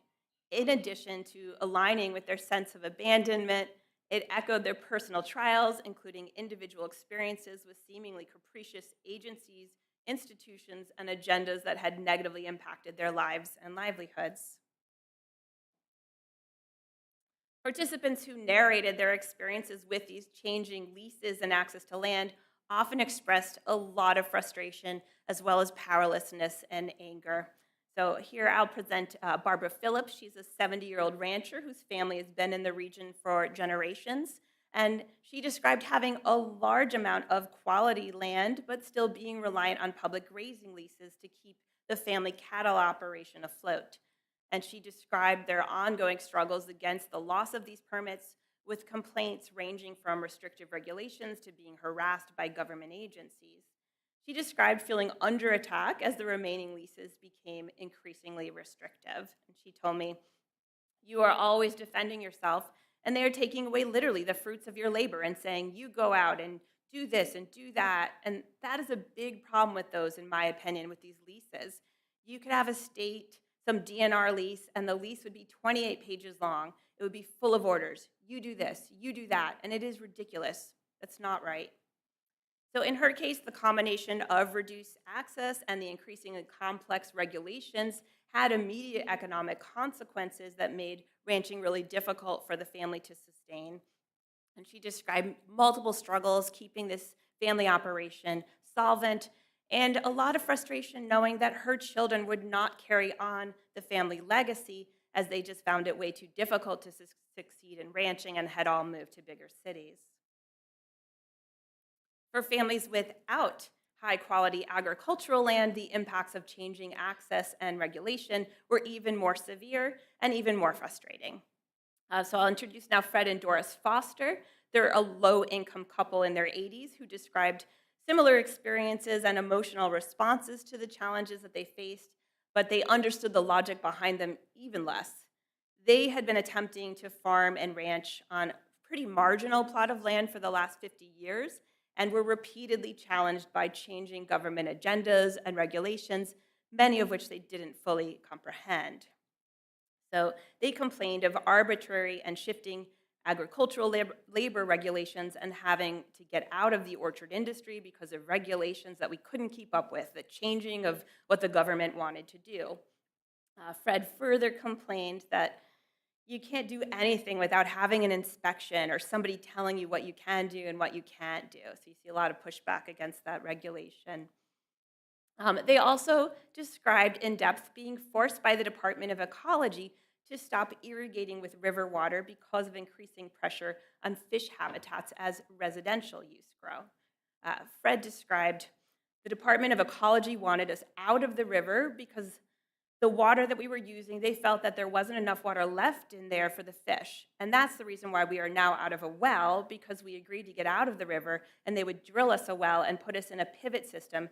And now that pivot system costs too much money to operate. So you're getting to see why we are so bitter.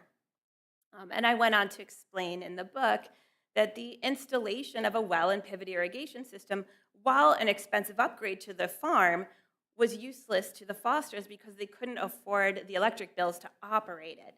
Thus, rather than viewing the installation as the subsidized investment that it was, they experienced it as an invasive intervention that destroyed the profitability of their farm. Unlike others in the area, they found their land-based livelihoods were constantly undermined by new rules and regulations focused on balancing competing demands on local ecosystems. After years of formal complaints and requests going unheeded, Fred described himself to me as a bitter guy whom I described as fighting and consistently losing symbolic battles against poorly defined and faceless foes that he understood mainly as the government. My interviews with those who struggled most with the loss of access to land and other natural resources helped to really elucidate the reasons behind anti-government sentiment in this area, which I found to be far from irrational. Rather, federal interventions and agency changes contributed substantially to the diminishing of their opportunities. These changes were mostly precipitated by increasing pressures on natural resources caused by in-migration and changing local demands, rather than some innate hostility towards rural dwellers or agricultural producers. Nonetheless, when state and federal agencies shifted their priorities from agricultural uses to land conservation and recreational uses, those who had long made their livings from agricultural endeavors literally and figuratively lost ground. I found that the sense of abandonment that accompanied their economic struggles was easily directed toward the government, which did little to respond to their concerns or address their most pressing needs. So moving now slightly to self-provisioning access.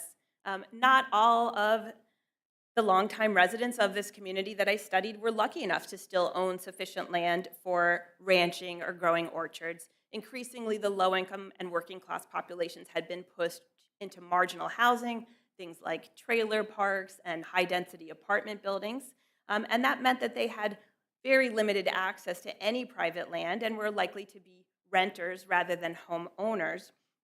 But this more marginalized community also experienced a loss of access to land and saw this loss as an attack on their way of life.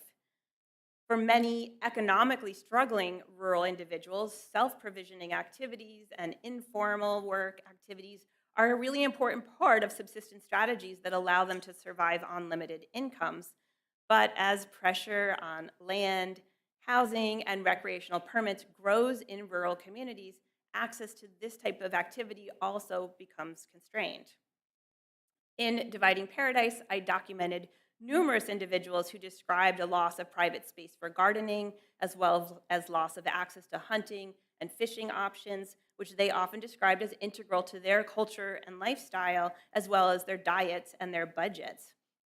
For these individuals as well, government agencies were seen as hostile and favoring the wealthier tourists and migrants who practiced activities like hunting, not for food necessarily, but really as a sport. In a lot of rural regions, hunting and fishing regulations have historically been relatively lax, with local enforcement understanding the importance of self-provisioning activities to struggling families. However, as tourism and in-migration increase the numbers of people engaging in things like hunting and fishing for sport, pressure increases on the local ecosystem, often leading to increased enforcement of regulations, rising permit costs, and more complicated permit requirements. So for Owen Roberts, who was a 55-year-old native of the area, these changes were the source of a lot of frustration.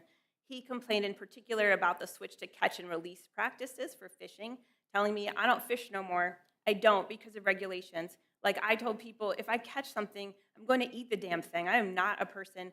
Why turn something away after you've caught it? Longtime resident Irene Nelson voiced a similar complaint about not just changes in approach, but increasing complexity of the new regulations. She told me there's rules everywhere now. Stuff that I used to do as a kid, I'd be considered an absolute outlaw now. They don't want you to go fish. You need an attorney to go fishing. Oh, you can't fish on this part of the river, but you can fish over here. But you can use barbless here, but you can't use, I mean, come on, you know? That is crazy. And the same with hunting regs. They're just absolutely bizarre. So for these residents, this increased complexity of regulations meant limited or terminated access to survival strategies that they had long relied upon. And for many long-term rural residents, such policies spoke to fundamental differences in approach to activities like hunting and fishing, which they saw as a source of food and basic survival versus just a leisure activity or a sport. They often railed against the sport practices of the weekend hunters that competed directly with their own relationships to hunting. An 80-year-old native of the region described the historic attitude as nobody, you know, just shot one and left it lay. Owen Roberts, who I introduced on the last slide, similarly explained, I don't catch things for trophy. I catch it to eat it. And I was brought up that way. If you kill something, you're going to eat it. And a lot of people don't see that around here. A lot of people come here for the big antler deer, just for the antlers. Irene Nelson expressed a similar degree of disgust with the new practices that created the need for this increased regulation. She told me, you never used to see people just slaughtering just to kill. There was always a use for it. Now you hear about these guys leaving headless critters. I mean, the game agents are having to do a lot more of this. It used to be considered if you were subsistence hunting, they would do this, right? Turn the other cheek. But if you are hungry, you go harvest a deer, but you are not stupid about it. Yet despite these frustrations and local reliance on wild-caught food, policy responses to the new demands for hunting and fishing access focus mostly on increasing restrictions and raising the costs of the hunting and fishing licenses. These new regulatory practices privileged sport users rather than protecting local access to wildlife resources, and subsistence users who were from the region described over and over again just feeling pushed out and ignored. And as sport hunters and fishers competed for local fish and game, loss of access was generally the outcome for the local populations, including a lot of people who had long relied on this to fill their freezers for the winter.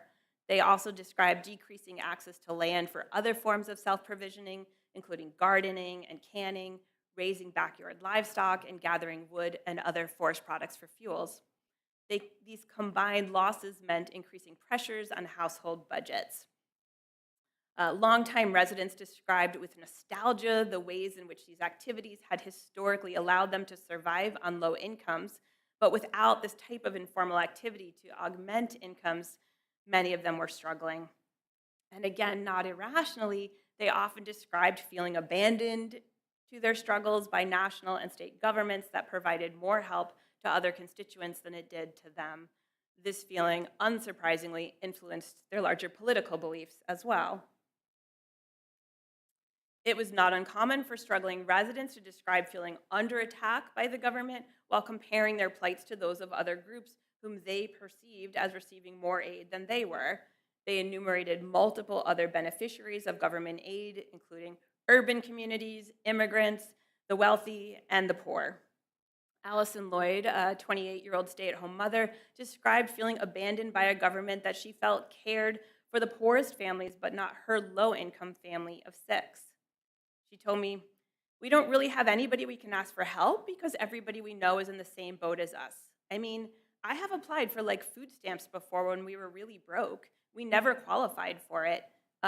We never could get any help from the government, so that probably has influenced me a little bit in my political beliefs, you know, that everybody else seems to be able to get help, but we can't." Similar sentiments were expressed by a number of economically challenged residents that I talked to, including Asa Hobson, a 38-year-old field scientist who described the government as there to take from you and they are not there to help you.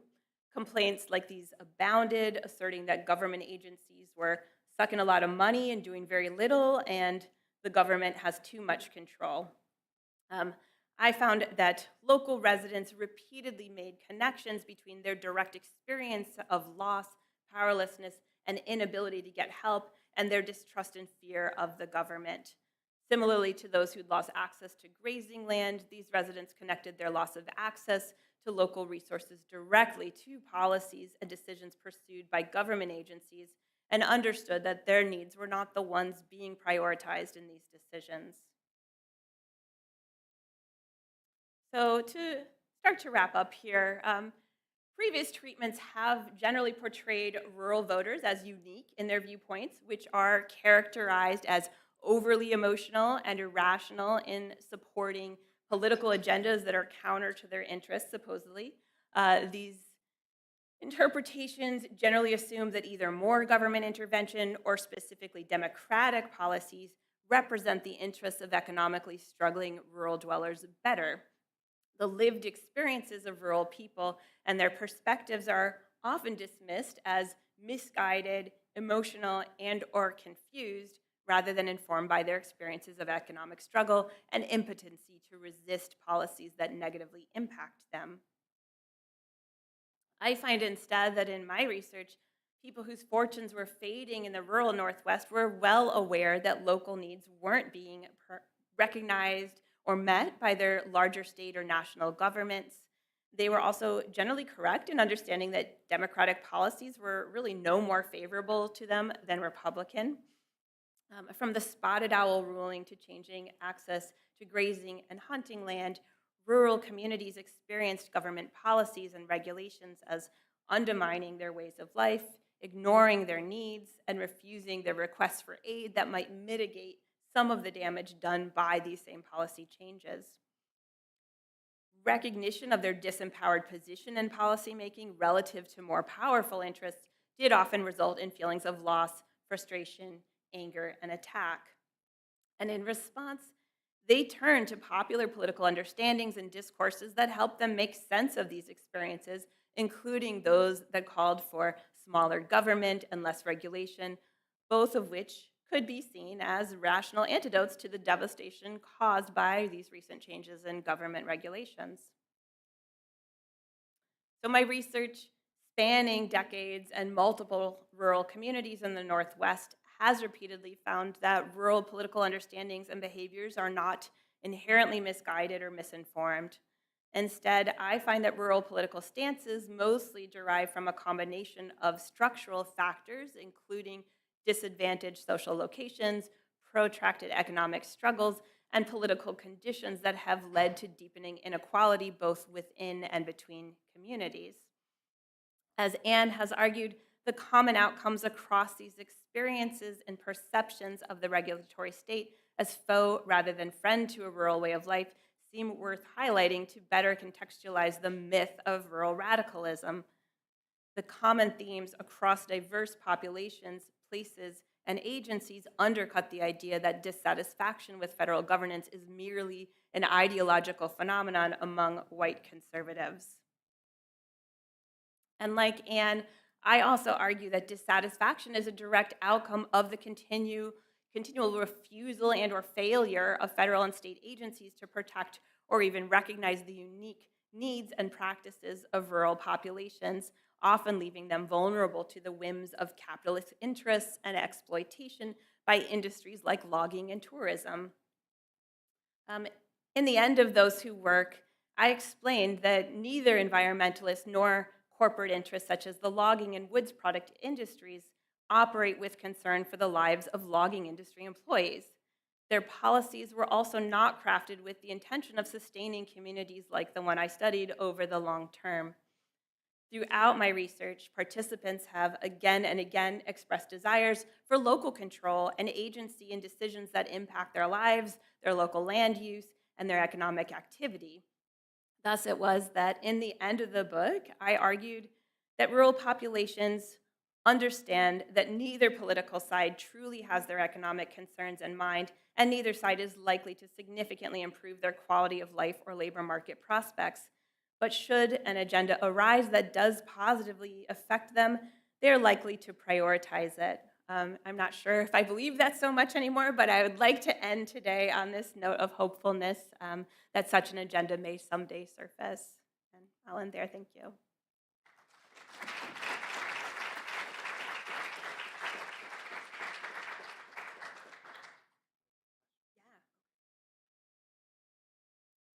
The floor is open to questions.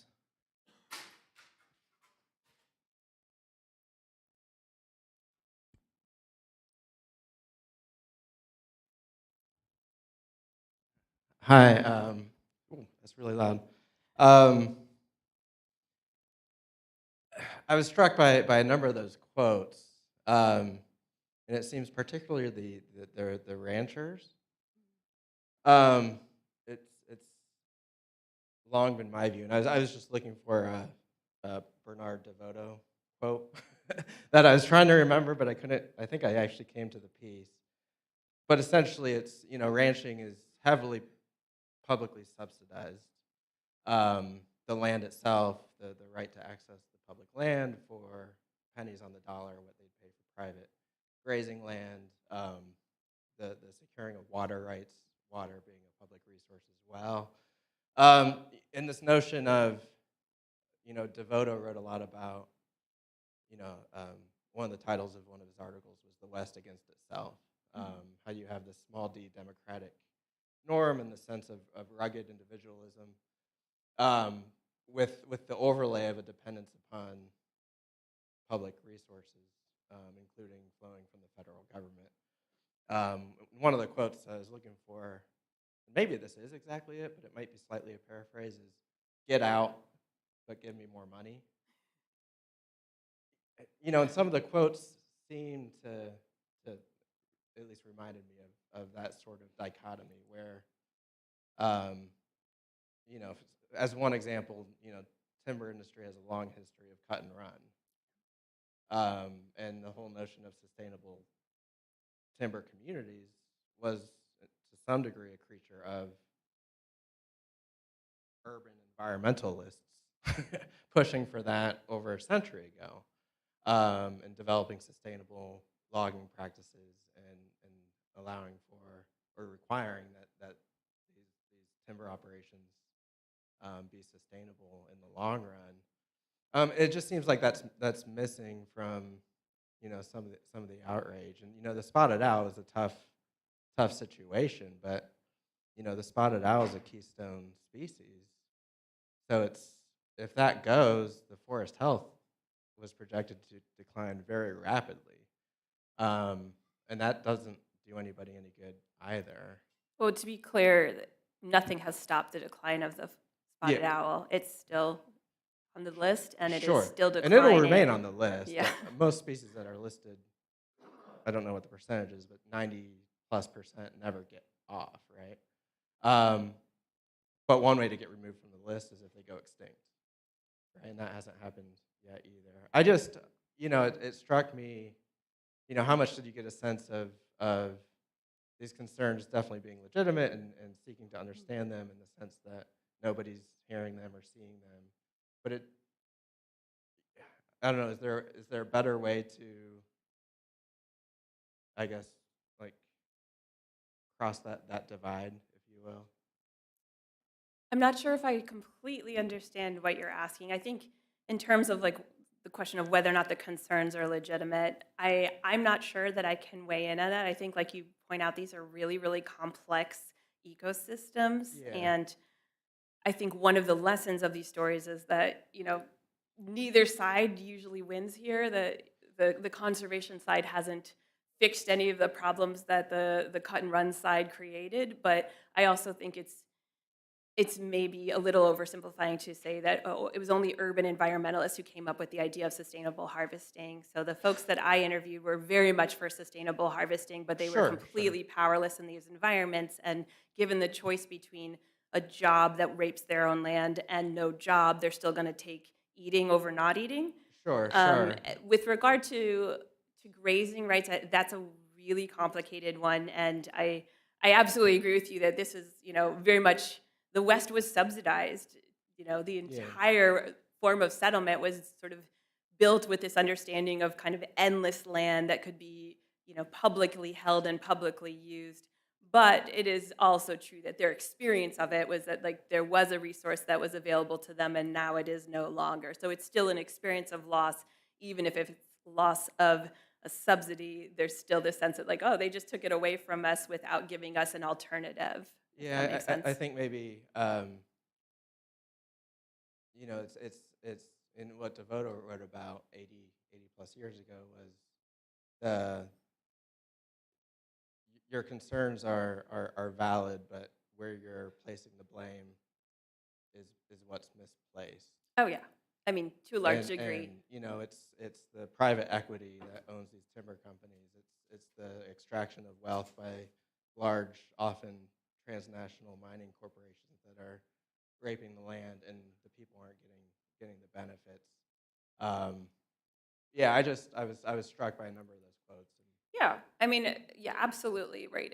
They are being exploited by those corporate interests, and it is often part of the story that the corporate interests pretend to take their side in these debates in order to sway their opinion. And I think I'm not trying to argue that isn't what happening that isn't what's happening, but rather that their perception and understanding of it is that there was everything was okay until there was a government level intervention, and then there was massive loss. And it wasn't that particularly loggers were starry-eyed about the logging industry. Most of them really hated the industry and what it had turned into, because of course it had evolved from small-scale local access to these large corporate behemoths that nobody I met was like pro clear cutting. But again, they went from having work to not having work, and I think it's similar with the second case, that there's still a loss of access to livelihoods, loss of access to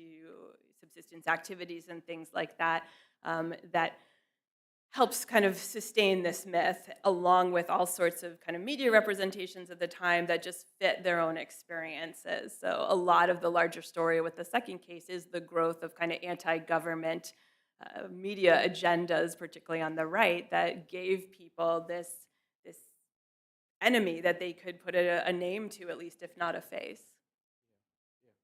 Thank you. Yeah.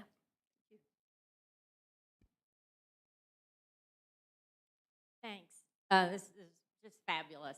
There's so much I'm going to use here in the next thing that I'm working on. So I'm really grateful that you've brought this together in yet another wonderful publication.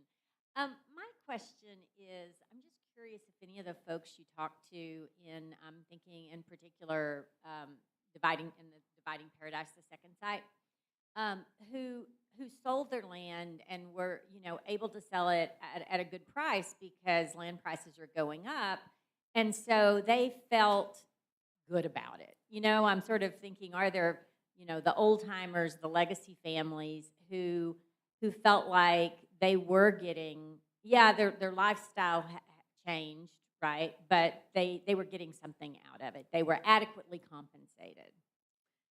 Yes, but so and the thanks for the question, Lisa. The but there is that those folks usually had a plan, right? So the folks who had sold off large tracts of lands did tend to be the ones who had more in the first place to sell, and almost always they were the same folks who had left the community, at least temporarily, to pursue education somewhere else, so that they were able to come back and then sort of switch careers. The families that were really struggling were these ones that didn't have an alternative career to fall back on, right? So they felt really stuck where they were holding these large plots of land that were necessary to keep their economic viability, but were becoming increasingly less productive, less profitable each year. So they often were in that sort of boat of like, we are land rich but cash poor, and getting cash poorer every year. So they were the ones really struggling. The ones who cashed out either weren't in the community anymore, or were these sort of folks who were often pillars of the community, but still could feel the other folks' pain, if that makes sense, because they were their neighbors. They were, there was only a handful of families that had been there for that many generations and had massed that large quantities of land. But absolutely, like how proactive you were about seeing the future and figuring out another way to survive there absolutely impacted really not just like how successful you were, but your political viewpoints and whether you were mad about it or like, Hey, Jen, thank you so much for your talk and for being here. I was just struck by how so much of what you just talked about really ties together a lot of what we've talked about today. So oftentimes, if you talk about the spotted owl, people are going to talk about, well, but you had the president's Northwest Forest Plan. That was a ton of money, right? But then you encounter the issues with capacity and grant access and sort of local government fiscal sustainability that we've talked about throughout the day. You also got me thinking about just transitions. I meant merely transitions, but I also want to talk about just transitions, a concept which I first heard a decade ago here in coal country. I think we have clearly not had a just transition for coal miners and coal communities. And so I think some of the tension here is that, okay, it's probably socially desirable for us as a society to phase out coal, probably socially desirable for us as a society to phase out certain timbering practices, to phase out, there was another one. Ranching, cattle ranching. And then maybe it's socially desirable to have some of the population move to some of these underpopulated, distressed rural localities, so the gentrification transition. So I'd love to just hear your thoughts about, I think you hit on a lot of unjust transitions that have a lot of parallels with the regional unjust transition here. What does a just transition look like to you? Yeah, I think that's really hard because I'm not sure I've seen it yet. I think like 10, 15 years ago when some of these communities were really starting to pick up in terms of tourism, that was sold to a lot of them as a just transition, right? It was, I remember being at rural conferences where people would get up there and try to convince local leaders that this is your future. You can become a tourist community. You'll be able to sustain your local beauty, your local environment. You're not going to have to extract resources anymore. This is going to be so great for you. And I think a lot of communities bought into this and really got gung-ho about it without thinking through what would that look like for us. And what it ends up looking like is, a lot of external land ownership, rising housing costs, and your local workforce is pretty much relegated to low-wage jobs, which are mainly feminized. And that was what had happened here, was you just had all of these local folks being pushed out of the labor market, except to its very bottoms, working in service industries, retail and restaurants and things like that. And on the one hand, local leaders, when I would go to the, sort of business meetings and things like that, they were patting themselves on the back because the economy looked so much better than it did 15 years ago. And when I would bring up questions about the local folks, they would just tell me, oh, they're lazy, they don't matter, they should leave, right? Or they don't have skills. It's not my fault that they don't know how to do the job. And I would ask questions about, have you thought about training programs? Have you, if there's really a problem of mismatch between your job needing skilled labor and there not being a skilled local workforce, have you thought about bringing people in right out of high school to learn the tricks of the trade? And people would even admit that they had gone through that themselves, but at the same time turn around and say, but these local kids, they're not what we need. We need people from outside. We need to bring in more. So over time, what I saw was that there was this real turning their back on the local kids who became kind of morally stained for not having left the community, for not having higher education. And there was this real preference for these, just much more privileged outsiders who already had education and skills. So to me, that would be sort of the first thought I had about this type of transition is think about how do you work with the force that you have. I feel like it's really common in rural areas for new industry to bring in new labor forces, whether it's something like tourism or these various boom and bust like fracking kinds of activities. The preference is almost always for well-trained individuals from somewhere else that you bring in and then maybe take out again.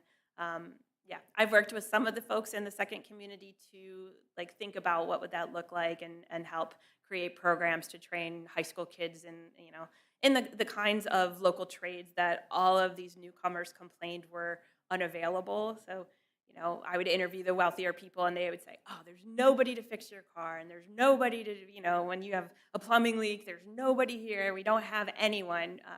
And they just didn't have the infrastructure to create that support system of slightly better paid, at least, jobs. So I think, to me, that's one piece of the puzzle, but I'm not sure that I've seen the capitalist industry that's not exploitative, but if you think of it, please tell me. I'll bring it back to these communities.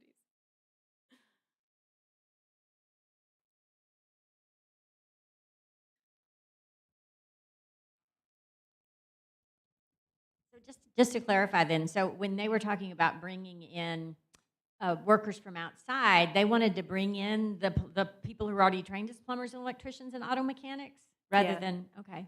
Yeah, there was one particular meeting where I got in a big fight with some local business leaders over this because they just kept this, how do we bring in more young people from outside of the community who have job skills already? And I was like, but you just complained about all the unemployed locals. Why don't you use them? Oh God, no, not those people. And yeah, right. Yeah. It was fascinating. One of those folks was so riled up that I dropped it, but he followed me out of the meeting and cornered me to yell at me. I was like, okay, thanks.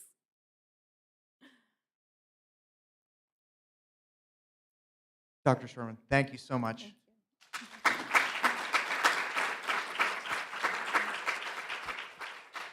to get out of here. I don't know where your mouse is. Thank you. All right, everybody. We're going to take an 8-minute break before we get into the next panel. So it's now 3:42. So at 3:50, we're going to get started back up again. Thank you.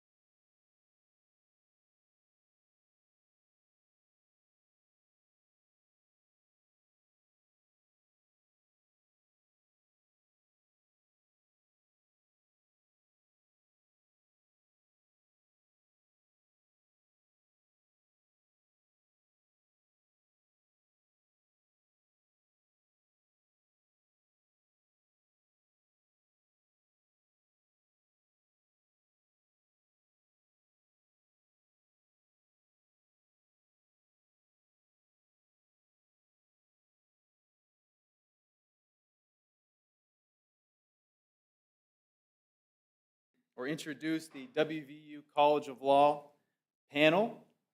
The topic is Make Appalachia Great Again, Investing in Labor, the Environment, and Infrastructure. All right, and I will introduce the panel. First, we have Dr. Ann LaFaso, University of Cincinnati College of Law. Anne-Marie LaFaso is a professor of law at the University of Cincinnati College of Law, where she teaches labor law, employment discrimination law, and constitutional law. She is the former Arthur B. Hodges Professor of Law at the West Virginia University College of Law, where she taught for over 18 years. Professor LaFaso is a labor law expert. She has authored over 70 law review articles, primarily on labor and employment law, and over a dozen scholarly blogs, primarily in the area of human rights. She has co-authored 2 casebooks, Modern Labor Law in the Public and Private Sectors, and Public Sector Employment Law, and 1 textbook, Mastering Labor Law. She is the author and editor of 2 labor law treaties, NLRA, Law and Practice, and Drafting the Union Contract, and the editor of several other books, including Title VII of the Civil Rights Act After 50 Years, Proceedings of the New York University 67th Annual Conference on Labor. Professor LaFaso is an active public intellectual who has presented hundreds of lectures around the world and throughout the United States, has presented congressional testimony on labor law, and has appeared in numerous news outlets such as the New York Times, Washington Times, Wall Street Journal, NPR, Bloomberg Radio, the Daily Labor Report, and Law 360 to discuss labor law topics. Professor LaFaso is a former special federal employee who served as the Vice President of the U.S. Commission on Civil Rights and a former commission of the Human Rights Commission for the City of Morgantown. Professor LaFaso earned her A.B. from Harvard University, magna cum laude, J.D. from the University of Pennsylvania, Carey School of Law, and Doctorate of Philosophy from Oxford University, where she wrote her doctoral dissertation on mass economic dismissals in the U.S., Great Britain, and the European Union. Join me in welcoming Dr. Ann LaFaso.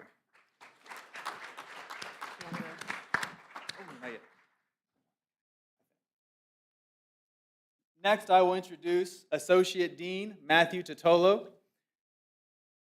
of WVU College of Law. Professor Totolo received his law degree from the University of California, Berkeley, where he was Associate Editor of the California Law Review.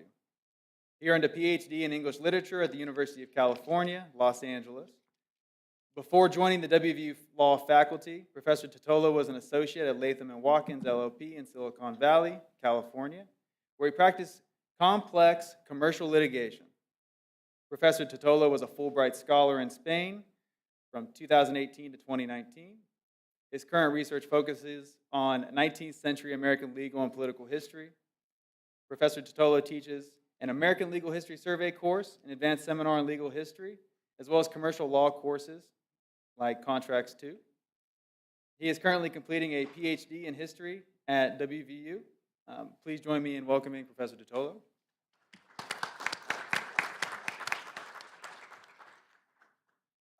Next, I will introduce Professor Nicholas F. Stump of the WVU College of Law. Nicholas F. Stump is a faculty member with the George R. Farmer Jr. Law Library. His scholarship is informed by critical environmental law, law and social movement studies, law and political economy, and law and rural studies. He teaches in the legal and scholarly research curriculums with an emphasis on energy and environmental law and public interest research methods. Please join me in welcoming Professor Nicholas Stump. And last but not least, Professor Robert Bastress of the WVU College of Law. Robert Bastress is the John W. Fisher II Professor of Law and teaches constitutional law, West Virginia constitutional law, and employment discrimination. Prior to coming to West Virginia, or WVU, in 1978, he practiced law in Kentucky for the Appalachian Research and Defense Fund and was an Abraham Friedman Fellow at the Temple University School of Law in Philadelphia. Throughout his career, Robert Bastress has engaged in extensive litigation dealing with constitutional, civil rights, and employment law issues. He is a fellow of the West Virginia State Bar Foundation and a fellow of the College of Labor and Employment Lawyers. Bashis is the author of the West Virginia Constitution, Oxford University Press, 2nd edition, 2016, and co-author of Interviewing, Counseling, and Negotiating Skills for Effective Representation. He earned his JD from Vanderbilt University and LLM from Temple University. Please join me in welcoming Bob Bastris. And I will turn the floor over to our panel. Thank you. Can everybody hear me? Okay, good. So what I'm going to do here today is take a few minutes to talk about Professor Eisenberg's book, Reviving Rural America, and Professor LaFaso and Stump's recent article that they'll be talking about as well, Labor and Environment Entwined. These works both examine critical challenges facing Appalachia and rural regions more broadly, particularly through the lenses of labor, environmental policy, and economic development. At the heart of both discussions is a critical question. How have policy choices, not just market forces, shaped the struggles and opportunities of rural America? I'll briefly highlight themes that emerge from both pieces, focusing on the historical and contemporary struggles of labor movements, the intersections between labor and environmental activism, and the broader policy frameworks that have shaped the trajectory of rural America. As importantly, I want to emphasize what I think to be the central theme, or an important theme in both works, that the future of Appalachia is not predetermined by impersonal market forces, but is deeply influenced by policy choices that could be otherwise. To begin, Professor Stump and LaFaso frame the issues around Appalachia in terms of the classic tensions between, or apparent tensions between the labor and environmental movements. They show that to a certain extent these tensions are often overstated for several reasons. The first is that modern labor movements, especially in Appalachia, have often shared concerns involving despoliation of the natural world with environmentalists, and there have often been a shared activist concern and overlap between both movements in coal and other industries where environmental and labor issues go hand in hand. As they write, Appalachia's major social movement traditions are inextricably linked to the region's unique geography and vast deposits of fossil fuels and natural resources. Appalachia's historic labor struggles were born in the coal fields, which erupted with great intensity in central Appalachia. In the piece, in their essay, they provide a history of important labor struggles across the 20th century, including broad and often successful unionization efforts into the middle of the 20th century. However, as they explain, the mid-20th century was the high point of unionization, and with, for example, the mechanization of surface mining, they write, the Appalachian mining workforce faced a precipitous and permanent decline after mid-century. As chronicled exhaustively in the mainstream media, recent decades have also witnessed a steep decline in the coal industry at large, due primarily to growing competition from renewable energy in the oil and gas sectors. Although they often also point to some labor successes in the second half of the 20th century in the public sector as well, as Amazon and Starbucks and elsewhere, they also note the continuing low rates of unionization in the United States. At the same time, and in parallel, Stump and LaFaso chronicle the rise of the environmental movement in the mid to late 20th century. They write, the environmental awakening was essentially a grassroots movement where the citizenry, increasingly aware of ecological devastation, fueled by work such as Rachel Carson's Silent Spring, protested the likes of industrial pollution, pesticides and toxins, and destruction wrought by large-scale projects such as dams, as well as the proliferation of environmental regulations in that same period. In terms of overlap between labor and environmentalism, they point to what they call a false binary between labor movements and environmentalism, and argue that there is to some extent an interest convergence between labor and environmental movements, pointing to a number of prominent examples, including rank-and-file underground miners, for instance, being involved in the Appalachian Group to Save the Land and People due to concern about their own property, homes, and safety, in addition to potential losses from strip mining, as well as other crossover actions and movements based on environmental and labor concerns. The paper's final section offers a way forward by reviving the idea of a Green New Deal to combat climate crisis and to provide millions of which would promise to provide millions of good high-wage jobs in the United States, with a special emphasis on high-quality union jobs, as required to rapidly accomplish the green transition away from fossil fuels. And the idea underpinning this is the idea of a just transition from fossil fuels to a new economy that would rely more on renewables and other non-fossil fuel sources of energy in a post-carbon future. As they point out, however, any such plans, which are in any event currently out of favor, would have to include co-determination, which I think is a very important tie-in, I think, between their piece and Annie Eisenberg's piece or her book. Co-determination and buy-in from Appalachian populations that they would affect, co-determination that has not been present up till now in large-scale proposals developed in largely urban metropolitan regions, a problem that Professor Eisenberg's book discusses at length. Given that similar promises were made to workers and middle-class people in the US during the 90s, bipartisan push for globalization, rural populations are likely to remain wary of large transformational projects developed by policymakers with little connection to rural populations. Therefore, the concept of co-determination will be really important to the success and legitimacy, another concept that Professor Eisenberg talks about, of wider efforts to change the energy system in ways that might impact rural livelihoods. Turning to Professor Eisenberg's book, she approaches the problem through the lens of a series of foundational myths that she argues make it difficult to approach Appalachia's problems, and she includes, for example, myths of rural obsolescence, myths of rural decline, and the myth of rural empowerment. Professor Eisenberg covers the familiar litany of problems faced in Appalachia, including persistent rural poverty, although, as she is at pains to emphasize, some of these problems are exaggerated or treated as exclusively rural ills, when in fact they're shared by cities as well.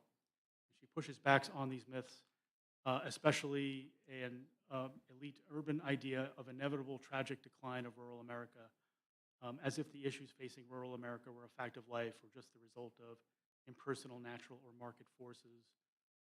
I would add an economic frame that extends at least back to Adam Smith's treatment of the rural-urban divide. Instead, she focuses our attention on policy choices at play that have led to challenges facing Appalachia. She writes, what are the practical and ethical drivers for how and why our laws and institutions distribute resources across populations and landscapes? In other words, what normative priors and assumptions shape the available policy space for urban policymakers? Professor Eisenberg spends a considerable amount of time productively discussing the urban-rural divide and the cultural differences between the country and the city that determine urban policymakers' attitude towards the rural problem. In this light, particularly helpful is the concept of urban normativity, which essentially means that urbanites often assume everyone else is an urbanite and often fail to realize that things they take for granted are not available to everyone else. Urban normativity can be born of ignorance or bias.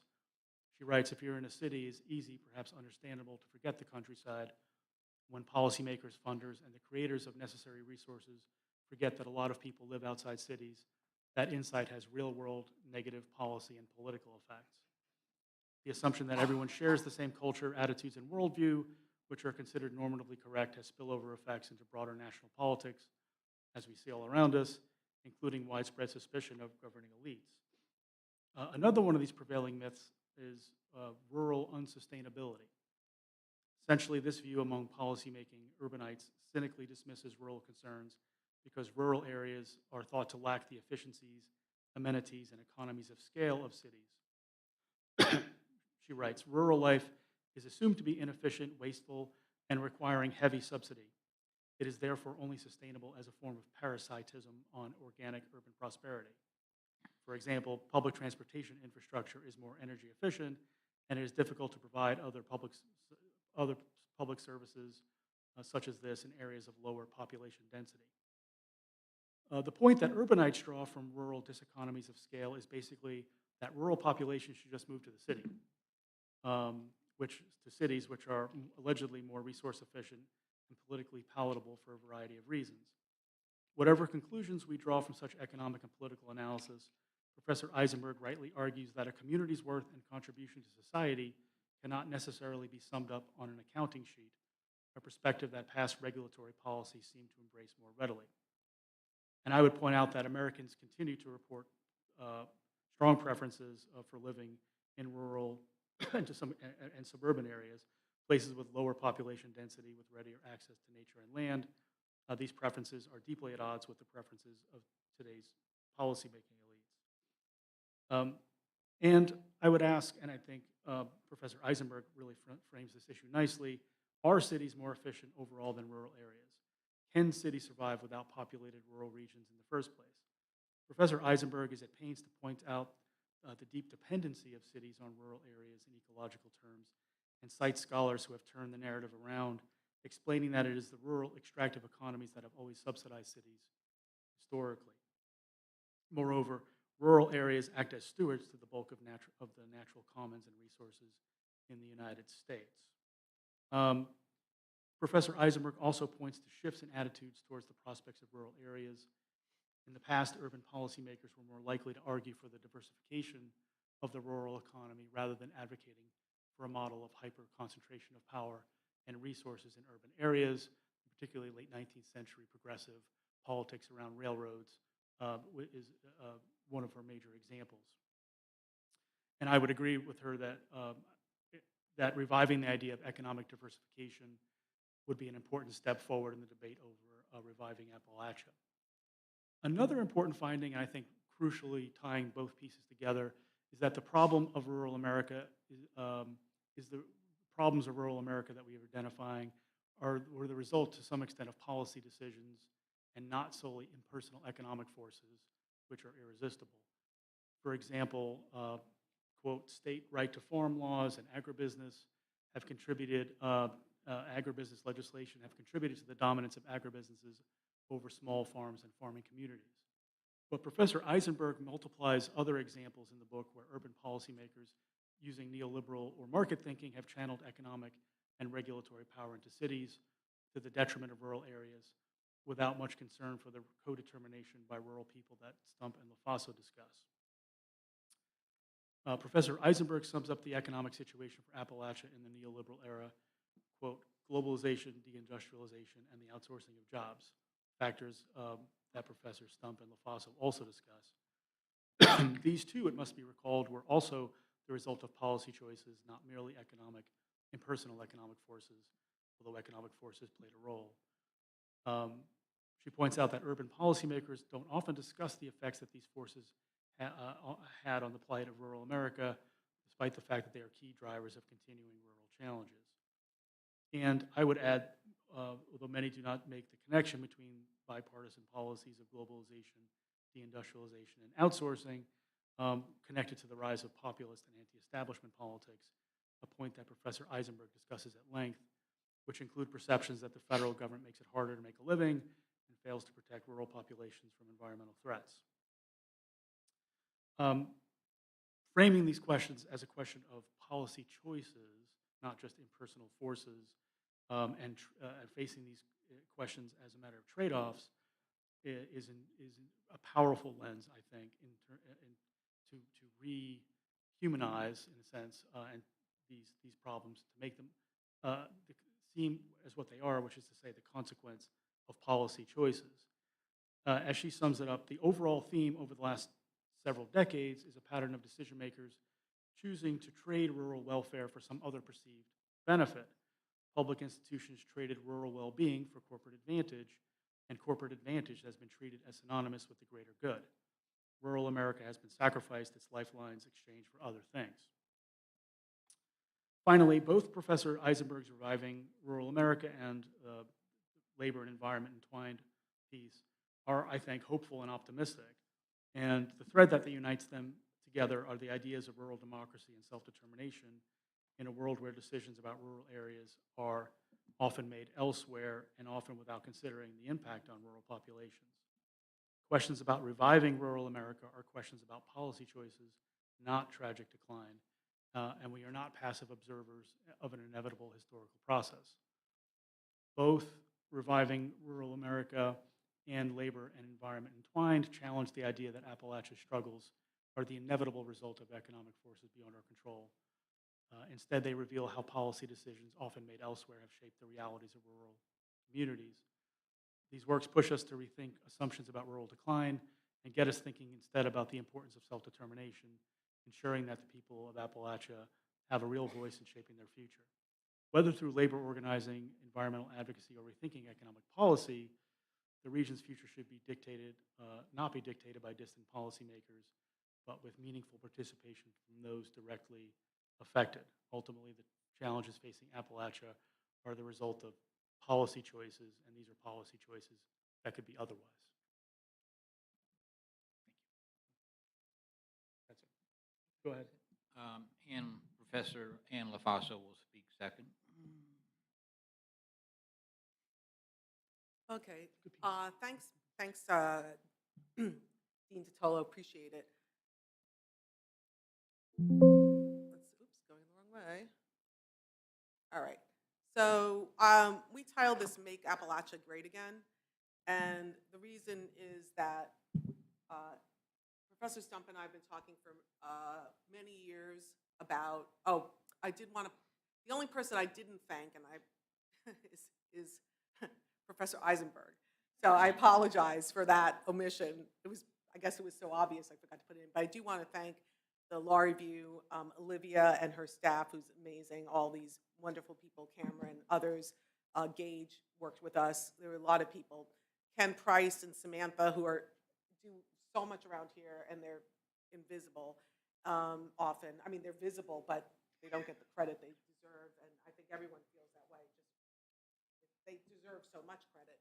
And also, there's many other people that make this event happen. I just wanted to recognize all those workers. I think that's really important.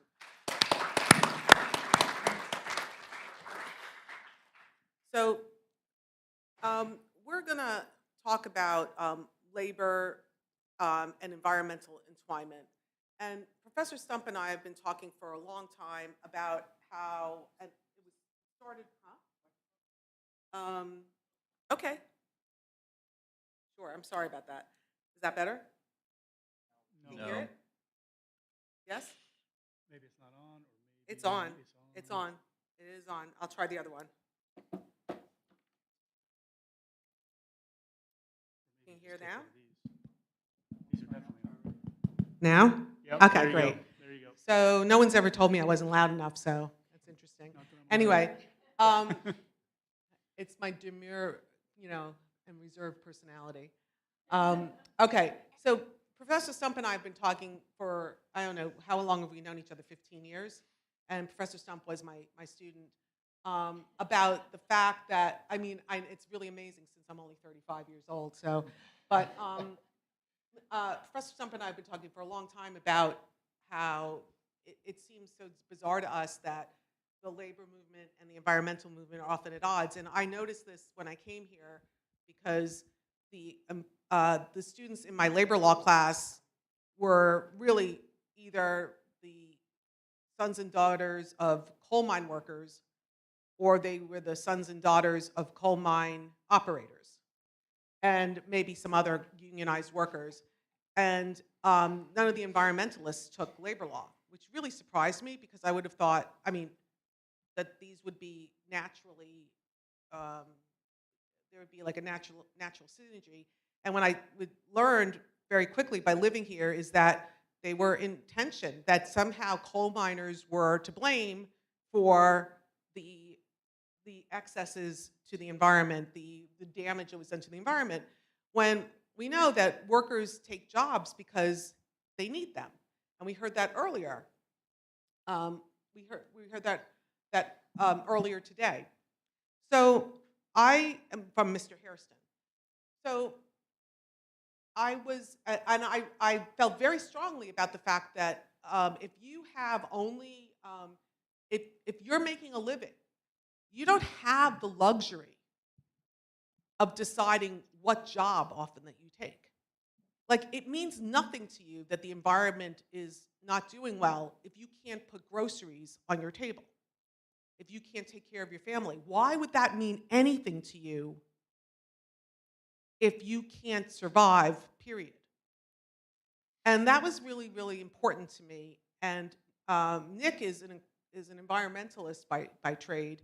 I do have a science background, so I know a little bit about and understand a little bit about climate change, but I will say he's the expert on that. I just basically will, if I read a scientific report, I tend to believe scientists. I think scientists are important. And so I look at what they say. Some of them contradict each other. Most of them are in agreement that there's a climate change issue. And so I take that seriously. But I also think we have to live, human beings have to be able to take care of their families. So I'm going to talk today a little bit about that history, and then Professor Stump's going to talk a little bit about the environmental protest movements, and we'll both talk a little bit about this false dichotomy and some possible solutions. So again, this is the Appalachian region as it's defined.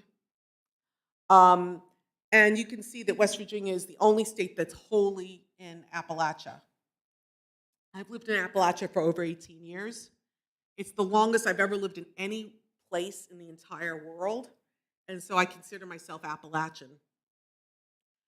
Appalachia is also one of the world's richest sources of fossil fuel energy deposits, and you can see that by this graph as well. And I think Professor Stump can talk to you a little bit more about that. But it's not just coal, it's timber, and it's also later on these oil and gas deposits. Well, and who are the miners? Well, the miners are literally, they're not just, as we often think of them, as white men, okay? There's some women. There's people of color. There were Italians.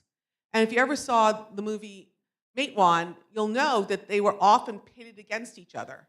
So these Scotch-Irish white miners against the Italians, against the black coal miners.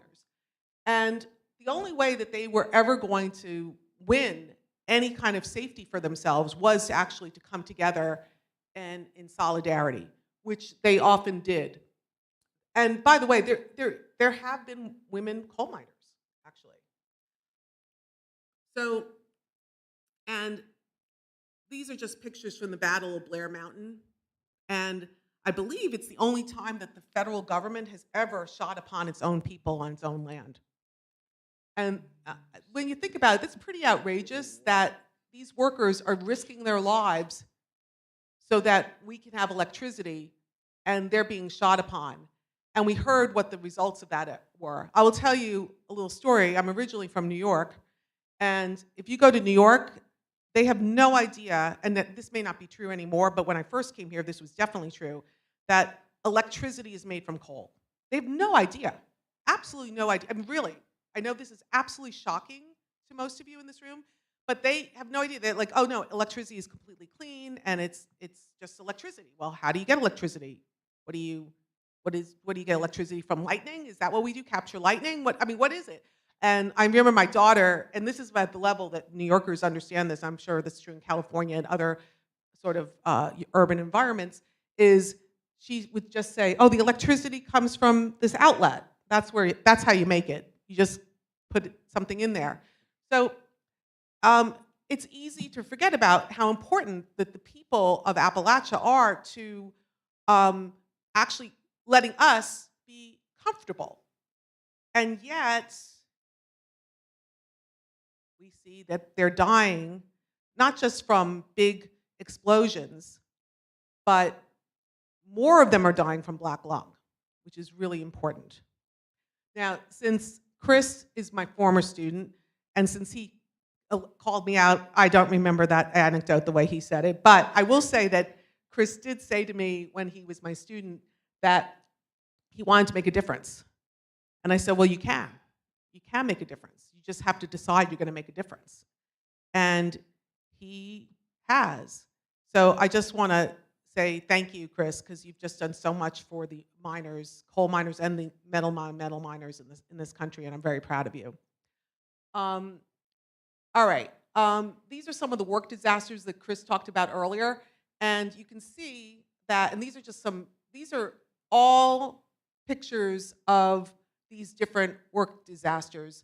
And after these work disasters, I just want to point out, Congress passed legislation after each of these really, really big disasters. So it was like, oh my God, people would get upset only once there was a really big disaster, even though more people were dying of black lung, but it's sort of like a plane crash versus car crashes. More people die of car crashes, but when you get a plane crash, all of a sudden, it's so much bigger. And I want to point out, I did an article a few years ago, more than a few years ago, probably like 15 years ago, and my husband's a statistician, so he helped me with this, that there was a big difference, statistically speaking, it's called a broken arrow, that once these laws were passed, safety was enhanced. Huge statistical difference. This makes a difference, and this is why. If you don't have regulation, then this is what an employer is going to think. And you can't be upset with employers for this. I mean, you could be upset if you want, but you got to think, how does an employer think? Their job is to maximize profits. And so they are literally going to do a risk assessment, and they're going to say something like, well, if we do this safety measure, it's going to cost this much money. But if there's an explosion, we just have to pay out how much these workers are worth, which isn't a lot of money. And so for them, they do the risk-benefit analysis, and since the workers under law are only worth a certain amount, their lives are only worth a certain amount, then they're willing to not have high safety standards. Now, to me, life is infinitely important, and so the cost-benefit would be a different cost-benefit. One life is one life too many. However, that's not the way the world works, right? The world works, especially in a capitalist economy, which we're not changing anytime soon. We're in a capitalist economy, and so we have to be realistic. I'm very realistic about things, and so to me, it's like, okay, we have to incentivize employers to not want to make unsafe workplaces. So rather than just getting angry at employers, just say, okay, we need to do this. And so anyway, you can see, I will say also, passing the NLRA is also a mine safety act. And I think that's really important to understand because mine workers are unionized for the most part. And when you gather together with strength and you say, I'm not going in that mine if it's dangerous, then they have to find people to go into the mine. And that's really important. And I will say, it's a human right. The freedom of association, to come together and to be able to say, I realize that you are paying me, okay, but now it's unsafe, so you go in. And by the way, you can't be fired for that. You can't be fired for saying, now, normally you can be fired, we do obey and grieve. So you usually obey and then you grieve it, and then it's an unfair labor practice or it's a breach of contract that the employer did. But when it comes to health and safety, you don't have to obey and grieve. If it's really an imminent danger, the miners can just take a walk and say, we're not going to do it.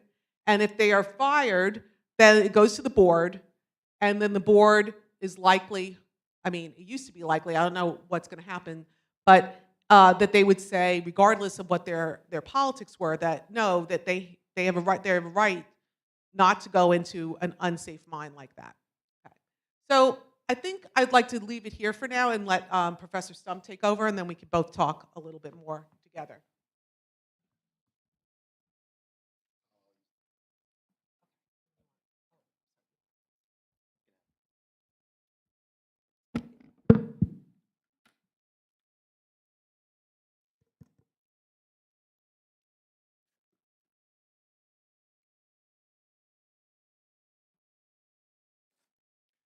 All right. So good afternoon, folks. Let me start off by echoing Professor LaFaso and thanking everyone who put this just fantastic symposium together. I was looking forward to it all week. So glad that it is it's finally here. So, historian Chad Muntree has long described the Appalachian environmental movement as an environmentalism of common people. So Professor LaFaso and I do think that this is a particularly apt and helpful frame. We weave that throughout our Symposium article, and I will also be using that frame for the remainder of my remarks this afternoon. But first, a very important preliminary note is that I am, in fact, one of those common Appalachian people. There is some history of coal mining in my family. In fact, the picture on your all's left is a report on the death of my maternal grandfather. He was killed aged just 27 in the West Virginia coal mines. It's odd to think that I'm older now than that he ever was. And then the picture on your all's right is of the Sago mining disaster of 2006 that Professor LaFaso referenced. That happened just outside of my hometown in West Virginia. And so, of course, that shook our community to its very core, really. So I do feel very comfortable using the frame of an environmentalism of common people. I'm very much a common person of Appalachia. And I can add that Professor LaFaso did live and work in West Virginia for 18 years. Her important work very often furthered the interests of our West Virginia coal miners. That's why, as a student, I was drawn to Professor LaFaso as a mentor, which she still is. And so I very much consider Professor LaFaso to be an Appalachian too, which is why we wrote yet another paper together for this symposium. All right, so now let's just briefly tour the long history of the Appalachian environmental movement. It was largely born in the 1960s when ordinary Appalachians contested strip coal mining practices. Strip coal mining did endanger the land, houses, the health, the very lives of Appalachians, which is why it was very much an existential movement in Appalachia for the land and the people.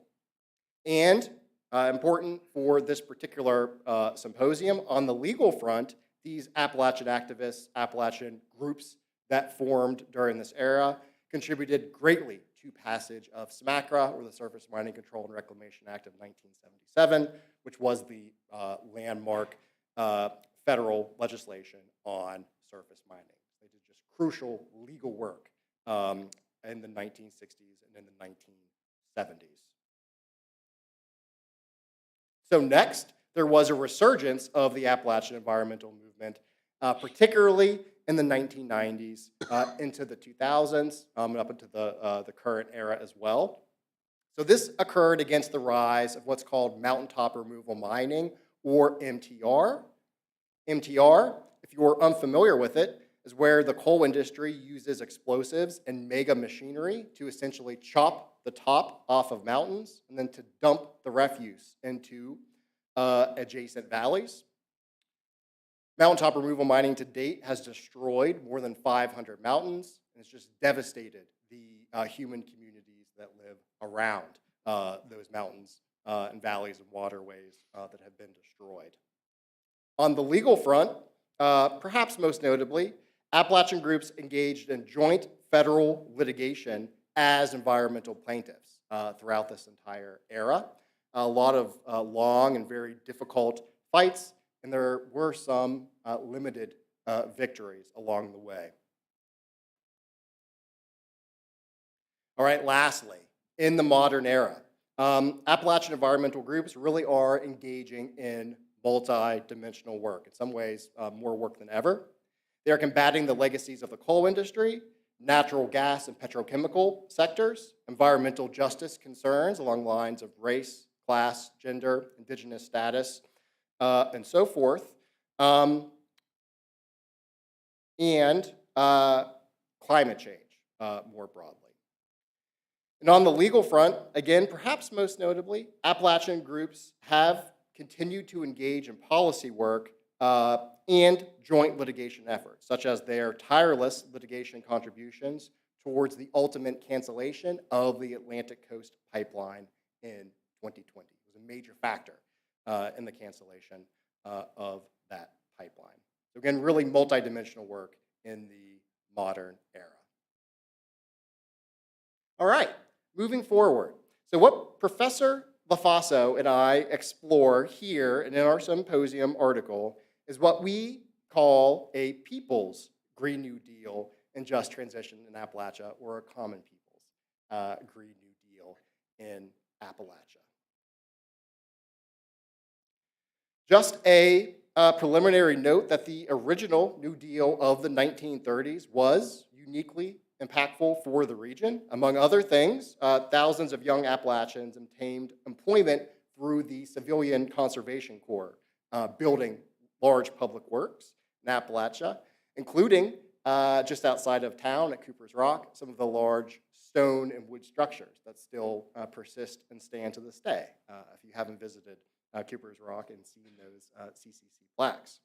So, with the Green New Deal, Professor LaFaso and I can envision a new generation of thousands of young Appalachians working for a comprehensive green energy transition. We do, however, want to provide a word of caution. There are some prominent and important critiques of the 1930s New Deal and other major liberal development projects of the 20th century, such as the 1960s War on Poverty. First, these programs were largely designed and implemented by what we might call technocratic policymakers in DC. They were not co-designed and co-led by ordinary Appalachians, or again, the common people. Again, something that Dean Totolo touched on in both our article and Professor Eisenberg's amazing book. Definitely a through line there.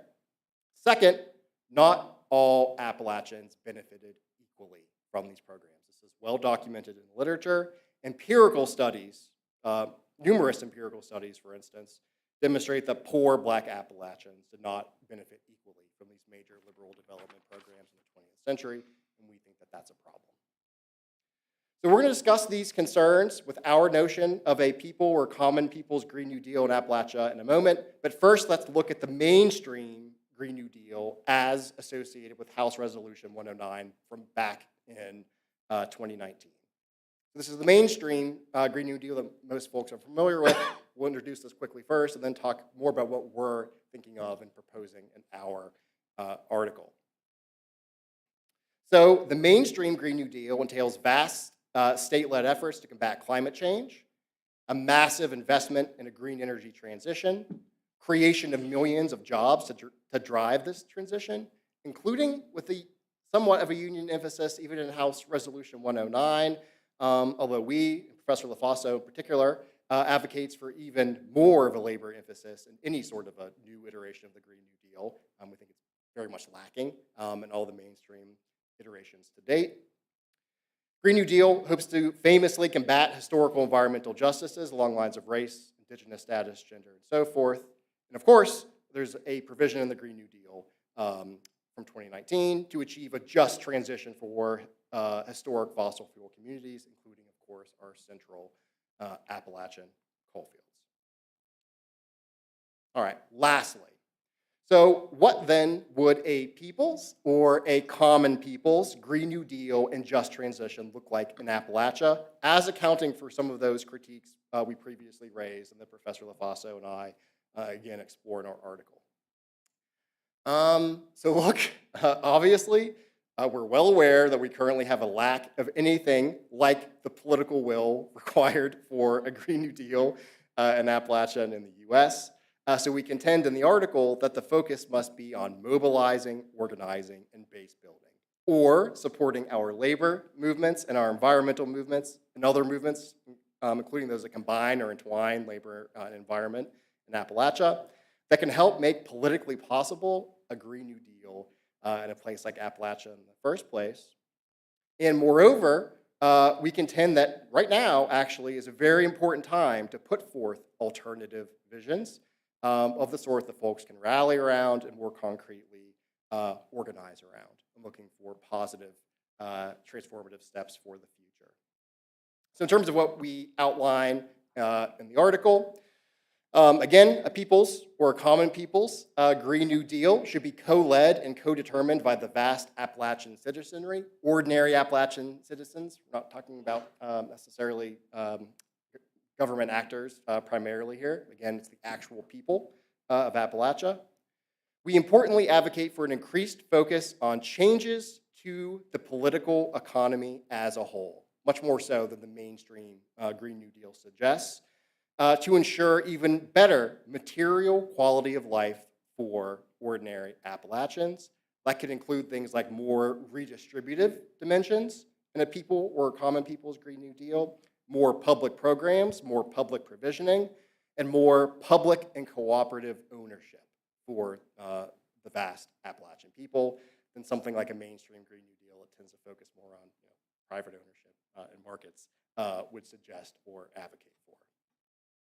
Final point, we argue not just for an Appalachian or a U.S. Green New Deal, but rather linking such programs with a truly global people's Green New Deal, which, among other things, we contend, which is self-evident, is required to combat global climate change and the broader global ecological crisis. And there are alternative Green New Deals out there. Europe enacted a Green Deal.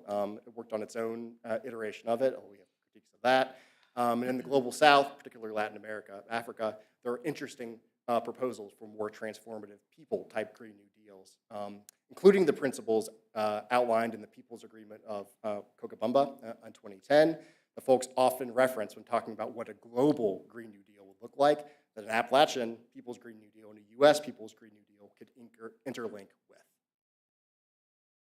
And I just want to add something to this part. Thank Nick, that was really good. I'll just say that to me, it's actually I really want to speak to the people who don't believe in climate change for a second.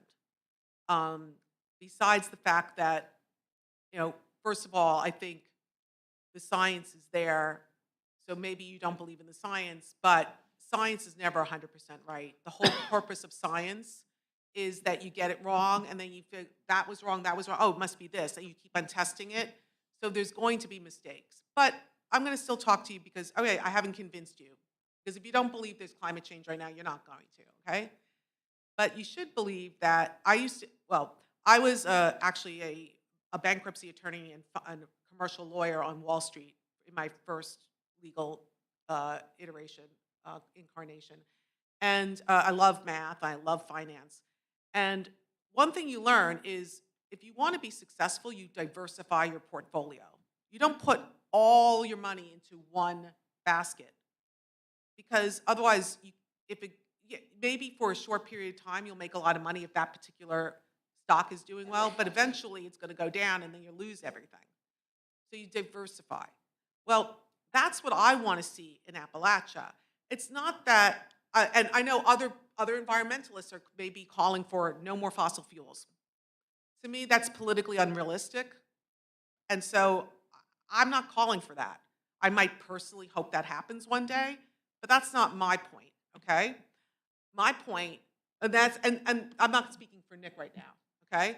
So my point is that why aren't we diversifying? If we had diversified early, then when coal prices started going down, and we started going into other things, and that includes shale gas, okay? But it also includes wind. It also includes solar. If we had invested in solar in the 1970s the way Jimmy Carter wanted, we would be ahead of everyone right now. And even as a teenager, because I was in junior high school in the 70s, I was in elementary school and junior high school in the 70s. I know it's hard to believe, but and I thought that was such a mistake. How could you? I mean, it's free. It's free. And I will say that Elon Musk has an outside influence on the government right now, and I'm certain he actually is interested in environmental issues. So I wonder if we don't think there's the political climate for this, but the Elon Musk part does throw a little bit of a joker into the equation.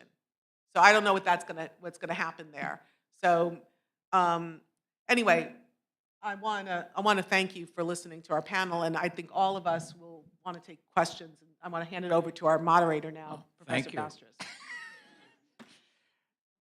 Yeah, I am just the moderator here, as Ann said. So I have no prepared statement of any kind. So the floor is open to all of you to ask any questions you want.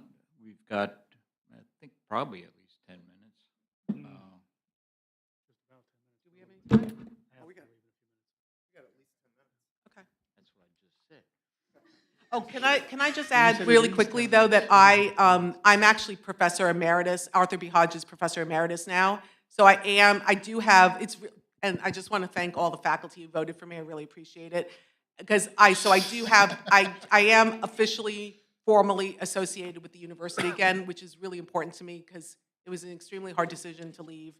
And I did leave. I stayed in, Nick Stump told me that Cincinnati's the Paris of Appalachia, so I live in Paris right now, and I'm enjoying it, but I miss you guys a lot. I thought that's Pittsburgh. Oh, no. Pittsburgh is Florence. It's the Florence of Whatever. Appalachia. Yeah. Okay. Chris, did you have a question? I did, beyond just, I've always heard Pittsburgh referred to as the Paris of Appalachia. Just Pittsburghers referred to it. Yeah, Is that- just I don't know, actually, I don't know that they really, how many of them identify as Appalachian, but that's a whole nother That's side of another conversation. story, right. No, so to harken back to the previous discussion where they were talking about, things that have happened here recently where, all these different grants and investments and things have been frozen. We'll just say they're frozen for right now. There's just, nobody really has insight into how they're going to move forward. In the same vein, I wasn't directly involved in it, but I kind of got to see some of it in play. That the Biden administration, very much in the way that you all have framed this, did bring both of those coalitions together and did do a number of things that I think was very transformative, did a lot of investments. There's a lot of things that we're moving forward. There are groups like the Blue-Green Alliance that tries to strike this balance and drive this point that there's a lot of common interest there and we can work together. I referenced earlier an IBEW thing that like they've recognized that where the economy's going. And so I guess my question is just kind of curious to, with that backdrop and the world we find ourselves in today, what do you all think in terms of, it's not a legislation. It wasn't a Green New Deal comprehensive piece of legislation, but there were a lot of things put in place, and how you feel about like what the future of those things could be, or where we're headed in that direction. Because there was a conscious effort to do exactly, maybe not at the scale you're talking about, but there was a conscious effort to do some of these things. Yeah. I think that they were great starts. Inflation Reduction Act, Build Back Better, influenced by the Green New Deal for sure. I think very helpful initial starts. And just maybe something to build on along even more transformative lines, I think is sort of what we're suggesting in this article. So yeah. And I want to add, I actually think MAGA has a large role to play in this. And I mean, Trump has really been really good at catalyzing a certain group of people, many of whom are Appalachians. And I remember, and my students who are in here right now, like Jem, are you here right now? Remember every day you would ask me, who's going to win the election? And I said, Trump. You're like, and then every single time we'd have class, you're like, who's going to win the election? Trump. And then I think one time you finally asked me, why do I think Trump was going to win? I said, because the states that are in play, the people that are going to make the difference are people just like Appalachians, and we know he has Appalachia. And so he's mobilized that group of people. Well, that group of people are labor, and that's not all of them, but when West Virginia votes, 70% for Trump, that's a huge percentage. I think we were second only to Mississippi. That's our motto, right? Thank God for Mississippi, right? Okay, so I think we're second only to Mississippi in how we voted in the last election. So, and yet these are the people I've been defending for 18 years, and I think though that it's those people that need to realize that, or we need to talk to and actually listen to.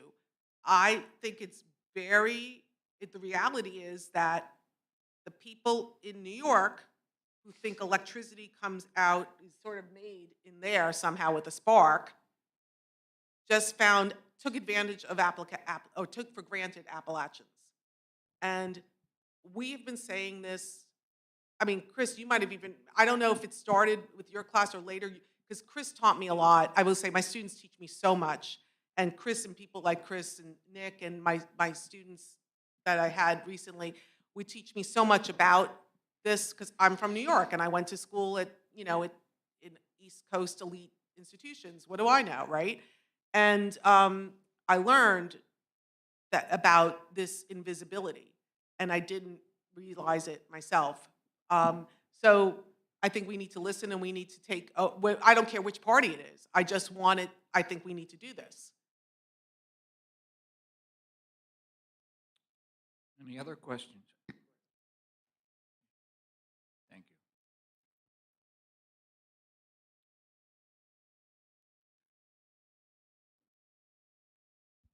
Hey, thank you all for speaking. I have one question, I guess, on what the focus right now is, which is mobilizing, organizing, and base building. I'm not from West Virginia, so I don't know that much about the context.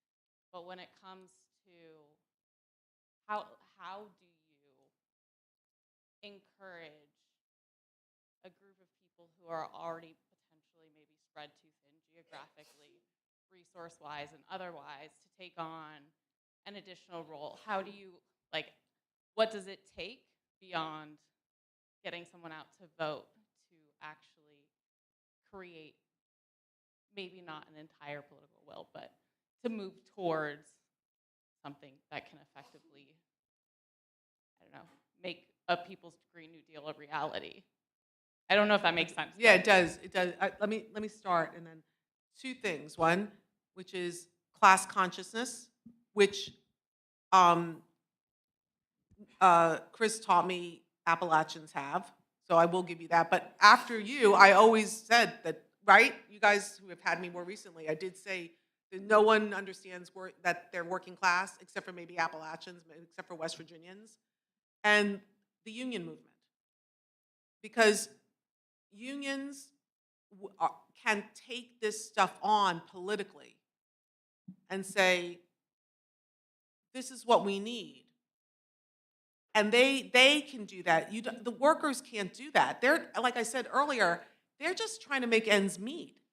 It's for the union to educate them. It's for the union to explain what they're doing and to get them to understand, and so that, and then say, we're trying to take care of you.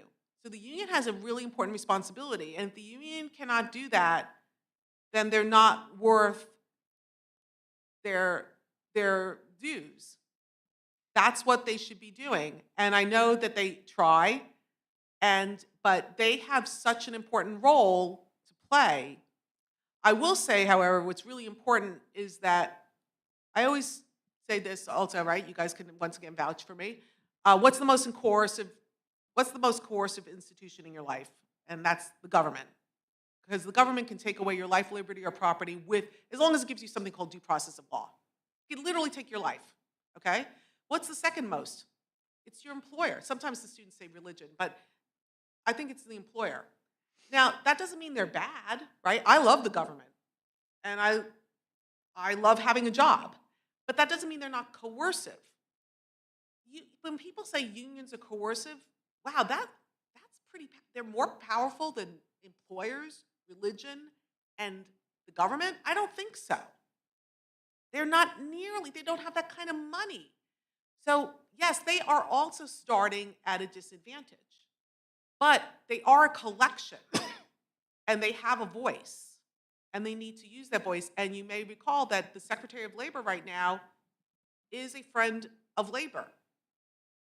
And that look, I don't know what the Teamsters did, but they did something.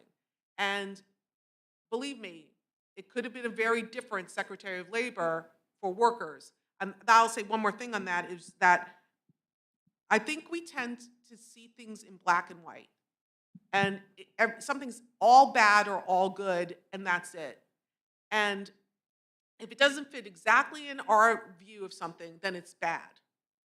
And I think what we have to do, and someone said this earlier, and it's one of my favorite words, the word nuanced, okay?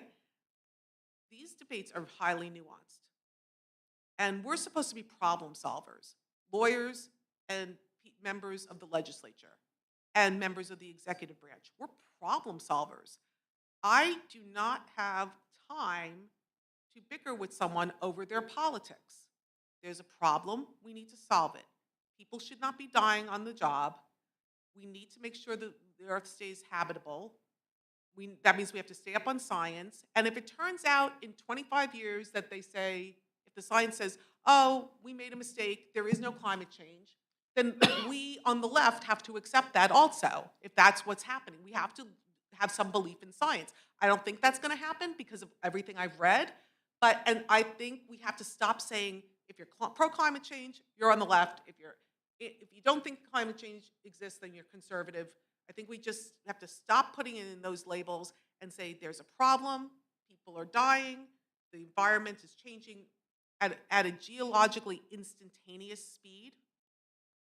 And that means it's hard for humans to keep up with it. And therefore, it might be something that would make it hard for us to survive in the future. As opposed to, well, it was cold at Valley Forge, you see? Well, yeah, it was. That's weather. That's not climate change. Nick, you want to add some stuff on that? Can add just a little bit. Teaching a class right now called Law, Social Movements, and Social Change. I see some of my students here this evening. This question comes up all the time. My short answer is, yeah, there's theory and there's frameworks of the sort that we discussed in our talk this afternoon, but it's not like you're bringing a slide deck on a People's Green New Deal out to communities, right? So there's theory and frameworks which have their place, like this afternoon, but then there's the actual organizing conversations and the actual rhetorical frames that you're using. You need winning strategies and you need winning tactics. And I think in a place like Southern West Virginia, for instance, it's not opening with a People's Green New Deal. It's opening with something that goes to bettering the lives of people, materially speaking. And so that would be, hey, I see that you don't have clean or potable water here. I see that there's a buffalo filled with water in your backyard. I see that disproportionate amounts of folks have cancer or other diseases here. I see that that's all a problem for you. Let's talk about fixing those concrete material issues that you have here.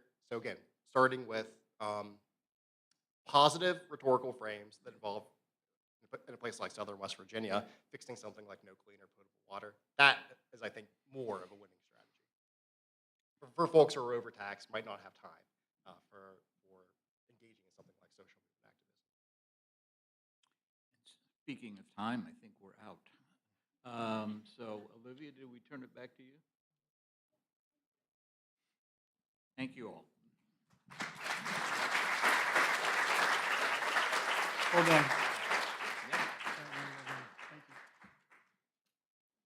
All right. Thank you again to our academic panel here. And thank you to all of our panelists today and speakers. This was such, bigger and better than what we ever could have wished for. I know that there were a lot of nerves leading up to it, but we're so happy that everybody could make it. So thank you so much for everybody who traveled. We really appreciate it. I just want to thank again Professor Eisenberg for letting us use this book as a centerpiece for this symposium, and just kind of providing us a template to discuss something imperative to the state of West Virginia. And I'm so proud of my team, Volume 127, and I look forward very much to Volume 128 and everything that they plan for next year. Hopefully we can do another event like this with CLE credit and keep building this. So I'm so proud of everybody, and I'm so grateful to be in this position. I really appreciate everybody coming today. So thank you very much.